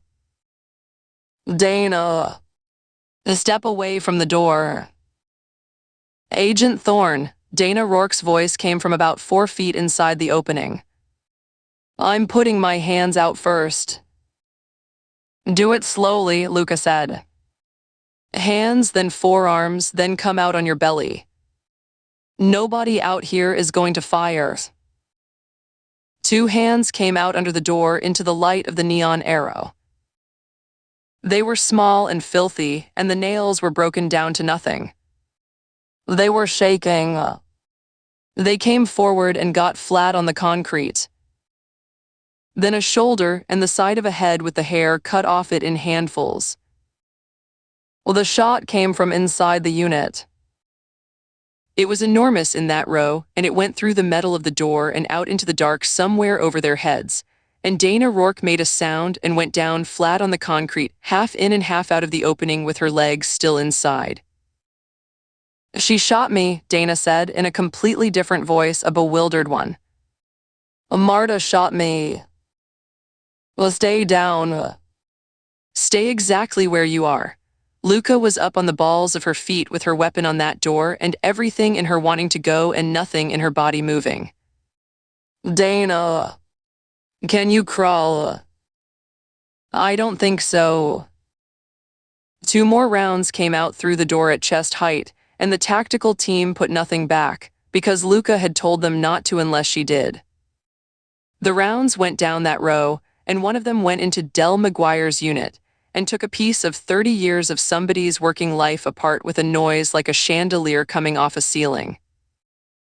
The arrow kept going around.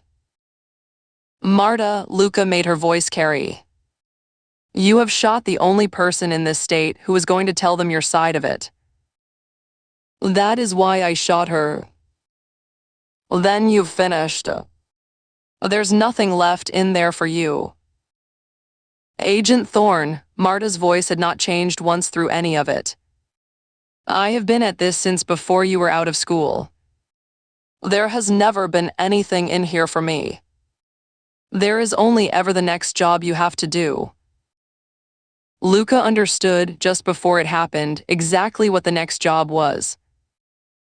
Cover, she said. Cover, cover, cover.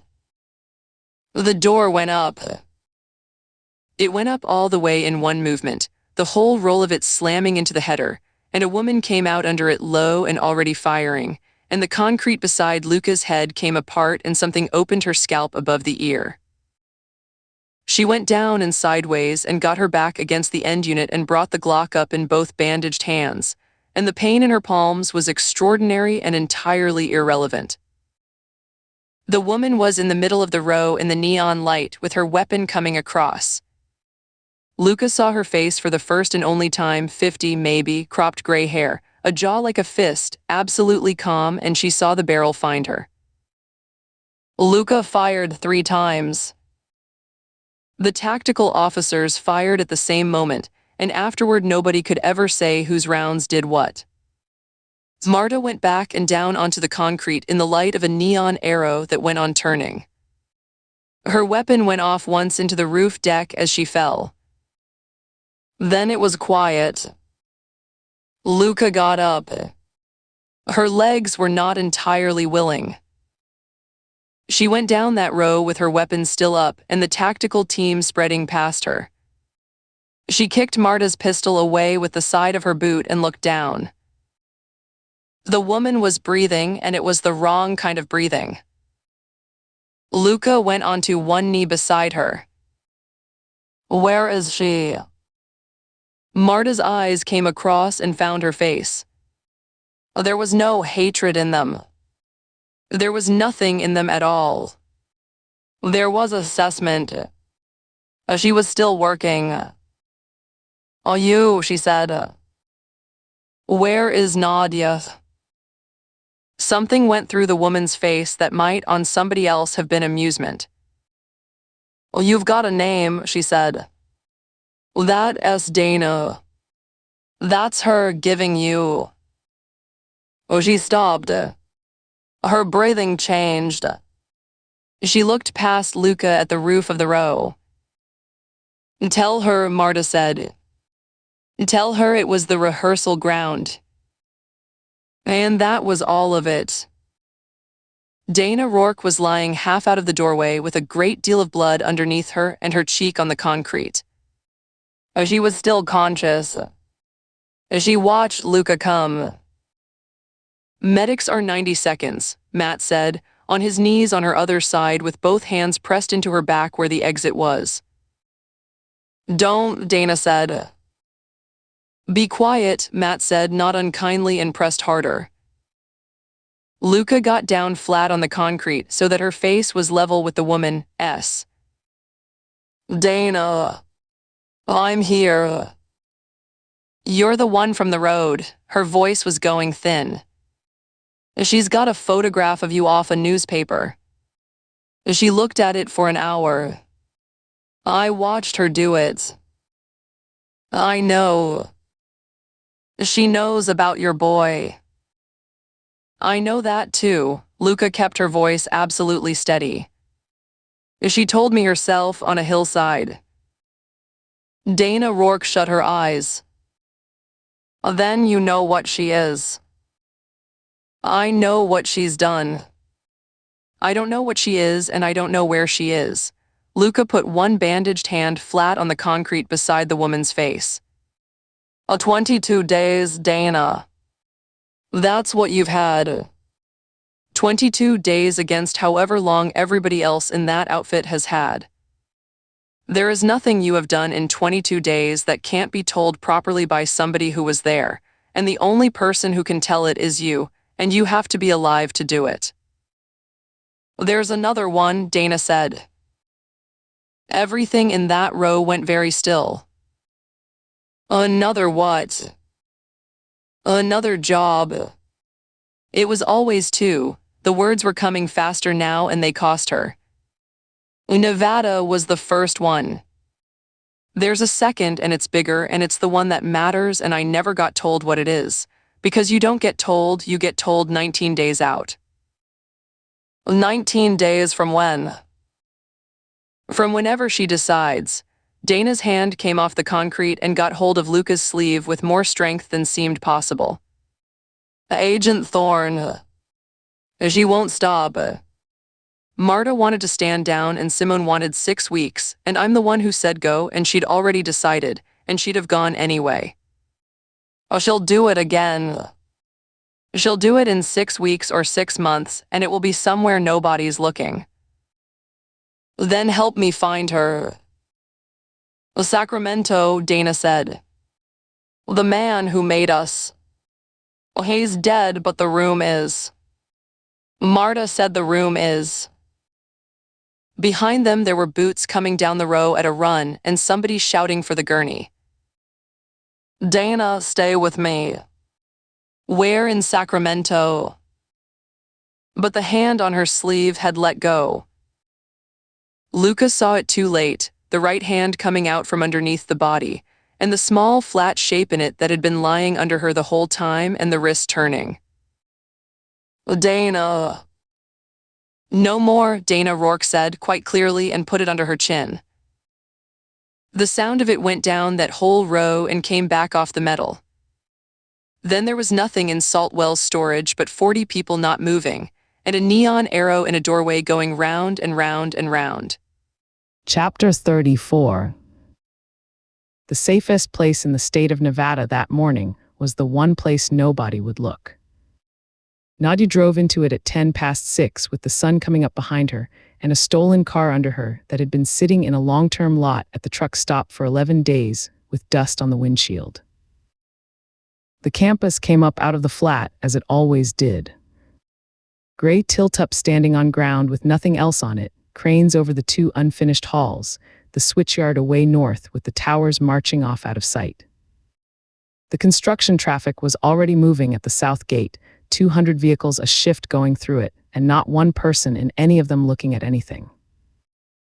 She did not go to the south gate. She went to the main one where there was a boom and a booth and a man in it. You're quiet, Simone said. They were the first words either of them had spoken since Winnemucca. I'm working. You've been working since this started. Then I'll go on working. Simone Igor looked out of the window at the fence going past and did not say the other part, which Nadia had been waiting for since the radio at 5:30. 2 subjects located at a storage facility on US 50 east of Fallen. 1 deceased at the scene. 1 deceased following. No officers injured. They had listened to it twice in a parking lot with the engine off. Nadia had put the vehicle in gear and driven on, and had not permitted herself anything about it, and knew that she would have to at some point, and that the point was not this morning. Wade Prewitt came out of the booth before she had stopped rolling. He looked like a man who had not slept. He had his shirt on and his radio on his shoulder and his hat off. He came around the front of the vehicle with his hand already going up. Then he saw who was driving it and his whole body changed. Nadia put the window down. Wade, you can't be here. I know. There's been federal agents in and out of this site since it happened. There's 2 of them sitting in Ray's office right now waiting on him to come in at 7, and there is a photograph of a woman on every television in this state that I have been trying not to look at all night. His voice was not steady. You can't be here. I need 40 minutes in commissioning, and then you'll never see me again. Wade Pruitt stood in the road with the sun coming up behind him and his hand on the roof of her car. You told me you were an IT lead, he said. I am an IT lead. Don't. Wade, Nadia looked up at him and gave him the truth, because he had earned it and because it was quicker. I have never once asked you for anything that put you at risk. I have asked you for exactly 2 favors in 2 years, and both of them were phone calls. This is the 3rd, and it is the last, and it is 40 minutes, and then you can tell them whatever you like about me. He looked at her for a long time. My boy drives that road, he said. I know he does. You knew that when you did it. Yes. Something went out of Wade Pruitt's face when she said that, and afterward Nadia would think about which of the answers she could have said instead, and would conclude correctly that any of the other ones would have taken longer. He went back into the booth and lifted the boom. She drove through it. In the mirror, she watched him standing in the doorway of that booth with his hand on the frame. She watched him look at the back of her vehicle for 4 seconds. She watched him turn and reach for the telephone on the desk. Nadia stopped the car. Don't, Simone said. She was out and walking before Simone had finished the word, back along the fence line in the early light, and Wade Pruitt had the receiver in his hand and was turned 3/4 away from the door when she came into it. He heard her. He got as far as putting the receiver down on the desk. Nadia. She shot him once in the chest from 6 feet. The report went out flat across all that empty ground and came back off the tilt-up wall a second later, and Wade Pruitt sat down into his own chair and then went off the side of it onto the floor of a security booth with a coffee mug of his still steaming on the sill. She stood over him until it was finished, because she had made a rule with herself years ago about not leaving that to somebody else's imagination. It took about 40 seconds. Then she reached across him and pulled the recording drive out of the gate system and put it in her jacket and went back to the car. Simone did not look at her when she got in. He was going to call them, Nadia said. I know what he was going to do. Then that is all of it, and we are not going to have a conversation about it in a vehicle at 6 in the morning. The commissioning building had no windows and its own generator yard and a corridor with no cameras in it, which was on the list for next year. Nadia badged them in on a credential that had never been issued to anybody. They went down the corridor past the doors. She put her hand on the door of the plant room at the far end and opened it and stood aside for Simone. Behind the third chiller, in the dead space between the unit and the wall, was a black canvas bag that had been there for 14 months. Simone got it out and put it on the floor and opened it. Money in bricks in a bank's paper straps. 2 passports and 2 sets of everything that goes with a passport, in 2 names that had never been on any Helios list, built by the same man in Sacramento in the same 11 weeks as the others and never once used. A satellite phone. 2 pistols and ammunition for them. And a canvas roll of documents that Simone did not open and Nadia did not offer to explain. 14 months, Simone said. Longer than that. It was in a different place before this one. You had to. I had to. Simone knelt on the floor of a plant room with her hands on a bag full of money and looked up.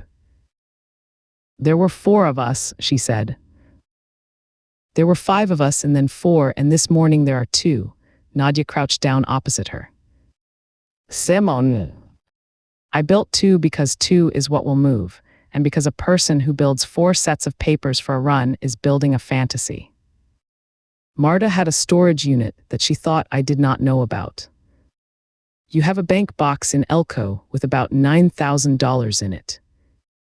I have never once held either of those against either of you, and I am not going to start on a concrete floor at 6:30 in the morning. Simone took a long breath. All right, she said. Good. Get changed. There were 2 lockers in the plant room, and there was nothing in either of them that anybody would look at twice. High-visibility shirts with the Helios sun on the chest, hard hats, safety glasses, steel-capped boots, 2 clipboards, 2 lanyards. 1,200 people on the construction side. About 1 in 9 of them Helios. The rest belonging to 40 different companies, and half of those belonging to somebody else again. Most of the people on that site had never met anybody who worked for Helios. They came out of commissioning at a few minutes past 7, 2 figures in high-vis and hard hats with safety glasses on and their hair up under the hats, carrying clipboards, walking at the pace of people going somewhere they had been many times. Nobody looked at them. They walked the length of the ladon yard past cable reels and switchgear crates and a concrete plant, and a man in a high-vis shirt going the other way with a length of conduit on his shoulder said morning. Simone said morning back, and that was all of it. Wade Prewitt's truck was in the security bay behind the gatehouse with the keys in the visor, which Nadia had known for 2 years. They put the bag in the back of it under a tarp with a coil of rope and a broken pallet. They got in. Nadia took it out through the south gate in the middle of 40 other vehicles at shift change, with the security lights on the roof turned on because that was what a site security truck did. The man on the south gate waved them through without looking up from his tablet. The helicopter came over 20 minutes later. It came up the highway from the south at about 600 feet, low and slow, going the way they had come, and Simone's hand went flat on her own thigh and stayed there. Don't watch it, Nadia said. I'm not watching it. You're watching it in the mirror. Don't. It went over the top of them and kept going north and then swung west. Nadia held the truck at 4 miles under the limit the entire time and did not once look up, because the people in that aircraft were looking for 2 women in a car, and what was underneath them was a white pickup with a light bar and a site sticker on the door with 2 men in hard hats in it going about their morning. Simone let her breath out about a mile later. They'll find him at 7:30, she said. Ostergaard comes in at 7:30. Then we have an hour and a half, and after that we have nothing, and that is exactly what I planned for. At the junction, Nadia turned north. Simone looked across at her. North.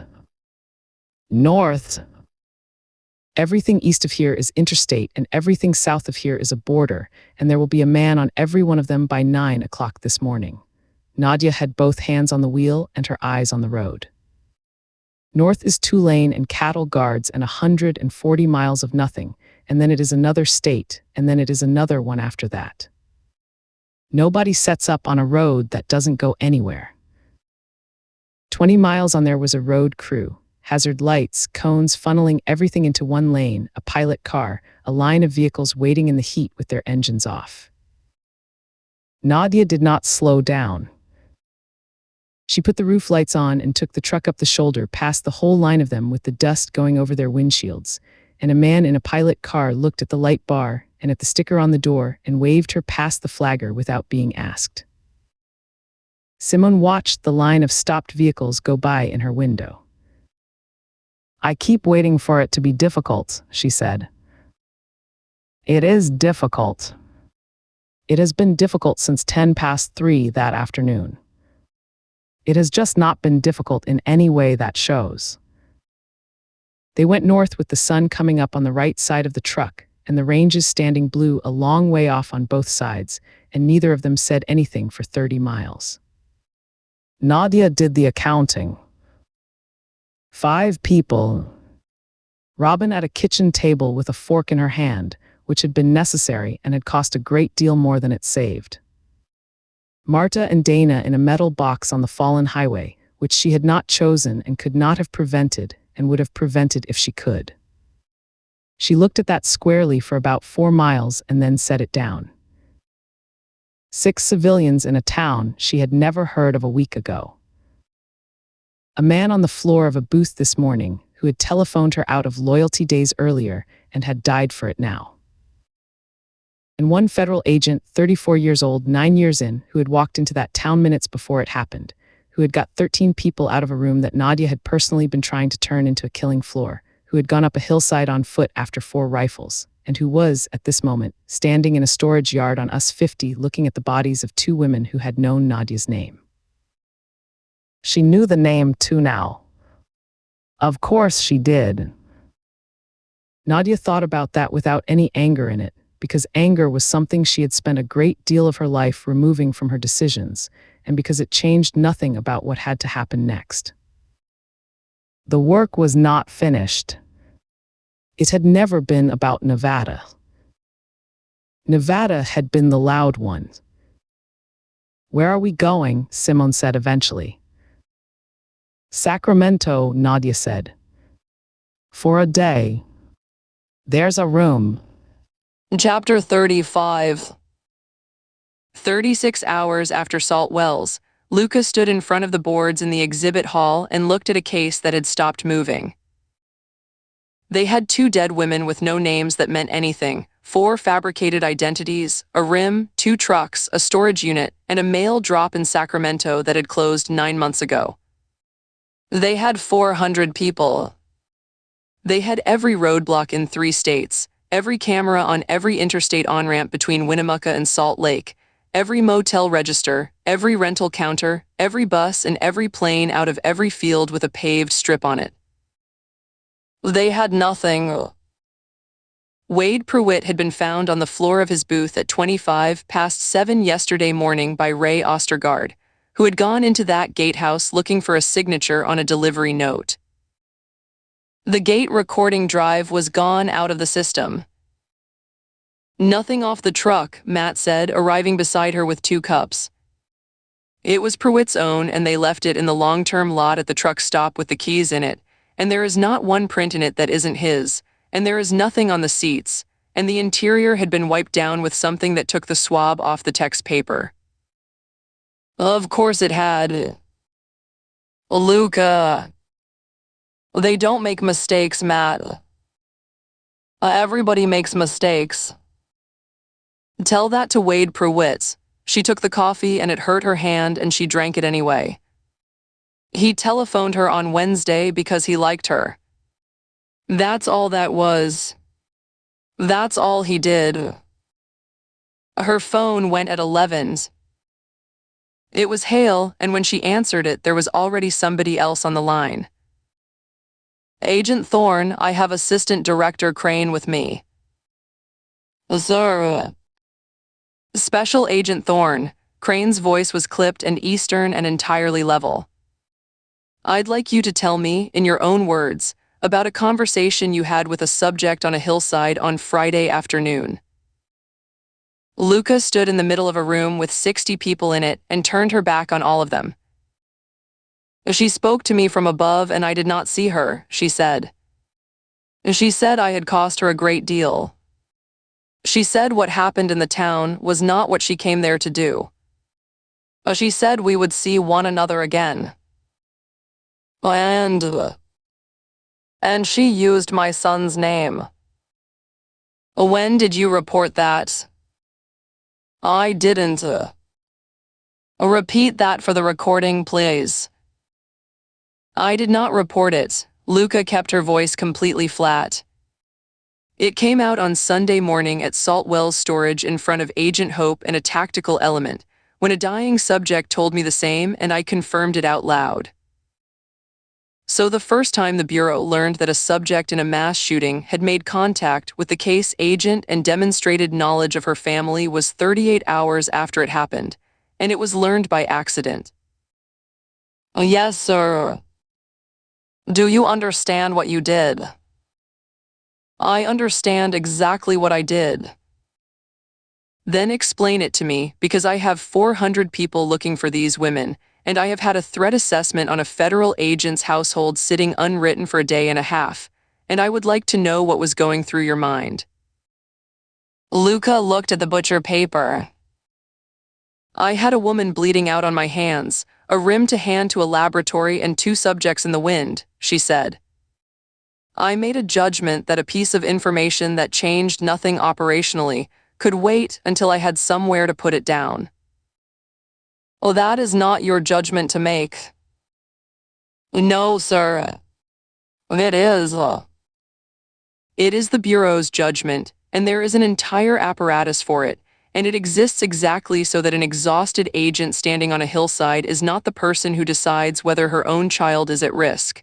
Crane let that land. That apparatus is now moving 38 hours late because you did not pick up a telephone. Something went through Luca that she had been holding down since Friday, and it got out. Sir, with respect, I have not been near a telephone that wasn't in my hand for 3 days. I have been in a cafe that was being shot to pieces, and on a hillside that was being swept, and in a storage row where 2 people died in front of me, and I have run this case out of an exhibit hall with livestock ribbons on the wall while your apparatus was still deciding what to call itself. Agent Thorne, Hale said. And I will take whatever is coming to me for the 38 hours, and I will take it without a word, but do not stand in a building in Washington and tell me I did not think about my son. The line was silent. Are you finished? Crane said. Yes, sir. Then hear the rest of it. Effective this morning, there are 2 agents out of the Denver field office sitting on your house in Bell Creek, and there will be until this is over, and your son's school has been notified and Mrs. Petrie has been spoken to. A pause. Oh, that is not a punishment.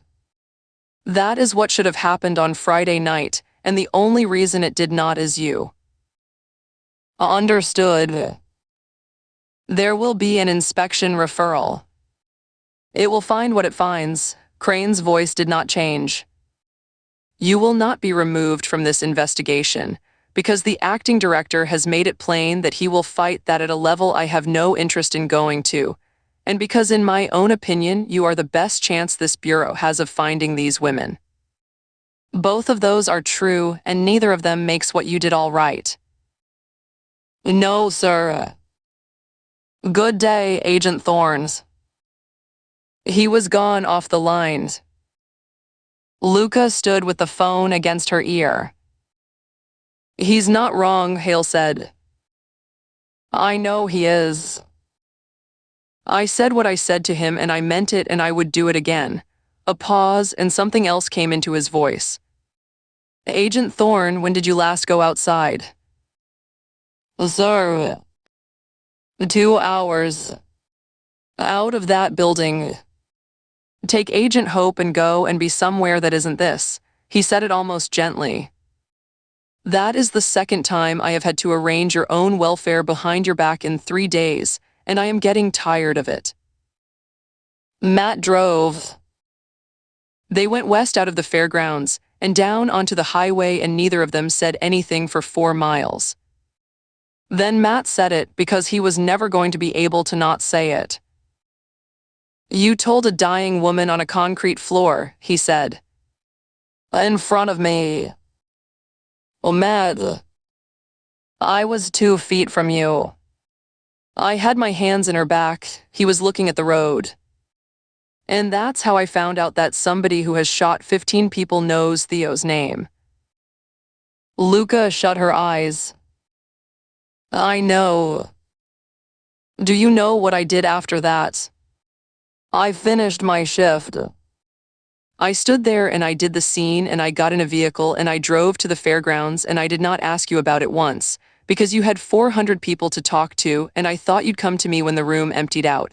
He changed down for a curve. The room emptied out at 2 o'clock this morning, Luca. I couldn't put it into words. That's the first honest sentence either of us has managed today. If I said it out loud, it was true. She was looking out of the side window at nothing. And the second it was true, I had to do something about it, and the only somethings available were to move him, or to put strangers with guns around him, or to leave and go and be with him.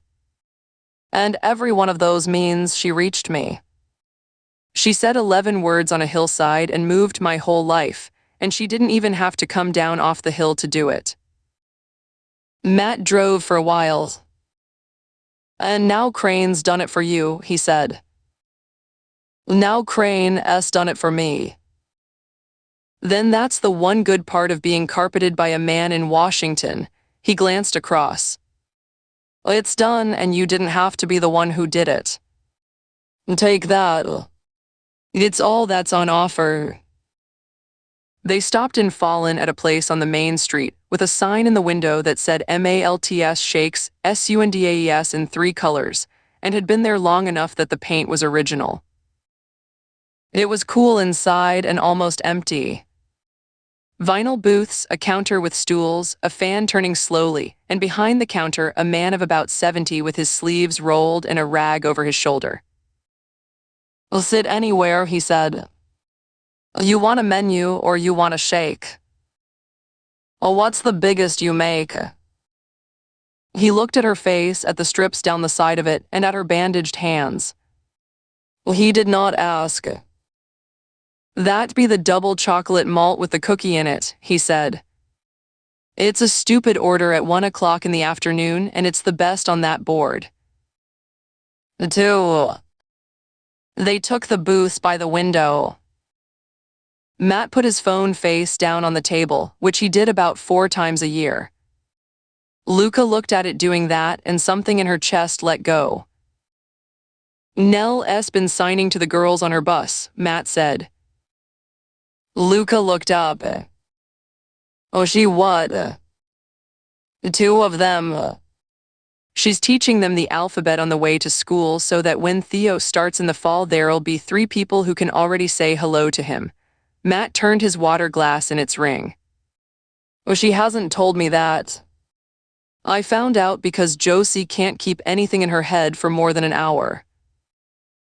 Luca put her hand over her mouth carefully because of the bandages. "She told the girl on the pie counter he was her brother," she said. "I know she did. In June.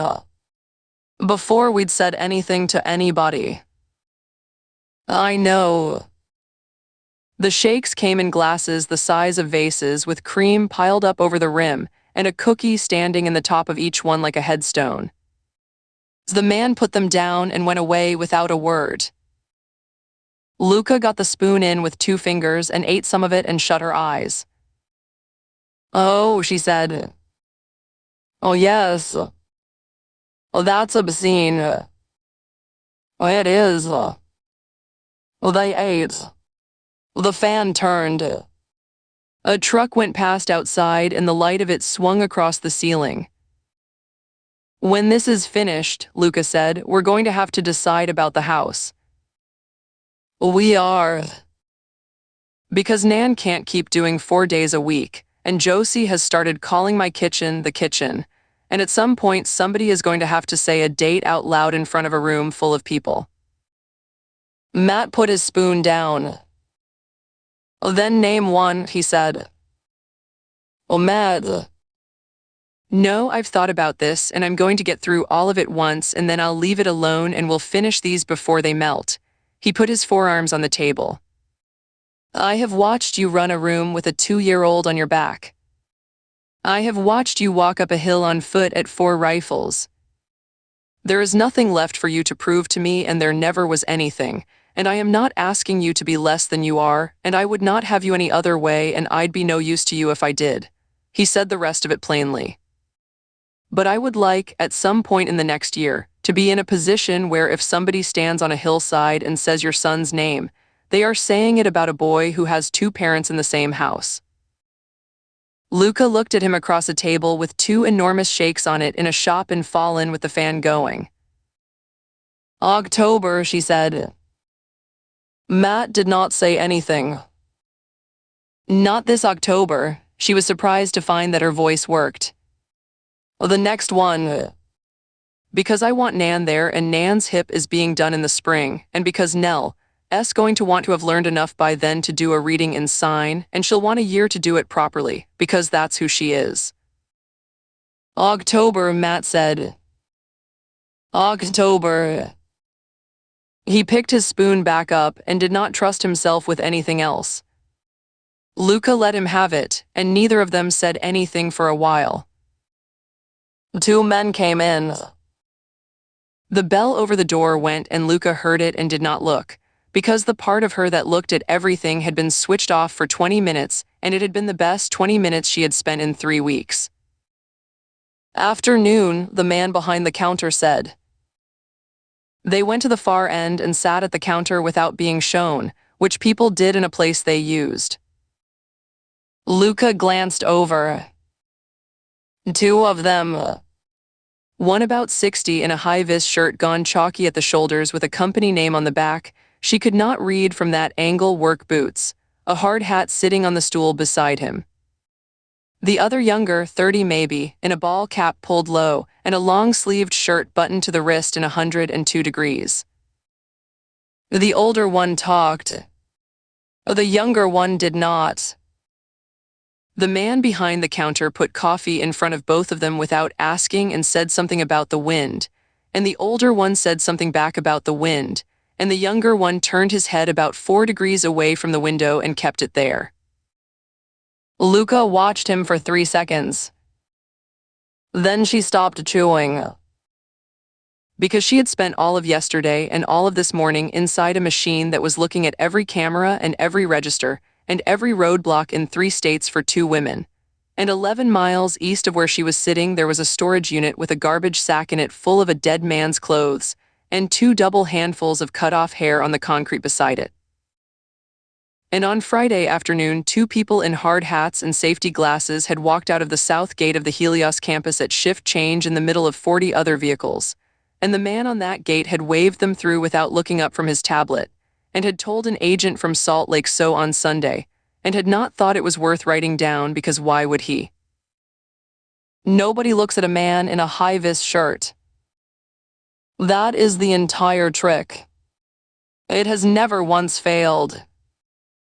Luca put her spoon down in the glass with a sound that made Matt look up. What? He said. I know how they got through, she said. Chapter 36. The line at the Sumas crossing moved slowly and then all at once, which was how it always moved. Nadia sat in the 4th vehicle back with both hands on the wheel and watched the officers work. 9 weeks. They had spent them doing nothing whatever, which was what she had planned. A month in a rented house outside Klamath Falls with a woodpile and a dog that belonged to the neighbors.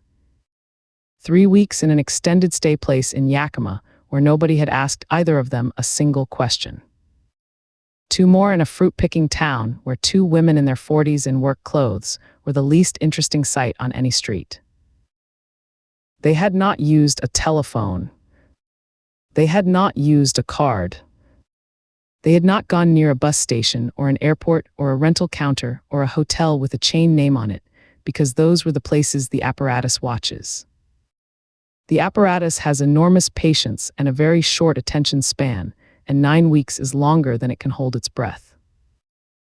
Now it was the middle of October, and the mountains behind them had snow on the tops, and the line was a dozen cars long. You're quiet, Simone said. I'm working. You've been working since it started. Nadia let one corner of her mouth go, which was as much as she had ever given anybody. They were driving a 19-year-old pickup bought for cash in Wenatchee from a man who had been glad to see the back of it, and in the bed of it there were 2 ladders, a paint-spattered tarp and a compressor, and on both doors there was a magnetic sign for a drywall company in Bellingham that existed and had a website and had never heard of either of them. The passports in the console were Canadian, and they were the best money Nadia had ever spent. 8 cars, Simone said. I can see them. You're not nervous. I am extremely nervous. I have been nervous since it started. Nadia watched an officer wave a minivan through without looking at it. I have simply never found that being nervous improves anything, so I keep it where it belongs. The line moved. Simone looked out at the fence, and the cameras on the poles and the flat, wet fields going away north into another country. What happens after, she said. After we're through. After all of it. After the boat and the other place and the year of doing nothing. Simone's voice was very level. You have never once said what the second one is. Nadia thought about that. She had been thinking about it for 9 weeks, in a room in Klamath Falls with a woodpile outside the window. She had come to a conclusion she had not yet said out loud to anybody, and this seemed as good a place as any. There isn't going to be a second one, she said. Simone turned her head. Again. There isn't going to be a second one. Not the one we planned. Nadia moved the truck forward 6 feet. It required 4 people, 18 months, and a legend inside an organization, and we have 2 people, no legends, and every photograph either of us has ever taken in a federal database. The cause itself is still true. Everything I have ever said to you about the cause itself is still true. But the instrument is broken, and I am not going to pretend otherwise in order to keep you interested. Then what have the last 9 weeks been for? Getting you out, Nadia said it without any weight on it. That's all they've been for. That's all they were ever going to be for, from about 3:10 that afternoon. Simone did not say anything for a while. 6 cars, she said eventually, and her voice had something in it. I know. You could have told me that in July. You'd have gone off on your own in July, and you'd have been picked up in August in a bus station in Spokane, and I would have found out about it off a television. Nadia looked across at her. In about 4 minutes, we are going to be in another country. Then there's a boat out of Prince Rupert on the 29th, and after that neither of us is anybody's problem, and you can spend the rest of your life doing whatever you decide is worth doing, and I am not going to have an opinion about it. Simone put her hand flat on the console between them, which she had never done. 4 cars. Then 3. A family with a roof box and 2 children asleep in the back. 2.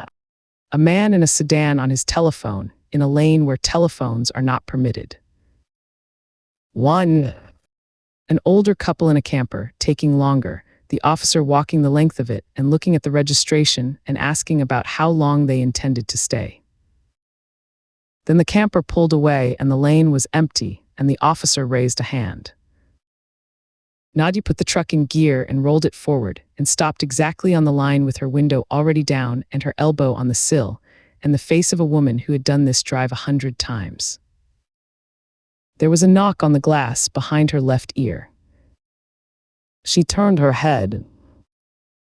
Special Agent Luca Thorne was standing beside the driver's door with her weapon in both hands and the muzzle 6 feet from Nadia's face, and behind her, coming out from behind the inspection building and out of the back of a box truck and up both sides of the lane, there were a great many people in tactical gear moving without hurry.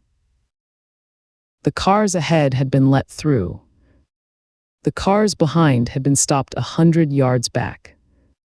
There was nobody in that lane but them. Hands on the wheel, Luca said. Ma'am, put your hands back on the wheel. Nadia put her hands back on the wheel. Beside her, Simone was looking into the barrel of Agent Hope's weapon through the passenger window and had already flattened both palms against the dashboard and had not made a sound. You, Nadia said. May. There was a great deal that Nadia's mind did next, all of it useless. She watched it happen and let it finish. Then she looked at the woman properly for the first time. 34 years old. 9 years in. A line of new pink scar down one side of her face from the cheekbone to the jaw. both hands out of their bandages now, and a fingernail on the right hand still growing back wrong. She had a ring on her left hand that Nadia had not seen in the newspaper photograph. "How?" Nadia said. "You don't get that." "Agent Thorne," Nadia kept her hands exactly where they were. "You have me at a border crossing with 40 people behind you, and I am not going to do anything at all. Give me the answer. I would like to know which piece of it was mine." Lucas Thorne looked at her over the top of the weapon for a long moment. "Sacramento," she said. Nadia did not move. "The man who built you is dead," Luca said. "He died of a heart attack in a parking lot in April, and he never got to see what you did with his work. But he rented a unit behind a print shop on Fruitridge Road for years, and he was very good and very careful, and he was also 68 years old, and he kept a ledger, because everybody keeps a ledger, because that whole trade is knowing what you sold and to whom." She let that sit. "You bought 6. You bought them all in one 11-week block 18 months ago because you wanted them all built by the same hand, and you were right about that. They were beautiful. 4 went to work at Helios. 2 went in a bag behind a chiller. And all 6 of them are on one page in one book in one room in Sacramento in an old man's handwriting." Nadia sat in a 19-year-old pickup at the Canadian border and understood, completely and all at once. "1 page," she said. "1 page. That's not police work." "No, ma'am. That's your money." Luca did not blink. "The rest was police work. You'd have gone north because south is where everybody looks, and you'd have gone at a land crossing because they don't fingerprint at a land crossing, and you'd have come as somebody nobody looks at because that's the only trick you have ever needed." Something went through Nadia that she was surprised to identify as pleasure. "Who worked that out?" "I did. In a shake shop in Fallen." "Then it was worth doing," Nadia said. "Step out of the vehicle." Nadia did not move. "I have one more question, and then I'll come out and I won't be any trouble," she said. "The boy..." Everything in the woman's face went absolutely still. "You will not say his name." "I wasn't going to. I have never once intended to go near him, and I never would have, and I know that you have no reason on this earth to believe that, and I am saying it anyway because it happens to be true, and because in about 90 seconds I will not be able to say anything to you that anybody will believe." Nadia looked at her steadily.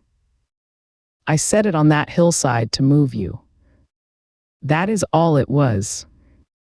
It was the cheapest trick I have ever used, and it worked. And I have thought about it more in 9 weeks than I have thought about the 6 people in that town, and I would like to know what that says about me."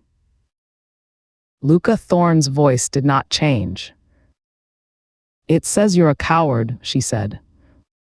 "Step out of the vehicle." And that was what Nadia had not planned for. Not the woman at the roads. Not the badge, not the aircraft, not the 40 people in gear, not the ledger in Sacramento, not 9 weeks of nothing ending in a lane at Suma's on a wet Tuesday in October. That word from that person in that voice, with nothing behind it but a flat professional certainty that it was simply the correct description. All of the last 18 months went through her, and all of the years before that, and a school gymnasium in Fallen where a woman had done 4 minutes of math on acre feet in front of 90 people and been thanked and ignored, and every single thing Nadia had built to make sure that would never happen again, and at the end of all of it, a federal agent looking at her over a pistol and calling her a coward and being right. Her hand went for the weapon under the seat. She knew while she was doing it that it was not a plan. Luca Thorne fired twice. Nadia felt the first one go through her and did not feel the second. The wheel came up toward her. There was cold, wet air coming in through the window off the fields, and somebody a long way away was shouting at Simone not to move. 9 weeks, she thought. She had got Simone as far as the line. 4 feet short of another country. 4 feet. That was the last piece of accounting she ever did. It came out as everything always had, exactly even. Chapter 37. They took the boards down in the exhibit hall. It went faster than anybody expected. There had been enough people through that building at the height of it to need a generator outside and a satellite truck in the parking lot, and at the end there was a handful of them left, rolling butcher paper and pulling staples out of a wall the county fair board wanted back before the junior livestock show. Luca did the big boards herself. She took the photographs down and put them face up in a document box in the order they had gone on, and when she came to the column of names, she stopped and read it again, and then took it off the wall in one piece and rolled it and did not put it in the box with the rest. Escalante was in the doorway with his hat in his hand. "They want the trestled tables back as well," he said. "Well, they can have everything. I'd give them the building. You know they've booked it for a wedding in August." "Good," Luca said and meant it. He came in and stood beside her in front of the bare wall, which neither of them had ever done. "You had every sworn officer in this half of the state," he said, "and you never asked me for one of them until that Friday, and then you asked me for all of them at once." "I should have asked on the Monday." "You didn't have the question on the Monday." There's a difference between not asking and not knowing what to ask, and I've been doing this since before you were born, and I'd thank you not to let anybody tell you otherwise, including yourself. He put his hat on. "Doreen Prosser wants you to come to dinner." "When?" "Oh, she wasn't specific." I got the impression that a refusal would be taken personally and remembered for a long time. Simone Iyer started talking the day after the border and did not stop. She talked in a room in Seattle and then in a room in Washington, all that winter and into the spring, with a lawyer beside her who very early on gave up trying to slow her down. She asked for nothing. When they told her early on what she was facing, she said that she knew and went on with what she had been saying. By April, there was a transcript that filled a shelf and a chart that ran the length of a conference room. The mail drop. The workshop on Fruitridge Road, and the old man who had kept it and who had died in a parking lot in the spring without ever knowing what he had built. The legends inside Helios and the ones in reserve behind a chiller. Robin, recruited out of a county water hearing in Fallen. Dana Rourke, recruited out of a school gymnasium. And in between them, the years Nadia had spent driving to every hearing in that part of the state, sitting at the back, listening for people who had done everything correctly and been thanked and ignored. And the other job. There was a page in Nadia's own handwriting in the canvas roll from behind that chiller. It was not a plan, it was a study. There was the better part of a year of work in it. Denver. Ground walked and chosen, and other ground considered and set aside because of the way off it. A date in the fall. The bureau went pale over that page and then put it in a vault. It had never happened. It was going to go on never having happened for the rest of Luca's life. It took her until nearly spring to understand that this was the largest fact in the whole case, and the only part of it that nobody would ever be able to see. The dead in Brannan's. She learned the names off a printed sheet in a room with livestock ribbons on the wall. She went to the funerals she was welcome at and wrote to the families who had asked her not to come, which she understood and did not argue with. At the last of them, she stood at the back of a Methodist church while a woman played an organ badly, and a great many people who had known Cleve Bowie since he was a boy said so out loud. And afterward, Verna took both of Luca's hands in the churchyard and looked at the scar on her face and said nothing whatever about any of it. Verna reopened before Thanksgiving. She took the insurance money and put the front back in and refused, absolutely and at length, to let anybody put up a plaque. She hung something else instead, low down beside the register where nobody would see it unless they were paying. A photograph of the men who used to sit at that counter with their hats on the stools beside them, arguing about water. Charlene Biolai kept her leg, and a limp that Doreen Prosser reported was mostly for effect. Colby Whitehorse made sergeant in the spring and wrote to say so, and ascribed all of it to an old man in a wash with taped-up glasses. Emmett Vogel was given a certificate by the state of Nevada. He wrote to say that they had spelled his name wrong, that he had not corrected them, and that he had hung it in the motorhome where he could see it from the bed. Wade Prewitt's widow did not write. Luca had not expected her to. There had been a boy at that funeral, barely out of his teens, who drove the county road to work at the mine and who stood at the front and looked at nothing. Luca thought about him more than she thought about almost any of it. In September, she flew to Washington. Acting Director Isaiah Hale's office had a flag in the corner, a window with nothing much out of it, and a chair pushed back against the wall where a chair would normally be, because he did not use one. There was a case file on the table between them, and he did not open it. "Sit down, Agent Thorne." "Oh," she said. "The unit did what I built it to do," Hale said. "I want that said in this room, by me, out loud, because it is not going to be said anywhere else. There are people dead in that town who should not be, and there are a great many people in Denver who are alive and will never know they were ever anything else, and there is no way of setting those against each other that comes out clean. You'll be trying to do it in the small hours for years." He looked at her steadily. "Try. But don't get it wrong. On the day it happened, you were the only federal officer in the state of Nevada who was in that valley, and you were in it because you drove there."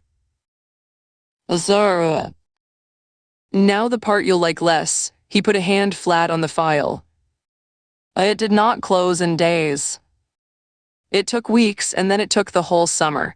And the reason it took the whole summer is that the unit was you and Agent Hope and a scientist I kept taking away from you." "I never said that." "You never say anything, which is a habit I intend to break you of." Something went through his face. "So the unit gets bigger." Luca sat still. "Sir." "Agent Hope, obviously. I would not get him out of it with a crowbar, and I would not try." Hale watched her. "And a young man out of the Reno office who has written to this office more times than is proper about a unit he has never been assigned to. The letters were presumptuous, and then they were irritating, and then in January I found that I had kept every one of them in a drawer, and a man of my age ought to pay attention when he catches himself doing that." Luca did not trust her face. "Kevin Diaz," she said. "Kevin Diaz. He comes to you in November, and you will not be kind to him, you will be useful to him, and there is a difference, and you know exactly what it is." He pushed the file across the table. "That's the last of the Nevada paper.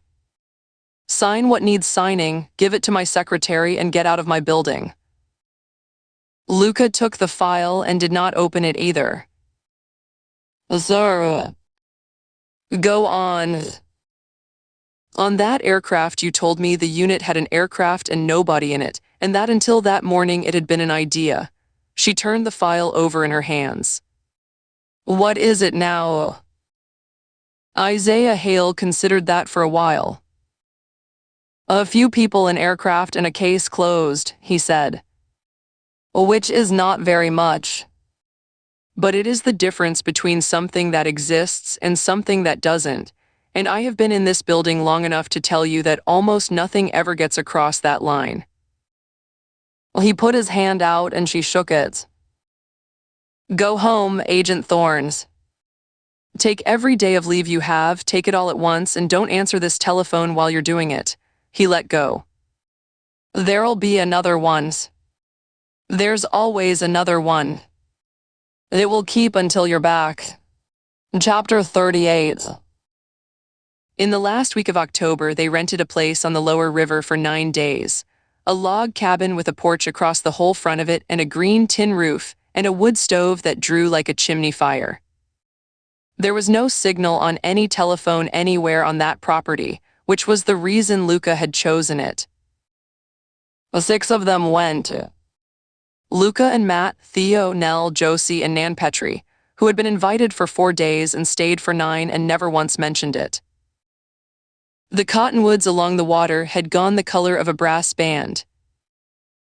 There was frost on the porch rail every morning and gone by 9. The sky came up enormous and blew over the bighorns and stayed that way for the whole 9 days, which Nan said was the sort of luck a person gets once and ought to have the sense to shut up about. Well, they fished. That was the whole plan, and there had never been another one. Matt had come up 2 weeks before and talked to a man in Sheridan and come back with 4 rods, a landing net, a box of flies the size of a suitcase, and a level of confidence that Nell described out loud on the first morning as unearned. Watch, Matt said. I'm watching. Watch this. He put a beautiful cast about 40 feet up the run, laid it down like a napkin, and hooked a willow on the back cast of the second one. Josie fell over. She did not fall over from laughing, exactly. She sat down hard on the gravel because her legs had stopped taking instructions. She stayed down there with her arms around her knees, making a noise like a kettle. Nell put both hands over her face and said, "Oh, this is going to be 9 days of this," in the voice of a woman of 40. Theo caught the first fish. He caught it on the second morning, off the flat rock below the pump house. He did not let anybody touch it or help him or so much as come down the bank. He got it in himself with his glasses sliding down his nose and his tongue between his teeth, and when it came over the lip of the net, he went absolutely still and then straight up in the air with both arms over his head. It was a brown trout about 14 inches long, gold on the flanks with red spots on it in rings. Everybody came. Nan came out onto the porch with her stick. Nell came out of the water at a run. Josie arrived at a speed that took her past the fish and about 8 feet into the river. And Theo made every single one of them learn the sign for it, standing on that rock, dripping one at a time, and would not release the fish until they had all got it right, including Nan, who did it twice and then a third time because she liked it. He had looked it up before they left home. He admitted this under questioning, with no embarrassment whatever. He had known this was going to happen. Josie caught 7 fish over 9 days. She counted them out loud. Every time. She announced the running total at breakfast, at lunch, at dinner, at bedtime, and once at 4 in the morning through a wall.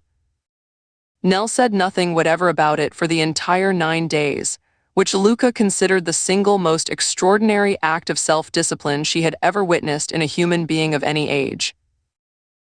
On the 6th day, Nell caught one twice the size of anything else anybody caught, said "oh" in a small voice, and then screamed for her father across 200 yards of open river. Nell had turned 14 in April, and had come to that cabin with a paperback and a firm intention of being above all of it. She lasted until Wednesday. By Thursday, she was into her waist with her jeans rolled up shouting technical instructions at her sister, and by Saturday she had a fly box of her own and opinions about it. Nan cooked. She had brought a cast iron pan the size of a manhole cover in her own luggage, which Matt had carried and complained about for the entire drive. She made cornbread in it every second day, and did something with the trout involving butter and a great deal of black pepper that reduced the entire table to silence twice. There were card games in the evening with the stove going. Josie chided. She cheated openly, badly, and with enormous good humor, and refused every accusation with the outrage of a bishop. And on the 4th night Theo caught her at it in a way that involved a mirror, a lamp, and the window, and had clearly been set up 2 days in advance. The noise that came out of that cabin then went all the way down to the water. They walked in the afternoons. They found a beaver dam and an elk skull with one antler still on it, which Josie wanted to bring home and Nan said absolutely not to, and which went home. They burned a fire in the pit every night, and Matt taught the girls to bank it and Theo to split kindling. Nell got extremely good at it and would not stop. On the fifth evening, Luca and Matt walked down the bank on their own while the kids were still eating.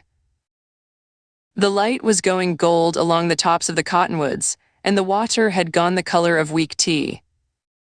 There was ice at the very edge of the slack water in the shadow, thin as a fingernail. Nell S. asked me twice whether the reading has to be from the Bible, Luca said. What did you tell her? I told her it can be anything she wants and it has to be short, because Josie will be standing next to her and Josie has a limit. Josie has no limit. Josie has never had a limit. Then it has to be very short. Matt laughed and it went out over the water and came back off the far bank. They walked. Nan wants to know about the house, he said. Nan has wanted to know about the house since June. Nan has wanted to know about the house since the day I put a ring on you, and she has asked me about it 4 times and you none, which tells you exactly what she thinks of the pair of us. What did you tell her? That we're keeping yours because Theo's ramp is in the driveway and he built it himself, and I am not going to be the man who moves a boy away from something he made with a router. He put his hand out and she took it. And that we're putting a room on the back for the girls, and that Josie has already chosen a wall color that neither of us is going to be able to live with, and that we will live with it. Which color? You don't want to know. Oh, Matt. It's got a name. The name is Flamingo. Luca stopped walking. Absolutely not, she said. We're going to live with it. Not on my house. On our house, Matt said. And yes, we are, because she picked it in the car in July and she has told 4 people and one of them was a teacher. Luca stood on a gravel bar in the last of the light and laughed until she had to put a hand on his arm. They went out again on the 7th evening, all of them in the hour before the light went. Nan sat in a folding chair on the bank with a blanket over her knees and a mug of something and the firm intention of catching nothing. Matt took the girls up to the fast water. Luca and Theo went down to the flat rock, because that was Theo's water now and had been since the 2nd morning, and everybody understood this. They did not fish for a while. They sat. The river came around the bend above them and went over the shallows and made the noise it makes. The cottonwoods went from gold to nothing as the light came off them, and away up the valley an elk was bugling on and off, which Theo could not hear and which Luca did not mention, because he could feel the cold and see the light and had put his shoulder against her arm, and that was the whole evening as far as either of them was concerned. Then Theo's hand came onto her knee hard twice. Luca looked up. They came out of the willows on the far bank about 60 feet upstream, a cow elk first, stepping down the cut in the bank 1 foot at a time and completely unhurried, and then a second and then a calf and then 4 more behind it. They went into the river. The water came up to their bellies at the deepest, and they crossed it in a line at an angle downstream, 7 of them, with their heads up and their breath going up in the cold in 7 separate clouds. They came out onto the gravel bar not 30 feet below where Luca and Theo were sitting and stood there and shook, one after another like dogs. Theo did not move a muscle. Luca watched his face rather than the elk, because she had been given the choice and it was not close. He had his mouth slightly open and his glasses had slid down and he did not push them up, and all of him was so completely still and so completely alight that she could feel it through her arm. The elk went up the bar and into the brush at the top of it and were gone, and the last of them stopped at the tree line and looked back at the 2 of them for a few seconds, and then that one was gone too. Theo turned around. His hands were already going before he was all the way around. 07, he signed. 07. Did you see the little one? It went under. It went right under and it came up. I saw. It came up, Theo signed, and it kept going. Oh, it did. He sat back against her arm and let out a breath that went up in the cold like theirs had, and neither of them said anything else for a while. Up the bank behind them, somebody shrieked, Josie. Then Nell. Then Matt's laugh underneath the two of them, and then a splash of a sighs that could only mean one outcome, and Nan's voice saying, clear as a bell across the water, well, that's your own fault. Theo felt Luca start laughing and turned around to see what he was missing. Luca put her hand out. He took it and got up, and the two of them went back up the bank in the last of the light toward the noise. Thank you for listening to this free full-length audiobook recording. Please support the author by buying a copy of the book and by subscribing to the BookEmpathy channel here on YouTube.